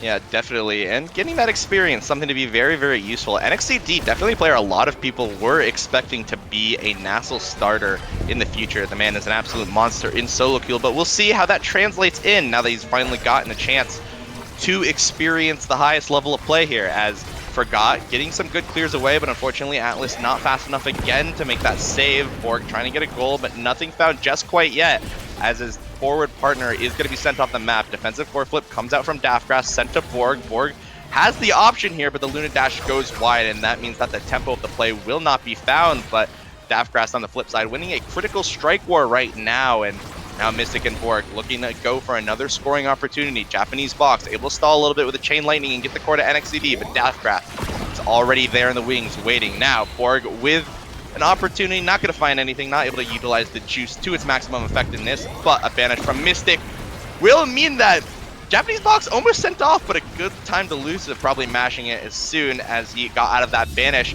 Past the NXCD will mean that he has a 50-50 shot against the Luna with no cooldowns, and the second point of Chikara Chatting will be scored. Yeah, wow. They're revving up and getting ready to run away with this one. The Luna goalie, like you said, not having any cooldowns. Super unlucky. I don't know, like, it happens. Yeah, and I definitely think that the matchup here to watch in terms of striker selection will be this Vice and Rune. Both Zentaros will be able to put forward so much damage because of the buff tempo swing that I think it will come down to which midfielder can kind of help in sending enemy strikers off the map. But let's talk about this offensive play right now. Daftgrass so low, Mystic not much to work with either, as Borg is sent off the map and the core is sent in by Japanese Box for the first set of Chikara Chatting. Yeah, wow. Hey, I'll own up to it. I've got my apology sheet out. I didn't think they had it. I thought this would be a Winterfall sweep, and early on it was looking like that, but hey, the 1-3 scoreboard doesn't lie. As we move into draft, I'm curious to see what NXCD takes. Rapid Fire. Interesting. Picking up the extra Zentaro primary. Specialized obviously falls to Luna. Great pick. Denies Vice. Ooh, takes Missile Prop. Primetime Rune. Oh, it's his time to shine. And dropping out pillars for days. 15 days and 15 nights of pillars. Yeah, though importantly, I think that primetime pickup could potentially cost Mystic a few KOs here, as the primary interaction with primetime means that you won't be able to do the infamous kind of the banish into double pillar combo to just immediately send someone off the map. So that might make the difference here in a lot of these KO battles between the Vice and the Zentaros. So we'll see how that pans out, especially as we get some damage scaling into coming into the second and third sets of the game. But for now, Daftgrass able to get a good steal on the goalie barrier, which means that the juice will be coming up. Nothing found of it though, and no cooldowns for NZXD's offensive, which means another point will be going to the side of Chikara Chatting as they send out their celebratory emotes. Yeah, hey, I didn't catch all of the last game, but I remember hearing all the casters talk at length about how well NXCD was playing, and it's happening again. Guys, we're back. NXCD is just running away with this game right now. But Borg, having something to say about that, a little bit of hope for Mystic, gets that barrier, and responds in kind. Yeah, and that's the veterancy there that we're talking about. Cool under pressure, able to get some nice combos with that Zentaro dash to make kind of an make the save kind of impossible there. So if Borg able to do that, he will remain at the top of the Zentaro hierarchy here. But we'll see if NZX. Oh my gosh, I'm just saying letters. NXZD will be able to say something about it, as already Japanese Box and NZXD answering with a goal of their own. Yeah, showing off a little bit of that synergy that I think they're really well known for. NXCD and Japanese Box always play really well. They both collapse in the bottom corner there. And we're able to sneak it in. But Borg says this Japanese Box character has to go right now, immediately, forcing Forgot to drop the Atlas ult. Yeah, and I was talking a little bit about it earlier, the potential damage coming out, and already Mystic spending a little bit of time in the KO box. But what I wanted to talk about specifically was the Luna versus Atlas pick here, where one will be able to help a lot of damage. Oh no, Borg is surfing right now. Gonna take a little bit of time swimming it out, but Daftgrass able to hold it down for now using the Luna dash. NXCD not able to find the KO, but Daftgrass looking so vulnerable right now, and unfortunately he loses the strike war, which means that the second set will be going over to Chikara Chatting. Things are looking up and up for NXCD and the crew. Yeah, again, they're just kind of running away with this game. We've seen 2 goals come out from Winterfall. One was a Borg pop-off moment. The other was a really well-placed shot by Mystic. Whoa! And whoa. Interesting.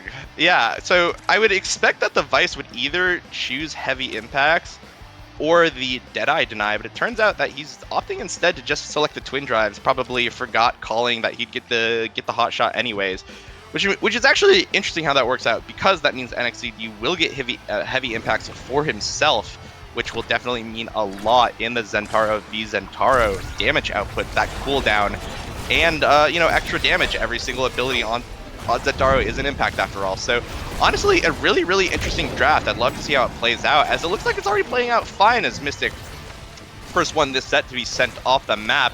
NXZD able to cross up Daftgrass with some excellently placed shots. Now Forgot walking up, trying to give some opportunity to his forwards, not able to find anything, but it was so close. But the pillar will mean that the juice will not find anything just quite yet. Forgot in Japanese Box trying to get the core out of their side of the field, and it will for just a little bit, but it's sent right back by Daftgrass and Mystic. Now Japanese Box and Mystic trying to get to the core first. Mystic will be the one to find it, though Borg is now sent off the map, which means we will be in a power play situation for a little bit. Now double banish comes out from Mystic, will stop the play in his tracks, and now Japanese Box will be staggered. Flip sends him off the map. We're now in another power play situation, but this time it's Winterfall favored, as NXCD low dodge, no stagger to work with. Pass goes through to Mystic, but whoa! Hot shot from Forgot will be finding this goal, as NXCD able to win such a critical touch on the core and able to get that point. Yeah, wow. Something we completely glossed over. Hey, this was a prize fighter tempo swing start? Guys, his damage weak, let me know. But I want to talk about Twin Drive take from Japanese Box. I think it was really interesting because I think that's a much more useful deny on Luna, who just, I think, Luna goalie who just wants that no matter what. So forces the Deadeye, you know, sad for Luna goalie. Oh, but letting NXCD get heavy impact there, I think is critical to their strategy. Yeah, definitely. And probably more more useful. More healing. Yeah, exactly. And that tempo swing going crazy. Yeah, absolutely. But speaking of, whoa! Speaking of that, damage not even needed right now is NXCD with a good strike off of the juice. Will be able to find the second point, and already we are 1 point away from Chikara chatting substitute roster taking the first game off of Winterfall. Yeah, wow. Hey, Borg taking stacks in a prize fighter game. I think a bit ambitious, but all stacks up right now, and that's the awakening that can, you know, get you to completely 1v5 games.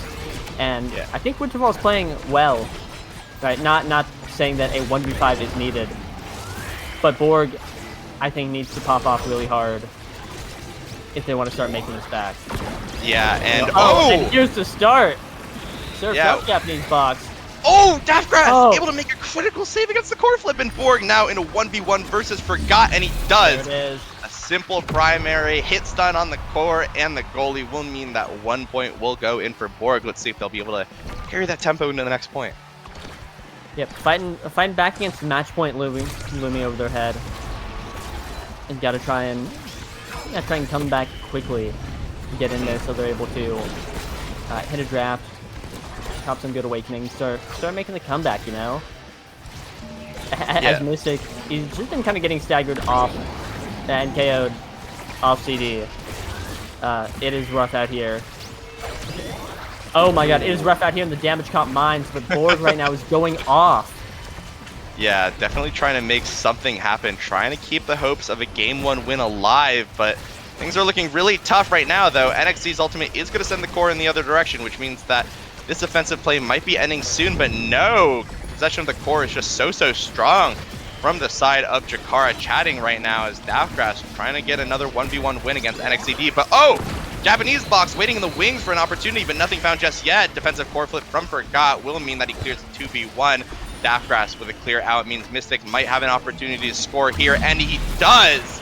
The missed first strike into the bottom pocket will mean that 2 points will go over to Winterfall, hoping to claw back the set. Yep, hey.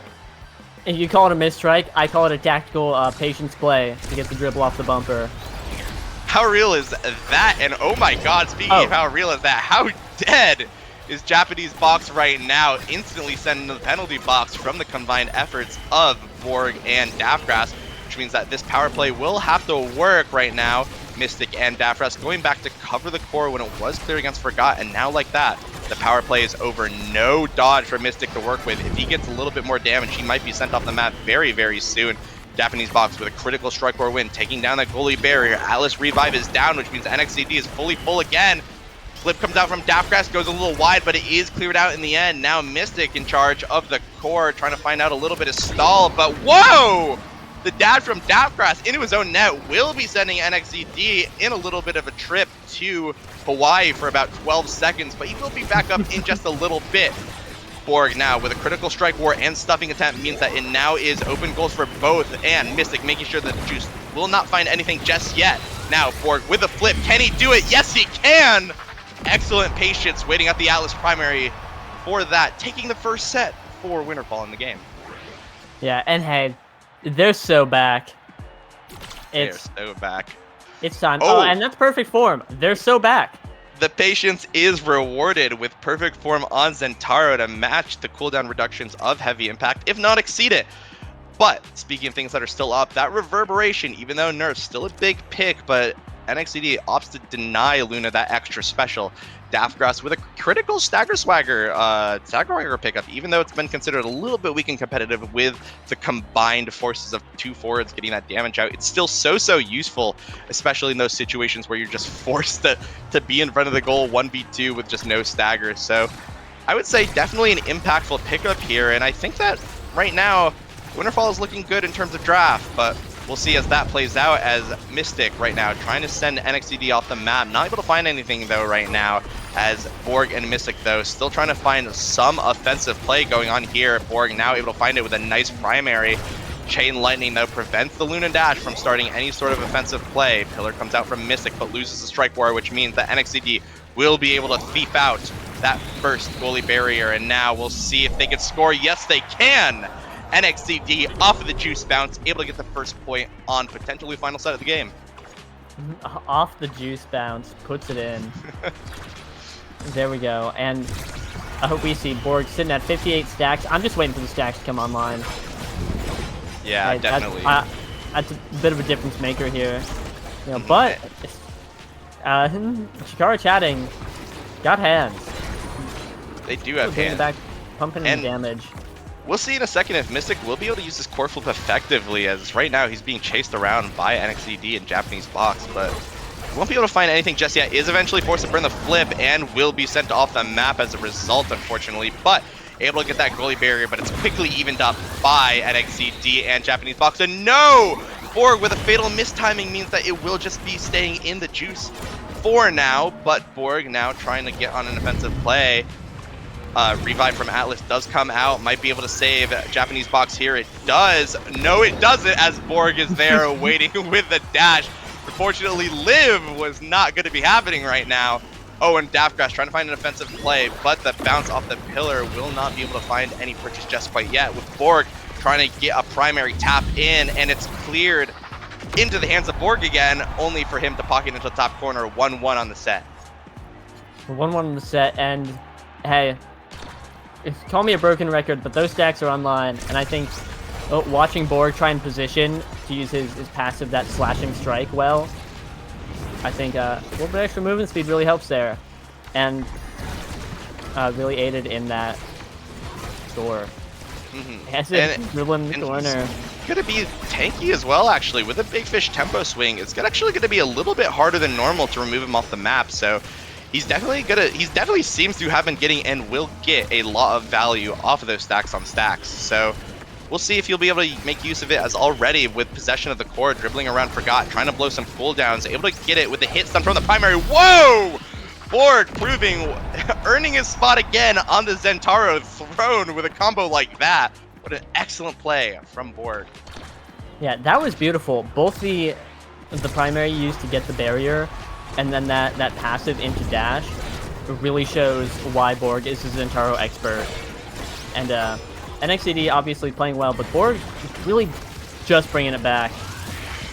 Yeah, and able to actually grab it with the core flip, that goalie barrier, but if Daftgrass is able to save it, no, he won't!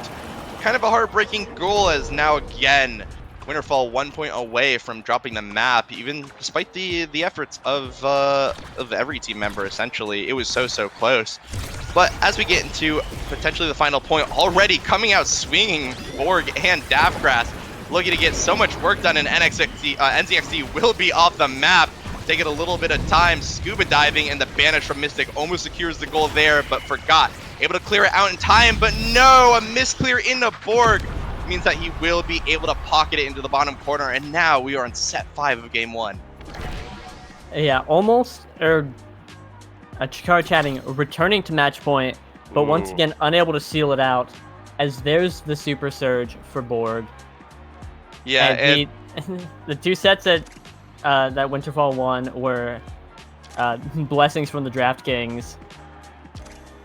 Yeah, and Super Surge, obviously such a massive pickup, but bulk up also for Daftgrass as well, even though he did not end up getting any of the tempo swing or stagger trainings or anything like that. It will be very useful, of course, synergizing a little bit with that stagger swagger to give him a little bit more tankiness, but the increased damage is also the kind of big thing to look forward to if you are on the side of Winterfall right now, and already we see the power of that Super Surge. Borg zooming around the map, flipping and spinning, shushing, ka-chow! You know, he's doing the anime thing as the juice comes forward now. Mystic able to win the strike war, but not able to confirm the goal. Daftcast with a clear bot side. And NXCT, I'm gonna get it right, Sion. I'm gonna get it right, Sion. Please, just give me one more chance. NXCT will be trying to catch the core right now, but looking back where we are right now, Japanese box with possession of the core, pass over to NXCT off the wall, not able to find anything just quite yet, but Whoa! Forgot with the expanse, Borg Dash going a little too far, Icarus too close to the sun. He will be sent off the map and spending a little bit of time, but Mystic is there, ready to get a nice shadow play, able to pick up for Borg's absence and get that first point in the game, or first point in the set. Yeah, Mystic watching his poor forward explode and die viciously in a Zentaro field accident, rolling up his sleeves and saying, "It's fine, I gotta do it myself." Hey, and those clutch plays will be so crucial here, as right now Borg and Daftcast able to make an excellent flip pass play. Whoa! Super Surge!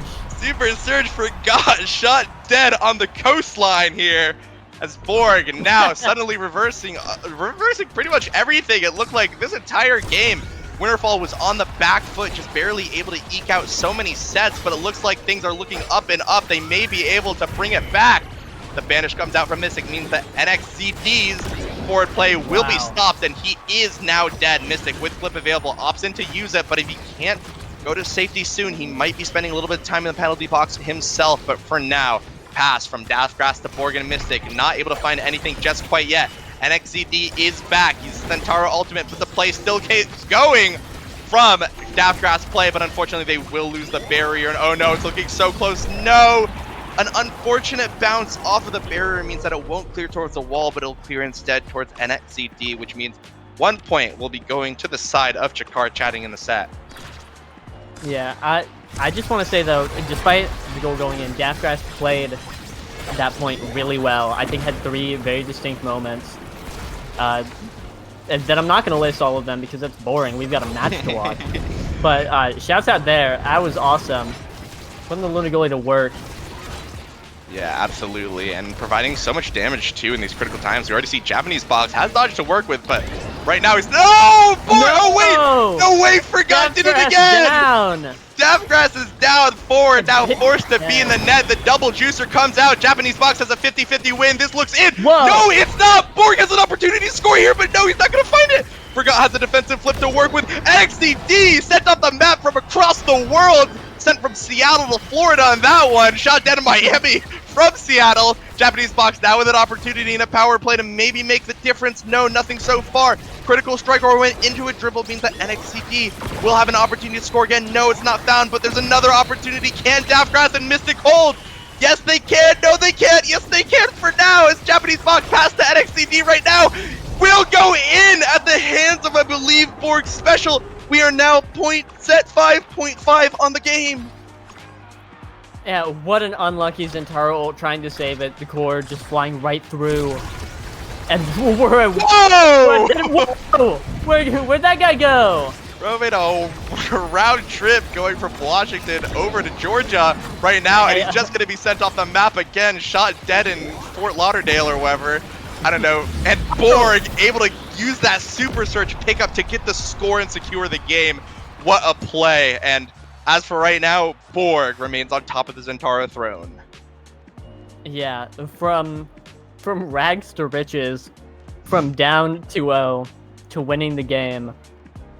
I think it's an completely uncontested Borg MVP for that match, bringing it back. And yeah, look at that damage number. Look at that damage. Yeah, 160 redirects, 45,000 damage, 8 goals. This man was doing it all. But look on the other side, actually. NXCT making a really good argument for himself. 11 goal participation on that, 10 goals to himself with even more damage, the 49k. This NXZD guy, you get there. Watch out for on that Zentaro pick. Definitely now some competition in the Zentaro neighborhood for top brass. So maybe we'll be able to see that more going into game 2. Definitely would be exciting to see. Well played from both scorers of the team, but in the end, it will be Winterfall taking it over in a clutch victory, which means we have the advantage for Winterfall going into game 2 if they will be able to close it out. We'll see in just a bit as we enter queue again. Yeah. Oh. Also, something to note. Forgot on the Atlas. Pulled a bit of an Iron Spear moment with 3 KOs. We saw 2 of them towards the end there, but I can't remember where the first one happened. It just like moted someone for fun. Yeah, somewhere in there. those were some crazy expanses, trapping Borg and Davgrass individually when they were trying to dash in to get the KO. That's definitely tech, and if Forgot is able to kind of repeat that going into the next game, we could definitely see the Zentaro mirror maybe swinging in the other direction towards NXCD's favor.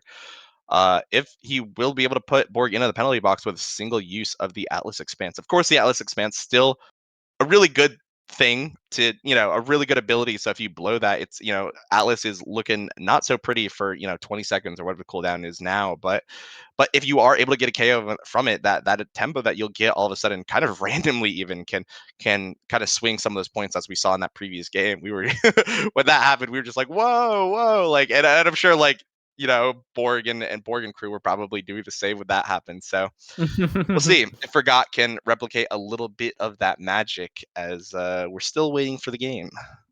Yeah, I'm curious to see whether Chikara Chatting will elect to go into the Zentaro mirror at all. I mean, obviously, early on, it was going really well. NXCD just mowing them down left and right with the help of Japanese Box's Vice. But at the end, it was kind of a Borg sweep. Yeah. Rose up and started taking everyone out. Yeah, So and I have to wonder if they decide it's better to ban the Zentaro, force Borg onto a less optimal pick, and try and win off that.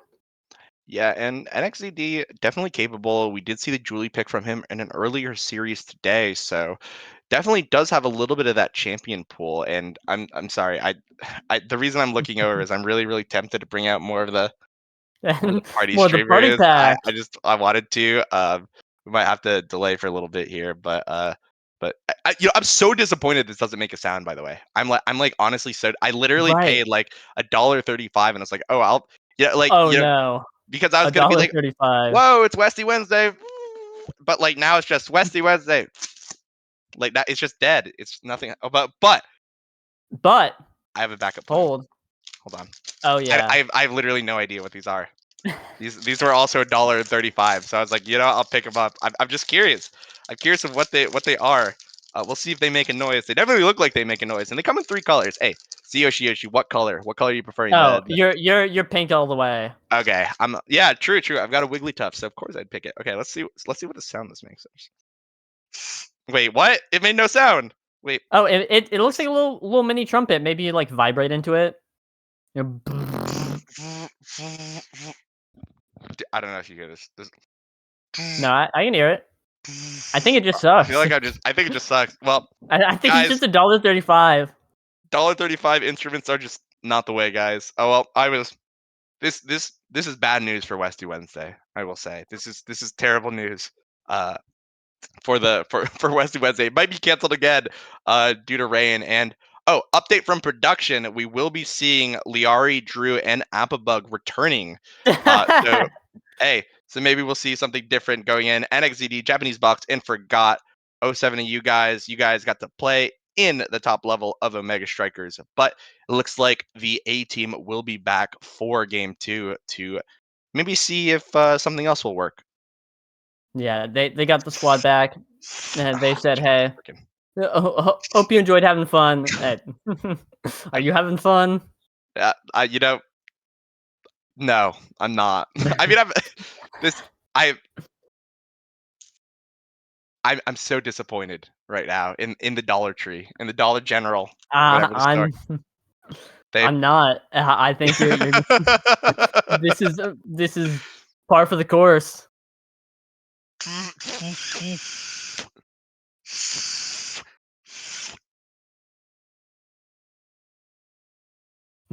Hey, this I'm is heartbroken. great.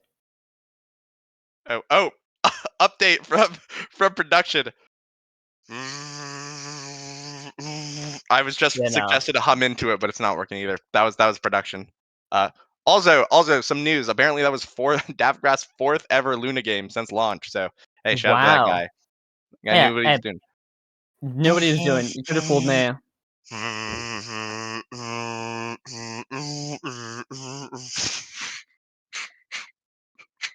This is. I'm on the edge of my seat watching this. I am a. Riveting has never hit harder, I think. Guys, this is reverberation thing that people keep talking about.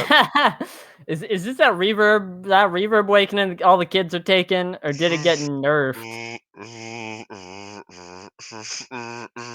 I'm trying to do Mary Had a Little Lamb, but this is just not working. Mary Mary had a Mary little had a lamb. little aneurysm and fell down the field. Unfortunately, Mary has lost her hearing, and maybe maybe the audience will be able to regain theirs as we are entering into game soon enough, and I will be forced to put this thing down to focus on the game. But for right now, we're still not a lobby. necessarily. It's Pop. It's Pop. We are loading. We got a little bit more time. Oh yeah, John Odyssey pull through here. Oh no. Oh, we're back at Inky Splash Zone. Hey, So do you guys like Inky Splash Zone? Because I think it's really exciting.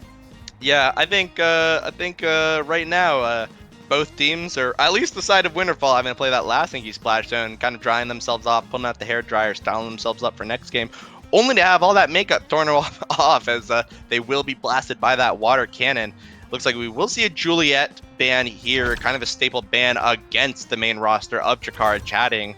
Appabug definitely a force to be recognized on that character, and some may even argue a little bit homeless without it. But hey, I'm only just a challenger player. I'm just repeating what I heard from other guys. So we'll see how that pans out, though, as Appabug now on the Asher, which has been a consistent fallback pick for him when he's not able to get his Juliet. Mystic selecting that Estelle, opting not to pick into that Amy Ford, something that he played quite a bit when he was able to play in the Season 1 of the North American Striker League. But for now, whoa! Borg on Luna. Whoa, sorry. If you squint your eyes a little bit, that might be Gervin making an appearance. The Borg alter ego here in a match. Maybe that midfield Liari Juno. So it looks like we have a lot of signature picks. The only person not on their signature pick this game would probably be Appabug, who has been banned out, unfortunately. But as we go surfs up yet again, as we go surfing, already Liari breaking one goalie barrier. Can they look for a goal? And nothing quite yet, but Appabug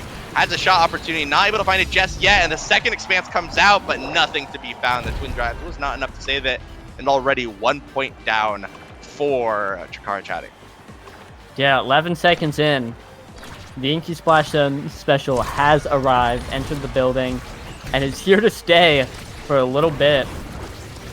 Yeah, we'll see what teams can make of it. But right now, one expands down for Evil True Danger, but he's playing so forward. It's reminiscent of those old days when he got that Orb Dancer to get him a little bit of speed. But right now, he's going to be on the defensive. Liari low and no dodge to work with, but the Celestial Intervention will mean that she's up and healthy again for this offensive play. Nothing quite found yet, but for now, if they just hold the goalie barrier, things will be looking good. Juice comes out, finds nothing though, and Mystic now trying to find a goalie opportunity. Nothing found. Slimes come out as well. Again, giving court control over to Liari. Can Appabug win the strike war? And he does! Through Daftgrass's flip, 2 points for the side of Chikara Chatting. Things are looking good.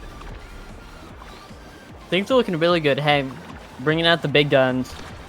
They said, we still want to win this one, and are doing just that. And winning it pretty cleanly.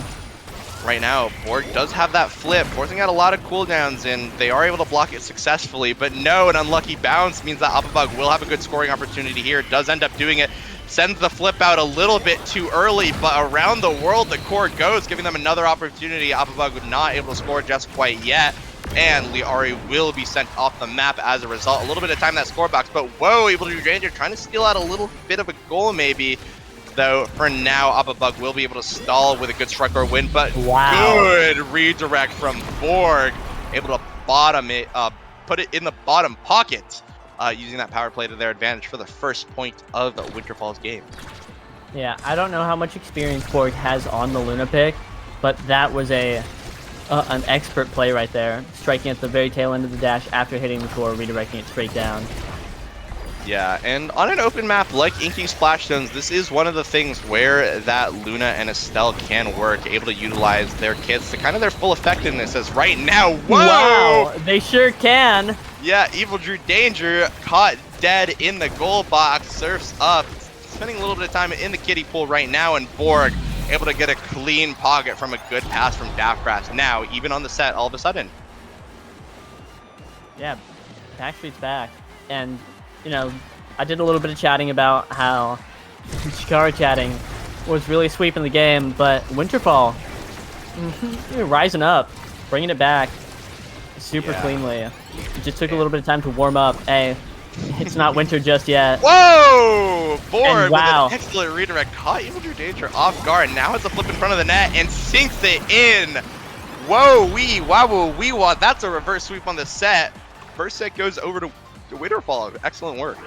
Yeah, I literally couldn't say it better myself. Whoa, wow, wee, wow, woo, wah. And here we enter the draft. Probably looking at a missile prop pickup for Borg, maybe quick strike if we're feeling like a bit of a striker. Yeah, and definitely. I'm not sure. Oh, big fish. Oh. Probably falling to. Oh, timeless. Whoa! Deny. Whoa, whoa, whoa, wow.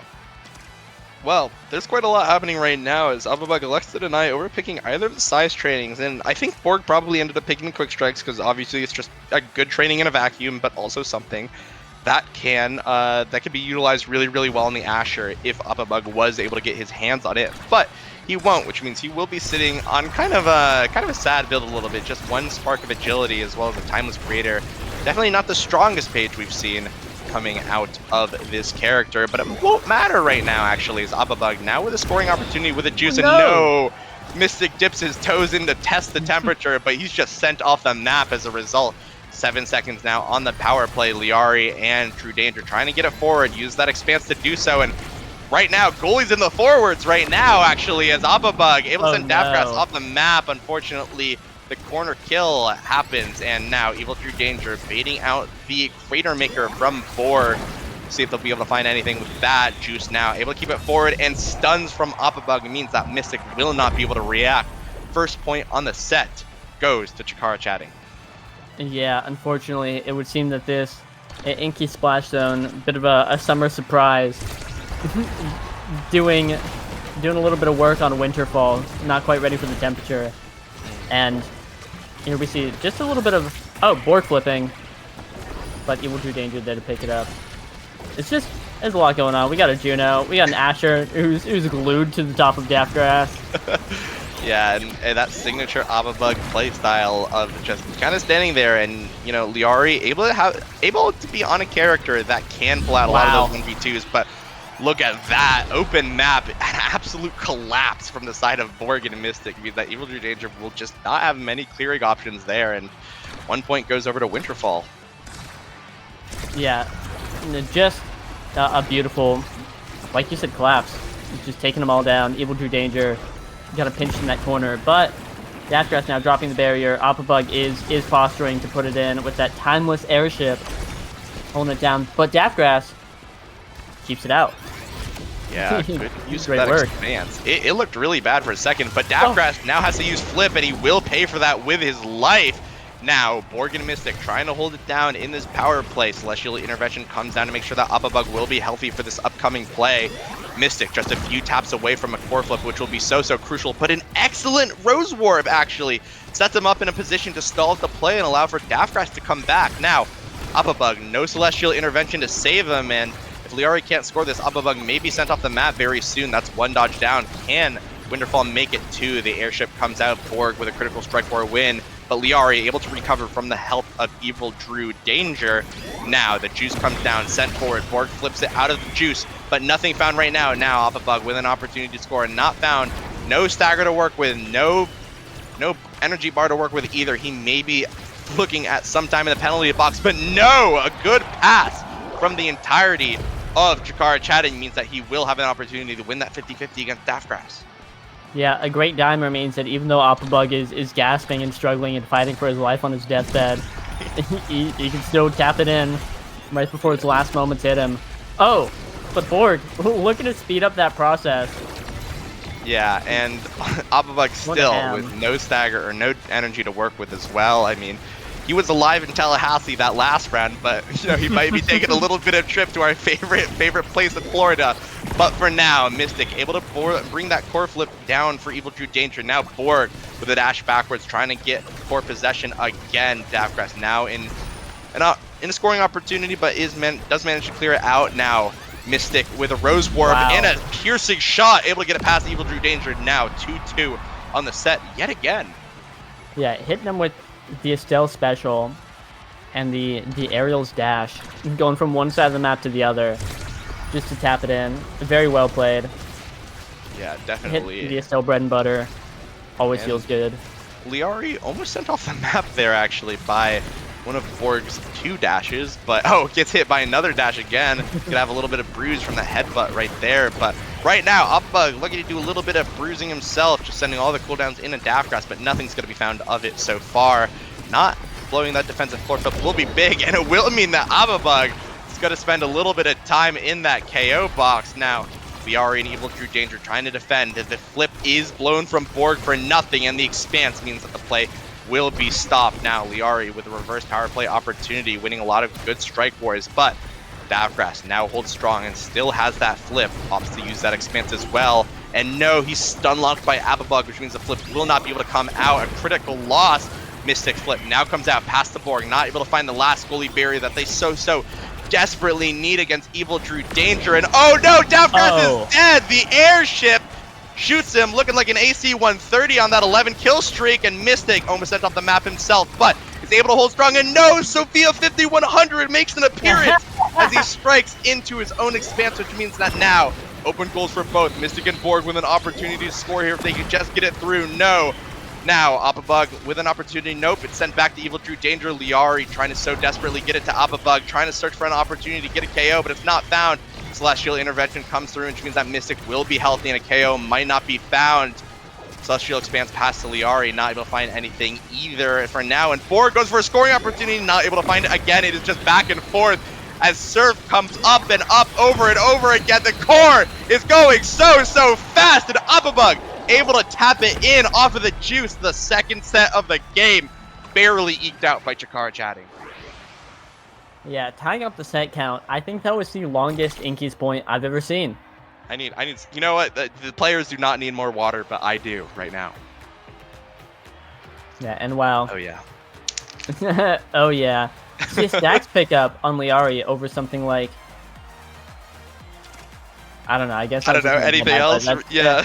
no. Stacks is a good pick. For some reason, I have Deadeye Juno Brain Rot from launch, but that's not real.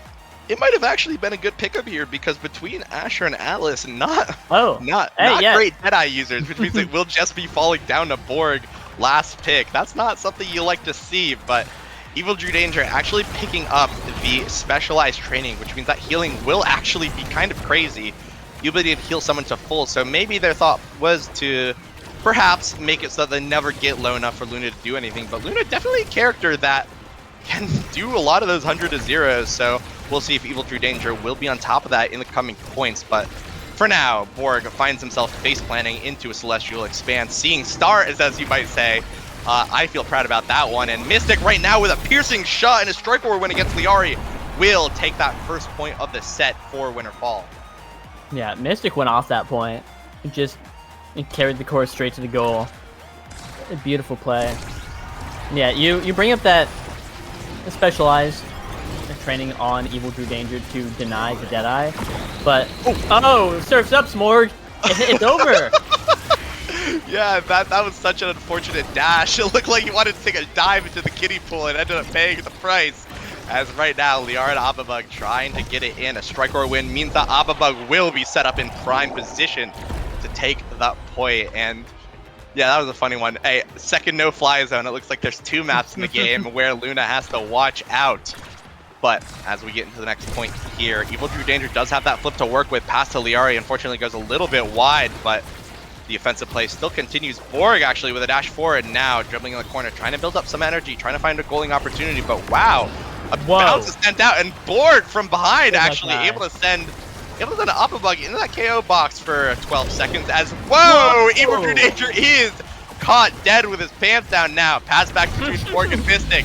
Able to set Borg up. He has flip for next round and doesn't even need it for this point as he gets it through with a dash past Liari. 2-1 favor of Winter Fall. Yeah, I really hate when I'm caught dead with my pants down, as it so often happens, but unlucky. And hey, as I was saying, the specialized training on Drew goes hard. Get that much extra healing, but it's on a 50-second cooldown. You can't stop something like what just happened there.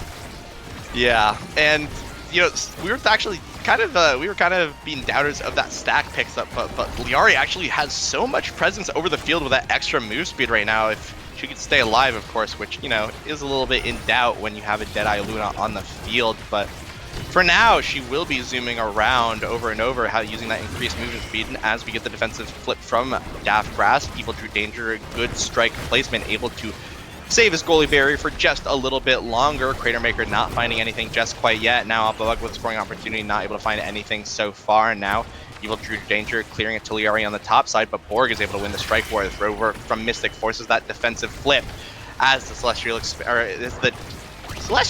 Stars, the Expanse comes out. No energy to work with though, and Borg already taking an opportunity for that, looking to maybe get a cheeky kill onto Evil Drew Danger, but for now, Liara and Appabug will not be going on a defensive play as the core is ping-ponging around, taking a little bit of trip here as, yeah, the core is just going. Appabug with another scoring opportunity, but it will be Liaru being the one who finds that the airship unfortunately goes wide, and Borg trying to get a sneaky goalie barrier take, but not able to find it. It is defended by Evil Drew Danger, but Borg right now has flipped in front of Evil Drew Danger if he could get it off, but no, nothing found right now as the defensive flip from Daftgrass comes forward to try to deal with some of Liari's pressure, and now Appabug looking a little bit scared right now as a good stun from Borg means that now both goalie barriers will be down. Flip comes out from Liari into the net, and Appabug is ready with the stun on Daftgrass. We are now at another 2-2 set. I feel like we've been seeing a lot of those in the series. Yeah, that was an insane angle there. A fudgy angle, if you will, up top. Unbelievable. It's just streaming. Unbelievable. Fantastic. It's so sad all the time. Well, speaking of people who are a little bit sad right now, Appabug will be down on that airship for just a little while longer, but Evil Drew Danger holds strong with the Expanse. The Crater Maker comes out trying to force Evil Drew Danger to board in that core flip, but he stays strong and actually will be punished for that. Wow, Borg actually sending Evil Drew Danger off the map and allowing that slow core to go in. What a great play. Yeah, he dribbled Evil Drew Danger off the bumper and cleared him, allowing the core to go right in. Holy. Yeah, and now, though, Mystic will be rewarded for that, has his pick of the litter of what he wants. Hold on, Energy Drew Danger moment coming in. Whoa. No! No! Well, he does have that specialized training, so the extra special will have actually so much value. Wait, I'm shocked. Fire Up and Catalyst are on the board. Well, it does drop to Liari. Maybe they made the assumption that Borg would have taken that Super Surge. I mean, you definitely want more damage, and Super Surge definitely gives that to Luna. Oh, yeah. So between the Twin Drive Super Surge Deadeye, I feel like Borg will be doing a little bit of a damage per second, as they like to say. Oh! You know? And already, and that dash hits hard. Yeah, that dash goes hard, and Evil Drew Danger cannot save it. And Appabug and Liari trying to answer in kind, but Mystic and Borg keep up the pressure. It is cleared by Evil Drew Danger for just a moment if Appa could find anything just quite yet. Liari still trying to keep the core up and in play, but Mystic is now ready to get it past her, and nothing found yet by Borg's dash, but we might be able to see a goal in. Oh no, such an unfortunate Expanse means that a point will be stolen away from Borg, and now they're only 2 points away from taking this second game. Yeah, hey, everyone gets one. These things happen, but of course, a little hard to take it on the chin like that. Whoa. When you're down a set and yeah, down a game. But Borg! Appabug. Oh! Yeah, and Borg absolutely pulling off daylight robbery on Evil Drew Danger stuff. An excellent flip, but it might not mean anything. Whoa, Borg is flying around again. It's a fly zone, actually, after a brief take it back. Yeah, Inky allowing the airplanes to go off right now. as right Oh now my Evil God. True Danger barely able to react in time to save that goal. Now Opabug on the offensive trying to find anything. Daftcrest though, clear to Mystic, clear to Borg, clear to anyone. Just wait out the juice, and now the juice goes in the surf's up. favor of Winterfall as Liari now will be drowning for just a little bit, but should be back in about 5 seconds to catch her breath. Opabug now losing his core flip, now has a 1v1 versus Daftgrass, elects to dribble and not take the shot, which is punished by the Rose Warp from Mystic. Now the juice is up again. Can Borg and Mystic maintain midfield control here? Yes, they can. The Crater Maker comes out. Borg trying to predict where Evil True Danger will clear, not able to find anything, but Mystic is there with the stuffing attempt, and Evil True Danger cannot clear because of his Celestial Expanse. And now, 1 point away from evening up the series. Yeah, Chatting's gonna need to pull out the big guns if they want to bring this one back, and that's what happened to Winterfall last game. It's definitely possible, but now fielding their main roster, it's time to see if Chatting can pull off the same thing. Oh! And the Egoist Mystic is sniped out of their speed. Daftgrass is having a terrible time. Being crushed by the airship.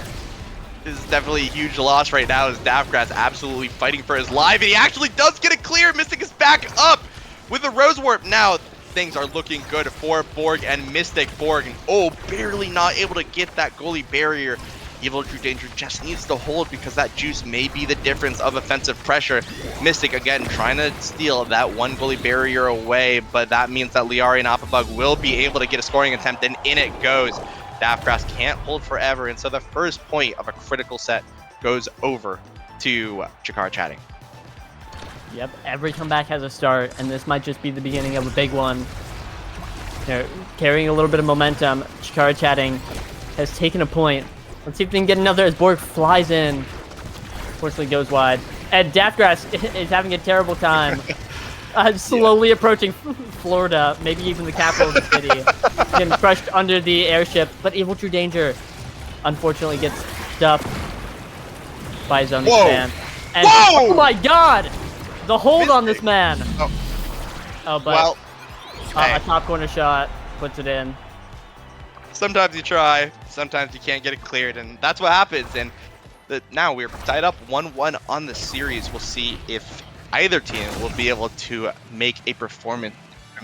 Wait, guys, I lied to you. I was giving you a 2. Well, it's 2-0, guys. Brickbat's here to keep. Guys, Brickbat's here to keep you on your toes. Make sure you're paying attention. Yeah. Get out the popper. Okay, wait, I'm coming at 2 probably soon. Well, yeah, Winterfall take the series. I forgot about that. I forgot that Chikara Chatting lost game 1. It was so close. Thank you, Saya, for catching that mistake. But that will be it for all of the NASL series of the regular season. When you want to see these teams again, you'll have to catch them in 2 weeks for playoffs, where the top 6 teams of the league will be battling it out for that coveted $7,000 prize pool. And we'll see what we can get from these teams, as I'm sure all 6 teams there are hungry and ready for action. But for now, we still have the final series of the North American Strikers Academy to cover, as PPL will be going against Party Rockers in the How to maybe see if they could grab and secure that first place spot going in the playoffs themselves. Yeah, a battle in NASA for first place spot. Of course, both teams making playoffs. That part's a foregone conclusion, but still, pick a first seed, or fighting for first seed.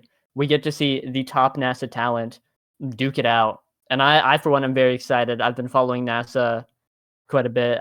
It's it's so interesting, and Party Rockers have just been kind of doing it up real nice.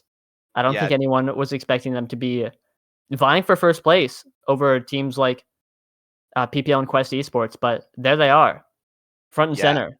Yep, definitely a team to watch. Always nice to see some of those West Coast teams go far in the league. But for now, I think we will be taking it over to a quick break, as Borg will take his series win and transition it over into a post-time show for you guys to see very, very soon. So we'll be back in just a bit, but if you want to see more competitive Omega Strikers, you will just have to tune in. Yeah, I don't know where I was going with Stay that. tuned. Nope. Stay tuned. Stay tuned.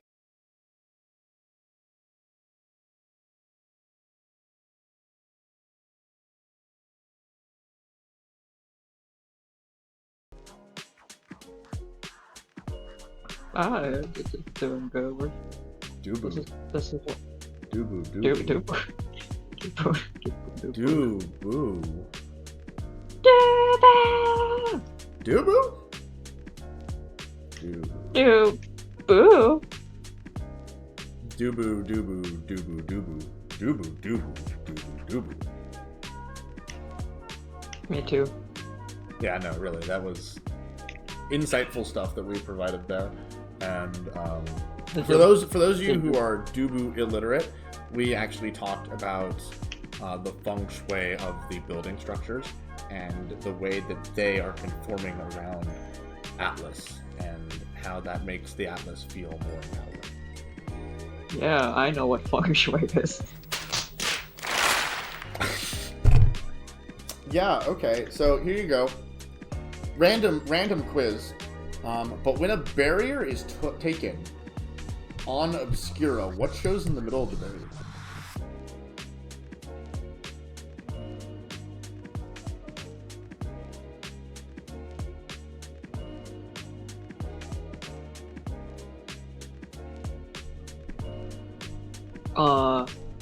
An eye. Ooh, A yellow eye. Look at you go. I don't know why. I feel like this needs like some stars on it. You're right. But like some little constellation. Yes! Oh. Okay, it's done. Oh, we did it! Oh my god. People wanted to find you and see like where you're gonna post this beautiful Atlas piece that you just made. Where would that be? How do they find you? They should be Cat 13. I don't know what to tell you. It's exactly the same as my name. Yeah, so you go to X, you go to X, and you go to HB Cat 13. Yeah, look at my art there. Send me money, please. Show them some love. Anyways, I don't know how to end. Goodbye.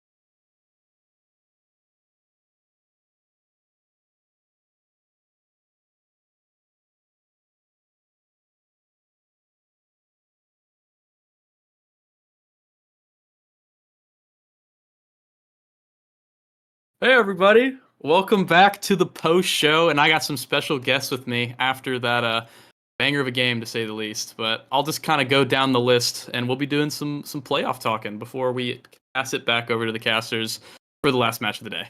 So immediately over right next to me, the Joker. How you feeling after today? Tough loss, but how you feeling in general? I mean, pretty embarrassed that we lost to Dubu Ford, but honestly, I feel like my team just we all just play more, get ready for playoffs, then we can beat anybody if we play good on the day. So I feel still good on playoffs. And we got the new Quidditch champion himself on. How you feeling? Did you watch your team play today, or were you a little busy?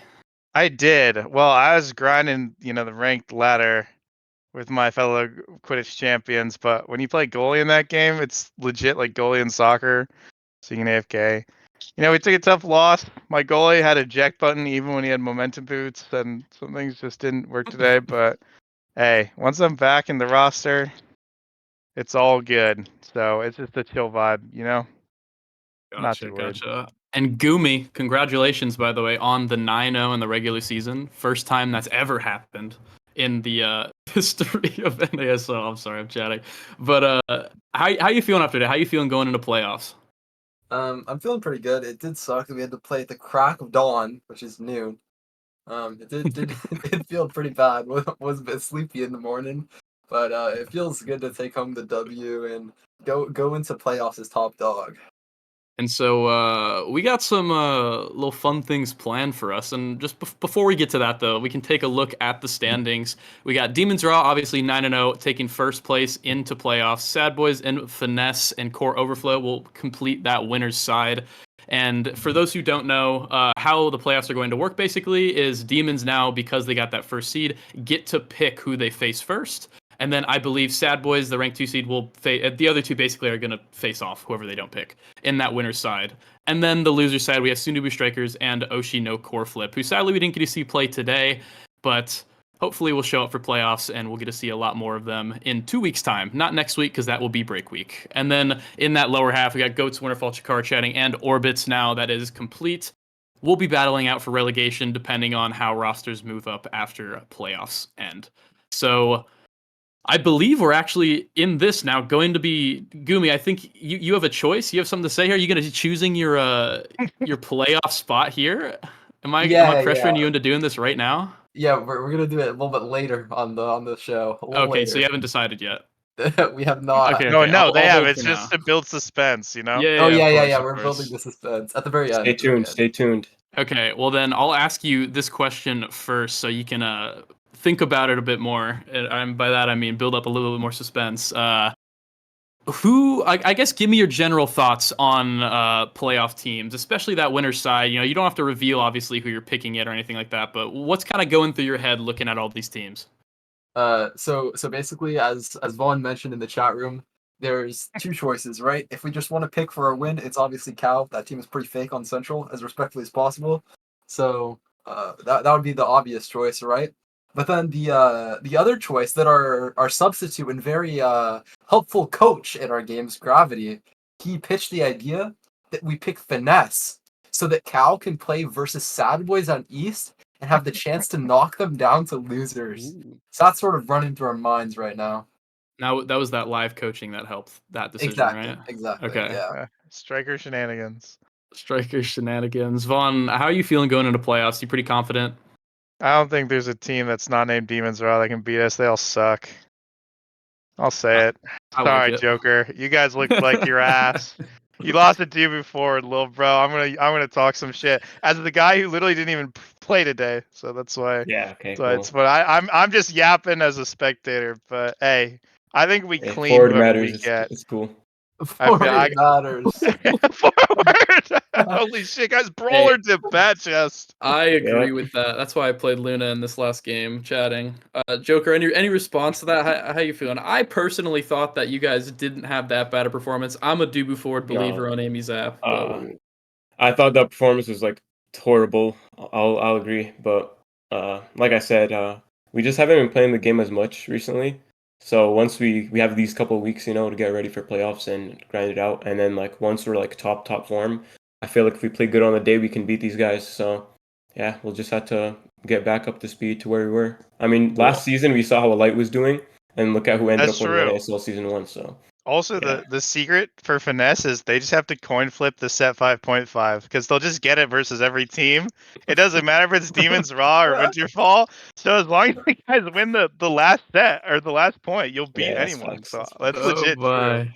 Well, I believe in you, Joker, since I'm not a competitor against you for this Thank playoffs. you. I believe. Also, Lilybun was playing absolutely out of her mind today, so I think with that type of performance, I think playoffs is going to be looking entertaining to say the least. I think no matter what game. So I hope all of you guys are happy with the regular season so far, and I mean that's basically concluding the regular season.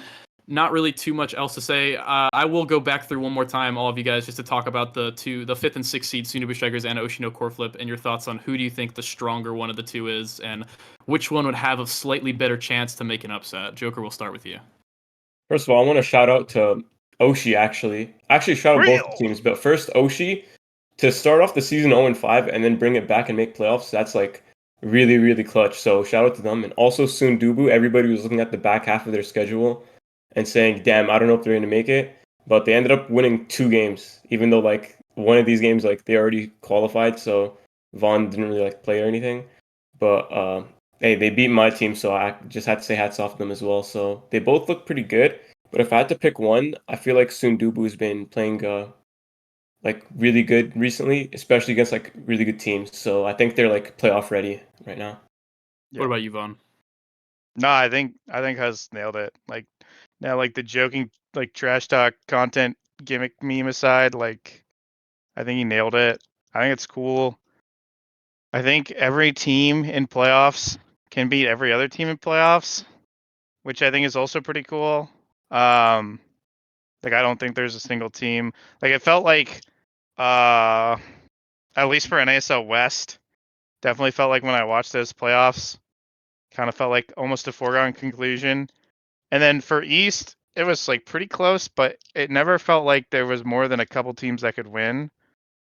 But it's cool that I feel like, I mean, Sundubu beat Finesse, beat Sad Boys, and took a game off of Demons Raw, right? Whoa. They did not take the game off Demon's Raw. Let's be They clear. literally did though. Wait, they did. Wait, Are you no, we smoking It was didn't. 2-1. We beat them Yes, they 2-0. We did. beat them 2-0. No, it was No, you 2-1. didn't. No, we 2-0'd them. No, Yes, you we did 2-0'd. not. This I guy, played the man. series. We beat I them on watched Atlas the Lava, and then we series. beat them on I'm gonna Demon. need a staff Yo, intervention yeah, here. can Any we get- What? confirmation? Why am I being gaslit about a game I played No, in? Bro. okay. What? Okay, question. all right. I'm here. I'm You have unmuting. two. No, hold on, Gumi. You have 2 losses this season. One to us. What was the other one? Sundubu. What? Wait, you said Oshi, no? Wait, did you say No. Oshi? Oh, never mind. Bro.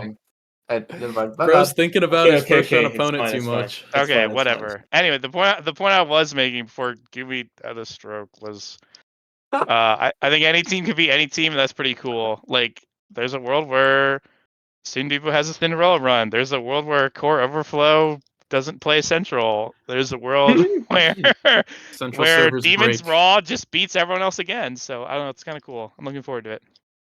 All right, and Gumi, what about you? Which same type of thing, or any other thoughts to add before we get to your final selection? We'll say that much. I think honestly Oshi has more of an X factor. I think Sundubu is more of a known quantity. You show up and you kind of know about the level that Sundubu is going to play on any given day.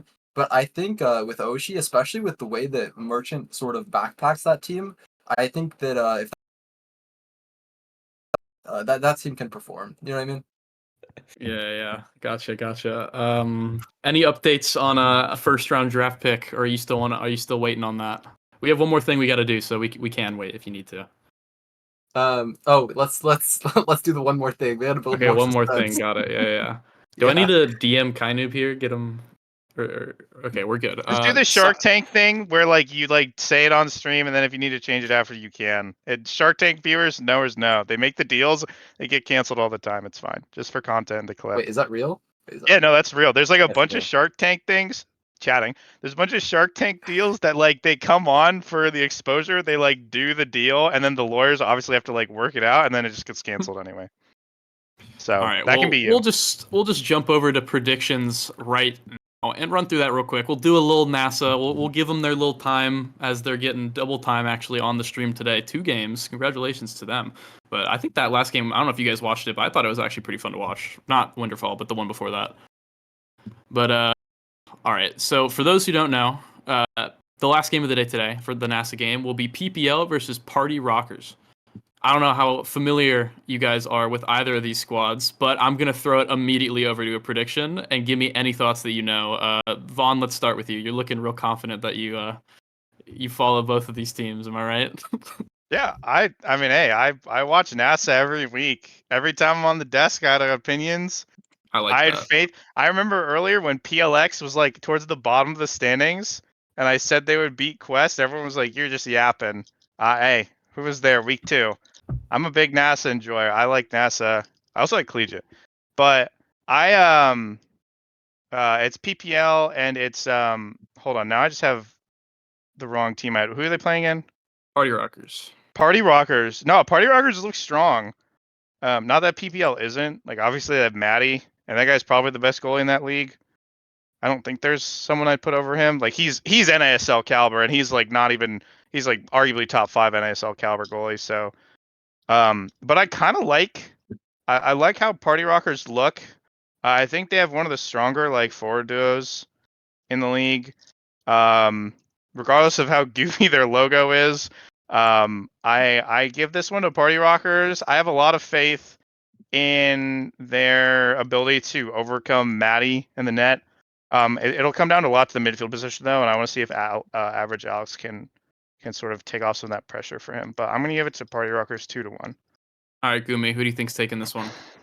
I mean, I'm definitely going to give it to PPL. I mean, that team is just so good. Matty, Beast, he could definitely compete in NASL, as Vaughn said.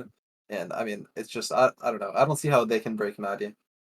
All right, Joker, what are you thinking? PPL? I know I'm they're your boys. I'm have to agree with my boy Gumi. I think the goalie role is weak, and yeah. It is though. It is though. Midfield is the only role that matters. We have to, as we heard from the stream earlier, we can't be sarcastic anymore because people start believing what we're saying. Okay. They I are meant to say, strong. not goalie's a weak. pretty Goalie strong is very role, strong. and Matty's really good at the role, so I think he can pull his weight. And the forward and midfield of PPL and Alex and Fire are also good players, so yeah, I got them winning. And midfield is the only role that matters, guys, in chat. It's facts. Bro, you're such a coper. Don't listen to him. You mean second Don't goalie, listen to by him. the way. Yeah. Let's just get that straight. Okay. I'm gonna put. I think it depends. I just coached Fiery, so he's coming off strong. By the way, Classic but, Borg. my actual reason I think it's PPL if Matty warms up with Mario Kart. If he doesn't warm up with Mario Kart, it might be doomed. But yeah, that's what I got to say. But valid. Finally, Gumi, you gotta give us something. Give us something. Let's end off the desk with some juicy tidbits. Who you selecting for the first round playoff pick? I don't know. Yeah. Is it time right now? It's time right now. It's time. Give us something. The undefeated over 2 leagues, never lost a game in any league, Demons Raw / Bounty Hunters will select to play in the first round, Core Overflow. Core Overflow. So, chat, for those of you who don't know, I will explain it real quick. So, Demons Raw, like I said earlier, they will be facing Core Overflow now with Gumi selecting that, which means that Sad Boys and Finesse will be facing up first round. Go away. So we got a banger of a playoff for you guys coming, not next week, but the week after. So make sure you guys tune in for that. Next week we'll be doing a little break week, so go take a little rest, take a little vacation, get off OS for a day or so, and then come back stronger. We'll have a nice little playoff for you. But yeah, that's kind of about it. Any other last thoughts from any of you? Any shout outs? Anything you guys want to say?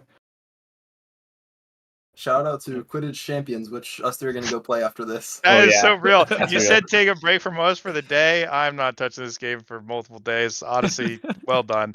Also, my God, I swear I have to overcome God's hardest battle with this Huss Bets guy in playoffs every season. Good luck, young man. I was gonna say it's awkward regardless for me to be here because if Gumi picks us, we're in like the same call right now, and him calling me out, and then if he picks Cal, he's it's essentially me and saying you you're right easier here. to beat. That's if he picks you. Yeah. Hey, why do you think I got all three of you in here? Hey, yeah, that worked perfectly. But yeah, I'm excited because it's always fun to play against Sad Boys. I love those guys, and we always have heater games. So yeah, can't wait. Alrighty. Well, Thank you guys for all coming on, and I will see all of you in playoffs. Good luck in your prep and your Quidditch champions after this. And I will pass it back to Brickbat and Zyoshi Yoshi. See you guys later. Bye. Bye.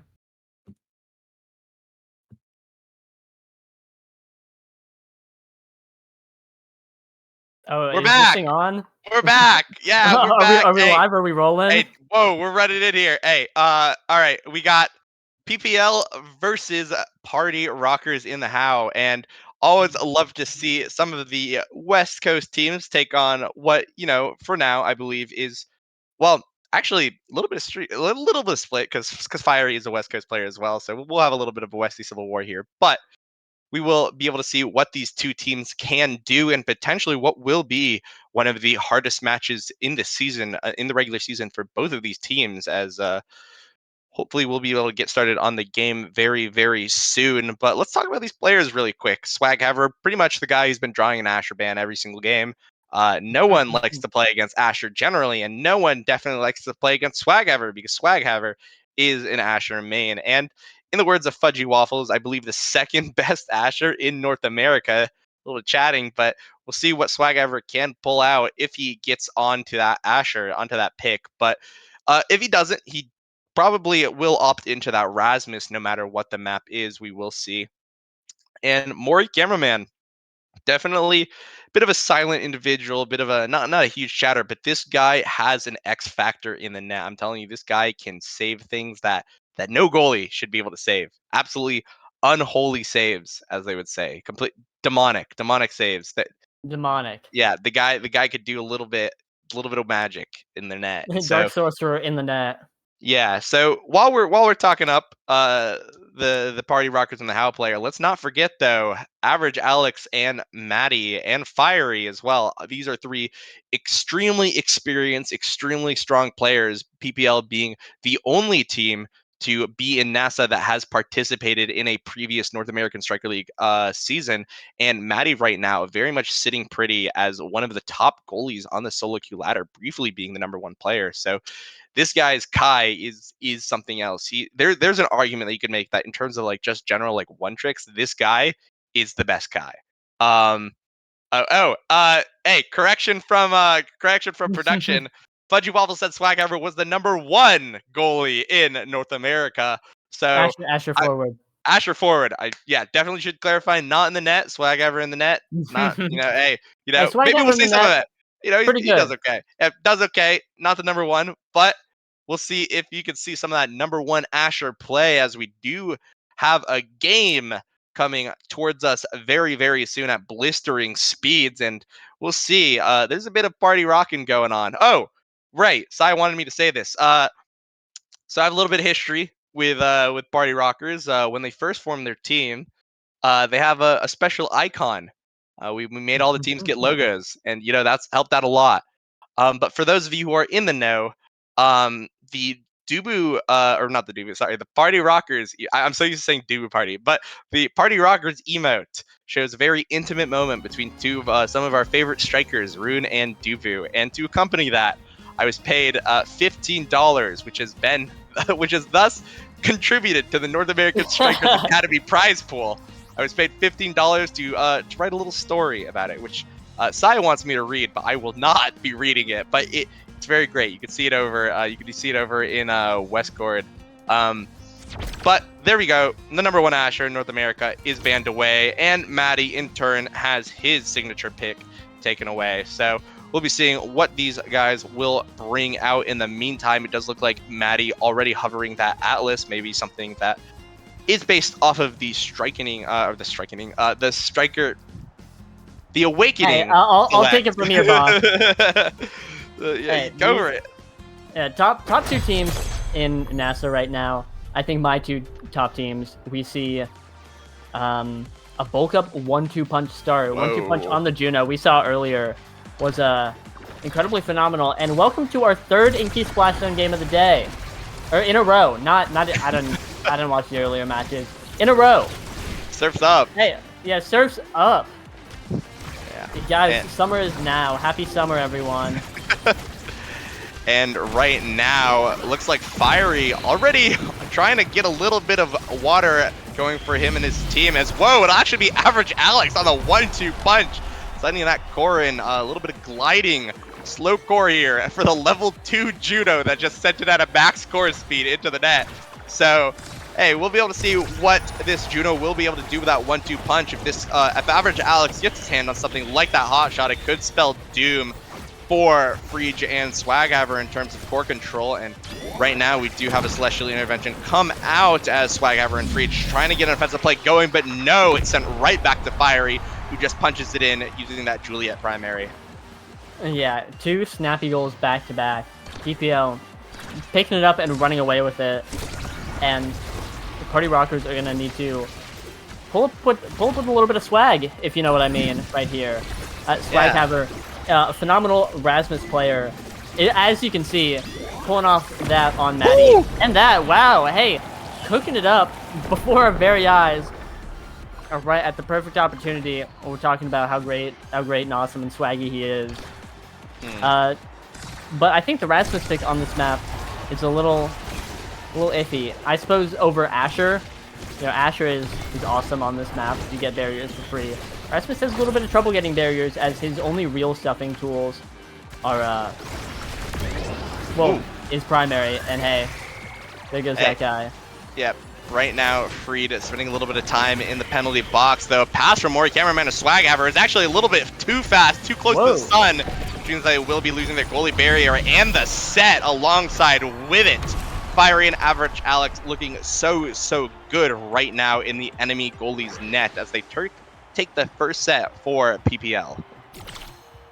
Yeah, PPL, you're running over them, looking like an 18-wheeler, out on the beach.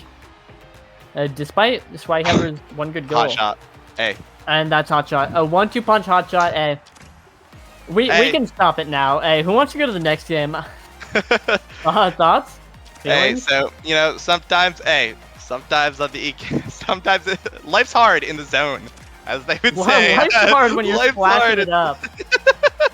And right now, Swaghaver, though, will be able to pick up his infamous quick strikes. Definitely a huge pickup for him in his mind. He loves this training. He thinks it's like the best in slot for every single character in the game, and he is very well practiced. But won't be able to use it. Speed has shown up. Yeah, and won't be able to use it too well as Fiery trying to get stuff through. Not able to find anything just quite yet. As whoa, the core is getting bounced around a little bit, interrupted before the dash punch could come out by Mori Cameraman. But still, it goes right back to Fiery. Average Alex now scoring in with the core speed. Wow, if he did not have hot shot or 1-2, that would have been saved by Mori Cameraman. But right now, Juno already with Exodia and making Party Rockers in the house crumble before him. Hey, this is the call that everyone watching right now. Hotshot is broken. And not just on Juno. Hotshot just goes crazy. And then 1-2 punch. Whoa! Who loves killing people out of nowhere. Yeah. Who loves hitting the core 30% harder. And right now, Swaghaver dribbling can only go so far. He does have a flip to work with, but it might just be his second point gone. As things are looking so brutal for Mori Cameraman. He just cannot. These clears are so impossible to make. I had talked about that X Factor, but that's an X Factor. It's not a miracle-making machine, unfortunately. And so 2 points already over for PPL, who are looking like the dominant seed coming in to playoffs for the North American Strikers Academy. But Swaghaver not going into that good night just quite yet, using that quick strikes advantage to get a little bit of core control and a lot of energy for himself. But right now, Average Alex and Fiery looking to go forward on the offensive, but a good pass from Frege over to Swaghaver. It gives them a scoring opportunity, but nothing found of it, unfortunately. Celestial Expanse does come out, nothing found just quite yet. Now Swaghaver trying to get some shots in, but nothing can be found, and this is just looking so hard. Maddie right now is holding it down on this Atlas, and so hard to get any sort of scoring opportunity, especially like you said, the Rasmus, not a character that has those same confirmed kind of scoring things like the Julie, like the Asher, unfortunately banned away from him. So we'll see if he'll be able to make a little bit of work happen as Frege also trying to assist, but that'll just cost him on his life as Fiery looking like a shark in the splash zone right now. Is core speed almost scores another goal. but Swaghammer able to save the core for a little bit, and it does matter actually as Mori Cameraman able to keep the core in play, but Average Alex trying to desperately get a point right now. Nothing found just quite yet, but Fiery is waiting in the wings with a dash punch, able to get it through Mori Cameraman and taking a second set for PPL. Yeah, PPL is really just running away with this one. Nothing left to say. And hey, Deadeye makes the core go even faster. Guys. Stacks pick. Yeah, Thank God. though this twin drive being up means that Alex, Fiery will have to deny it, overtaking something like the tempo swing, like the peak performance, but we'll see what the Atlases go from here. It looks like Maddie opting in for that cast to last Mori Cameraman, electing to get a little bit of speed, and Deadeye actually falls over to Freed. We'll see if he'll be able to use that, though, to probably maybe get a sniper or two from Average Alex, who has been playing a little bit close to the walls, and obviously with that stacks on stacks, a KO will mean quite a lot in the splash zone. Right now, though, going into the game itself, Fiery with a dash punch, sending Freed a little bit low on HP, but Mori Cameraman holds strong. And Freed with a piercing shot, able to get that first goalie barrier down, which means that the juice will be coming. Swaghammer, though, dribbling it up with those quick strikes, able to blow one cooldown from Maddie and set himself up for a perfect stuff into the net with Erasmus secondary. First point of the set goes over to Party Rockers in the How. Yeah, that build different coming in real useful right there, making secondary even bigger. And whoa. Yeah, whoa, core speed. It seems like Party Rockers is having a lot of trouble getting it through Fiery and Average Alex. I've noticed a lot of their shots, save for that last point where they, scored. A lot of their shots have been at the barrier have been from a long distance away, long enough for Maddie to react to it.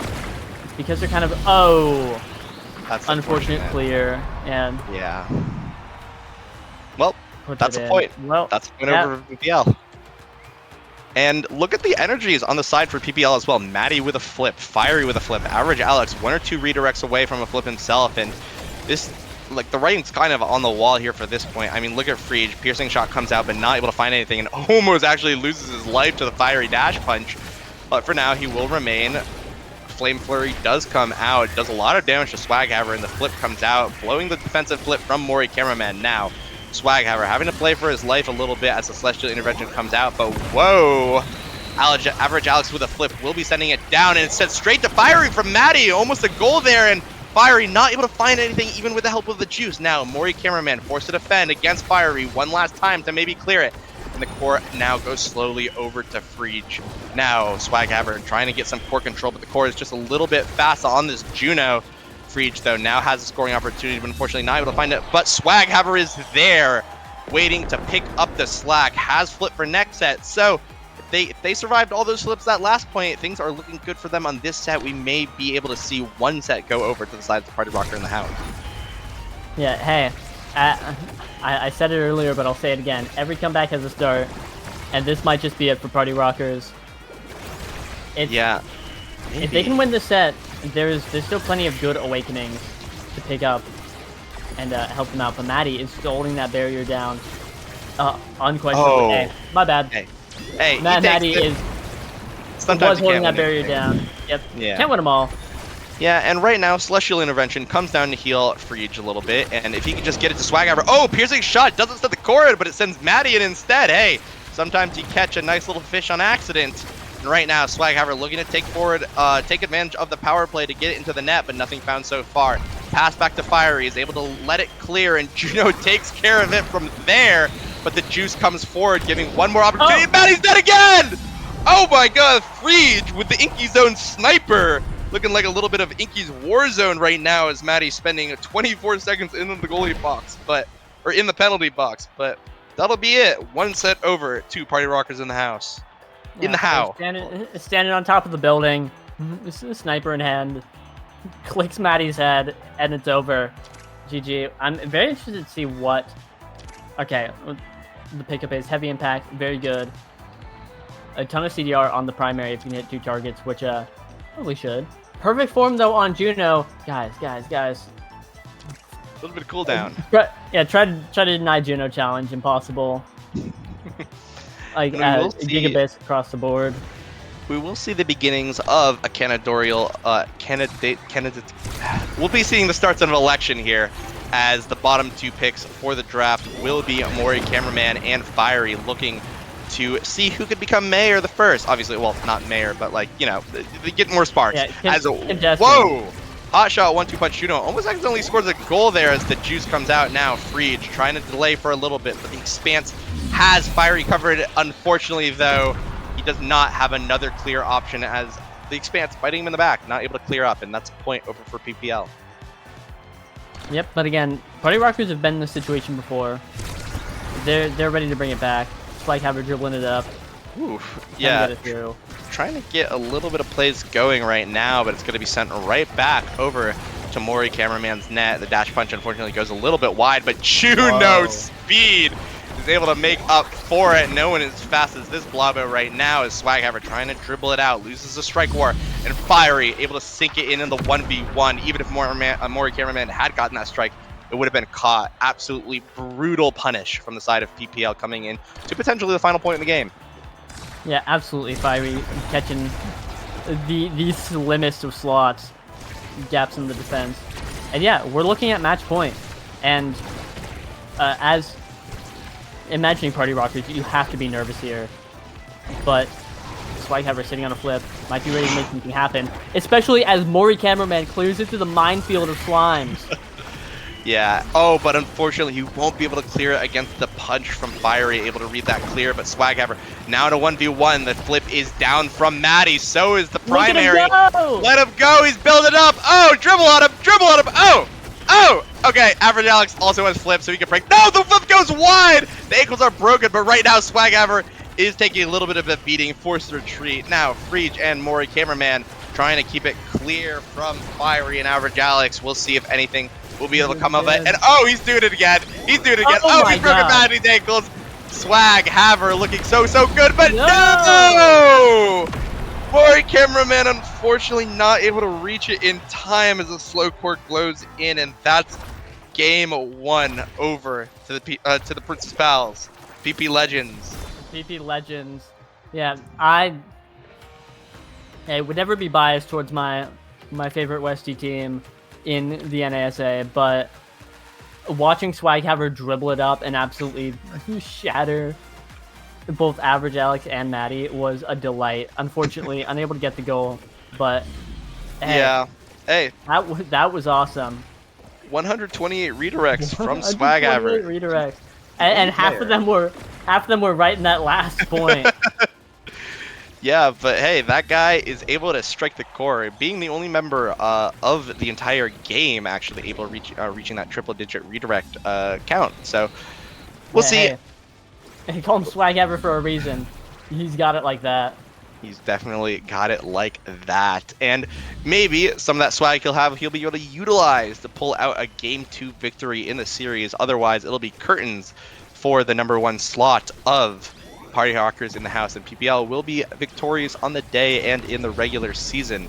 So we'll see if Fiery and Average Alex will be able to contest with it, as we are in queue for a second game here. Hey, I'm Atlas praying for a different map. Thoughts? Thoughts? I want to Yeah. cast a 4th Inkies game. Whew.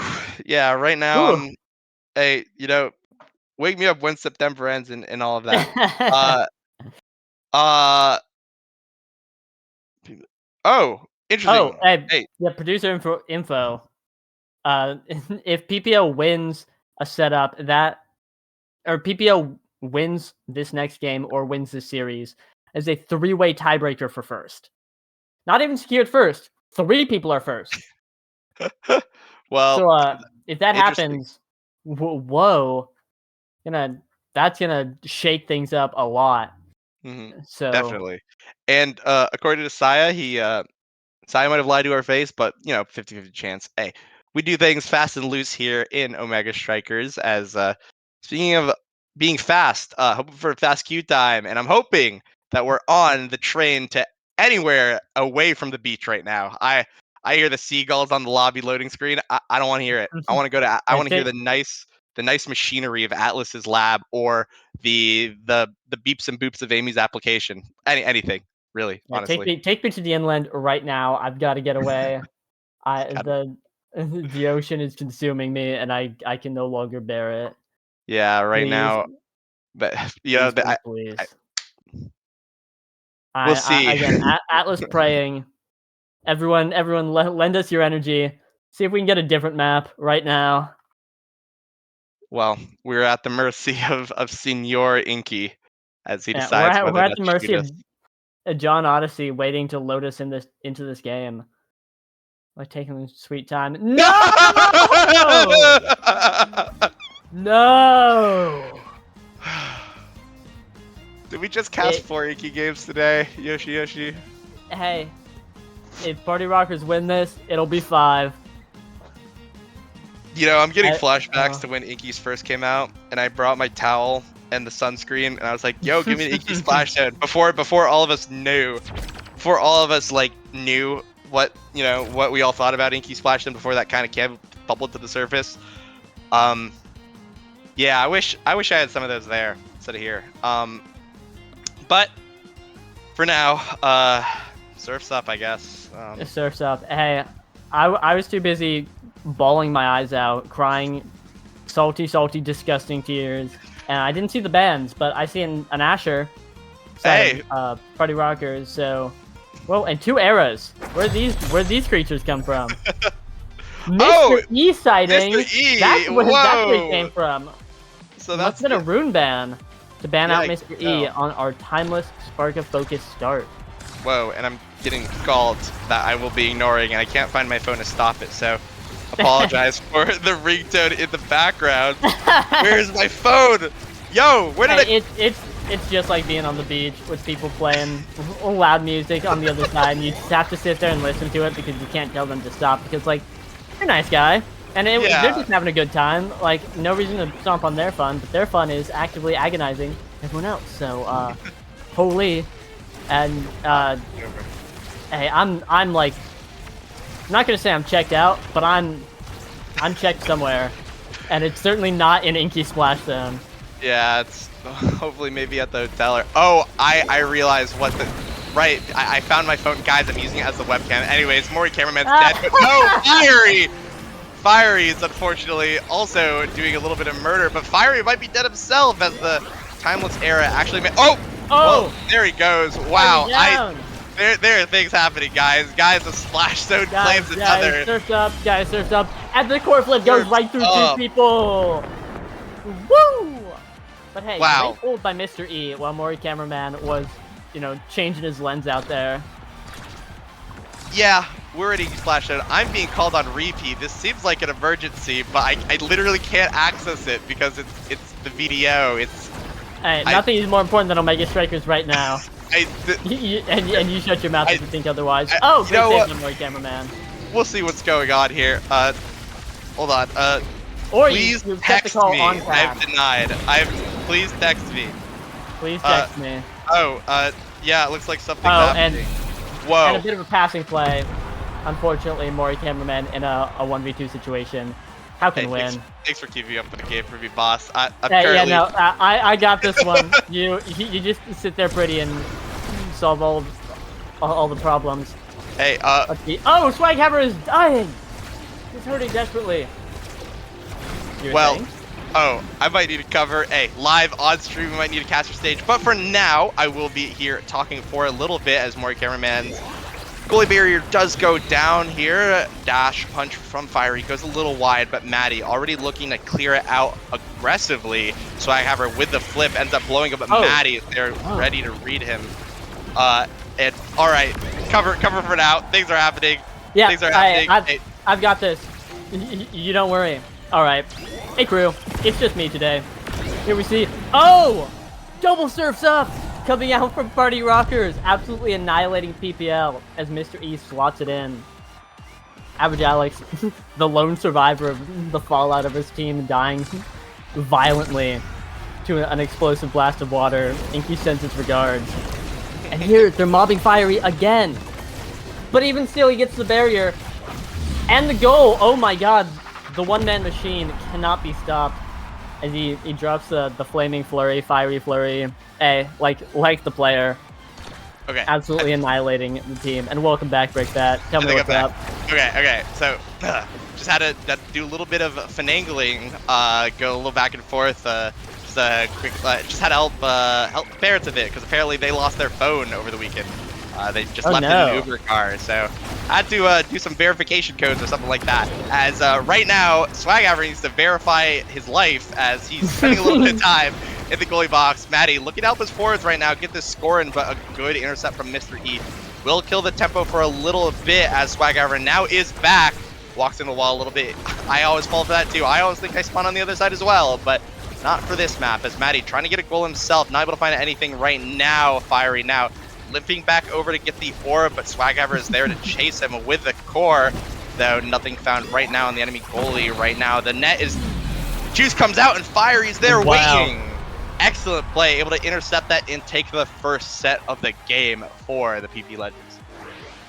Yeah, Fiery really just running this game right now. They're doing beautifully. Got Average Alex behind him, supporting in the midfield, retrieving the ball for Fiery to just pop off and win. And that's a Sparker. Sparker sighted. Castellass going to Mr. E. Classic. Quick strike being picked up by Average Alex. A phenomenal Era Awakening. Phenomenal Awakening, but it feels really good on Era when you're running around at Mach 10. Just striking it up. Stash going to Mori Cameraman. BD to deny Swaghaver, who picks up Bulk Up instead. Bulk Up, notoriously weak training. It definitely doesn't give 18,150,000. I got lost in the numbers. Sorry, that's my bad. It gives a lot of power. Yeah. Big number. And with that bulk up too, and the spark, that means if he does get his hands on Spark of Resilience, I don't know if it's actually gone or not. I don't think it was, but if he does get his hands, that will be like the double scaling right there. But it looks like it won't even matter. It's Fiery already like a shark in the waters, ready to pounce and get these goals. Not pounce. Sharks don't pounce. Swim. He's swimming. He's flying. He's swimming. Graceful. Yeah, the Sharks known for their grace. And you bring up Spark of Resilience. I think that's actually a great point. Obviously not guaranteed in the next set, but with Fiery collecting the sparks right now, Party Rockers, it's getting run down. They have to win this set, or just pray that Sparks don't show up on the next draft if they really want a shot at winning this. Because right now, Fiery is excelling in the election. The votes are in, the polls have been done, and the numbers are looking great. Yeah. The pre-polls. And that was such a brutal point from the PP Legends. I mean, they were maintaining the triangle and actually using that terrain created by the Juice. But the Juice, oh my God, he has flag. The Juice giveth and the Juice taketh, as Average Alex taking a little bit of time in the pool as well, and Maddie also getting pushed over as Swaghaver again using a little bit of that swag to get a point. But for now, Mori Cameraman will have to hold it down. Yeah, shout out to Mr. E on that point, able to convert it into a goal there with a nice shot. But also, oh no! Swaghaver swept up in the Oklahoma Storms. Lost in the alley. Oh, and Fiery just sweeps this. I'm terrified for Party Rockers to look at this next draft because it could just be GG over. Even with 3 sparks. A 3-spark Juliet is so impossible to take care of. And there's the Spark of Resilience. Yeah, and we'll see. Handshakes all around. It's been real. And Average Alex has to pick the litter, too. Yeah, Fiery not first pick, though. Yep. And denying that spark, hey! Lied. Congratulations. The game is in.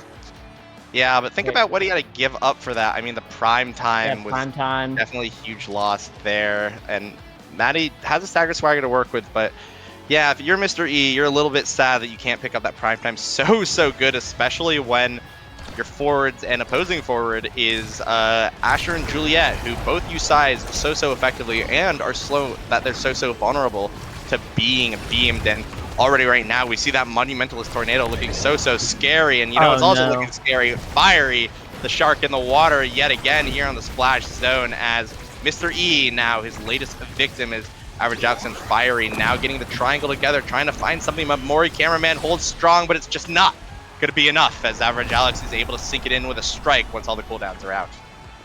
Yeah, Maddie walking up, making it happen. Wowie. It's looking like a dominant PPL performance having that NASL experience from before, hey, does wonders. Oh, Well, history is once again mowed down. Average Alex. absolutely brutal. Yeah, I'm a huge Party Rockers fan. I'm always going to be rooting for them, but I think this one's a bit of a wash here on EP Splash Zone. Bit of a wash indeed. Is right now though, Mr. E getting a little bit of damage on Average Alex. Maybe hopes of burning that flip in the future, but oh no.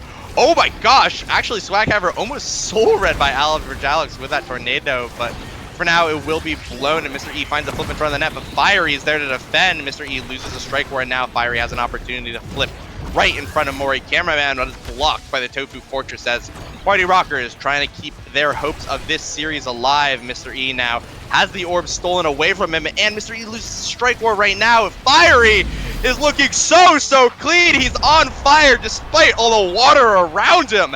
3-0 victory and a series win for the PP Legends. Yeah, Fiery, wow. the light that never goes out. The light Just that never goes through. out. Yep. Swept through the entirety.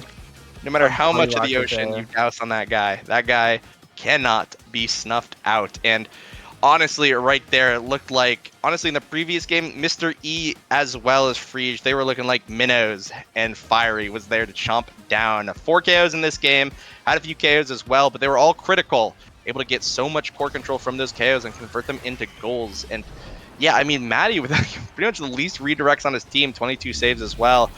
Guy was he had a lot of opportunities to play so far up because he trusted his forwards to win a lot of those engagements in the midfield and in front of the net. So you saw some of those plays that will be popping up in this replay here were enabled by that kind of play. And hats off to PPL. They're looking dominant going into the North American Strikers Academy playoffs. Yeah, and that means that the North American Striker Academy is facing a 3-way tie for first. 3 first place teams, all I believe with a 7-2. I think so. Yeah. I think it's a 7-2 ending. Yeah. So And definitely a good performance from all 3 teams. The Platinum exclusive Party Rockers in the house and PP Legends. I'll be looking forward to seeing all 3 of them play next weekend in lieu of the North American Strikers League. We will be seeing that team's playoff. As a reminder, every team who goes to playoffs will be going over to Liftoff for a chance to snipe out one of the relegated spots of the North American Striker League. But we need to focus on the playoffs to figure out who's number 1 down here in the academy. So stay tuned for that. That'll be here next weekend. But for now, if there's anything else, Mr. Yoshi64, that you'd like to say something now or forever hold your peace. Yeah, I've got a question. How will they decide the 3-way tie? I believe we're going to be seeing some tiebreaker series, if I'm correct or not. Can I get some? Ooh. Maybe I can get some clarification here from one of our other tournament organizers. They're figuring that out right now. Okay, well, we'll figure it out. We'll let you know as soon as it gets to us. Tiebreakers seem to be on, which is awesome. So I don't know if those will be streamed. I hope they will. That sounds really exciting. So stay tuned for that, and we'll see who claims first seed in the North American Striker Academy. Yeah, and the just kind of a season in review. The North American Striker League and the North American Strikers Academy have really been neck and neck, such crazy competitions, and we heard it a lot on the post show from Borg, Vaughn, Joker, and Dagumi. But things were looking really close over the course of the entire season. And that applies to the North American Strikers Academy. I believe it's definitely true here, where any team in playoffs can really take a game off of each other, and that means a lot when one single BO3 might determine the outcome of your entire season run. So definitely something to look out for in the future. And speaking of it, while we're here, also shout out to OSAS. We're entering the finale of that. The top 4 teams on Thursday will be duking it out to see who is top dog in season 2 of the Omega Strikers Amateur Series. So we've got a lot of conclusions coming up in the next couple of weeks here in the competitive Omega Strikers scene. So if you want to be up to date on all of that, !Discord to join the Discord and get pinged whenever those are announced and played. And if you're more interested in getting involved as well, make sure to sign up for OSAS in the coming weeks when registration opens up for Season 3 and !coaching, so you can put yourself in peak form for that. But otherwise, I have been Brickbat, joined by the Z Yoshi 64, and I believe we are going to an outro really soon, unless there's a producer update. Oh, yeah. They're telling us to say bye, get out of here. We're done. Bye. Okay, bye. Yeah, Show's go home. over. Yep. Eat See you dinners. later. Yep. Bye. Bye. Bye. It's been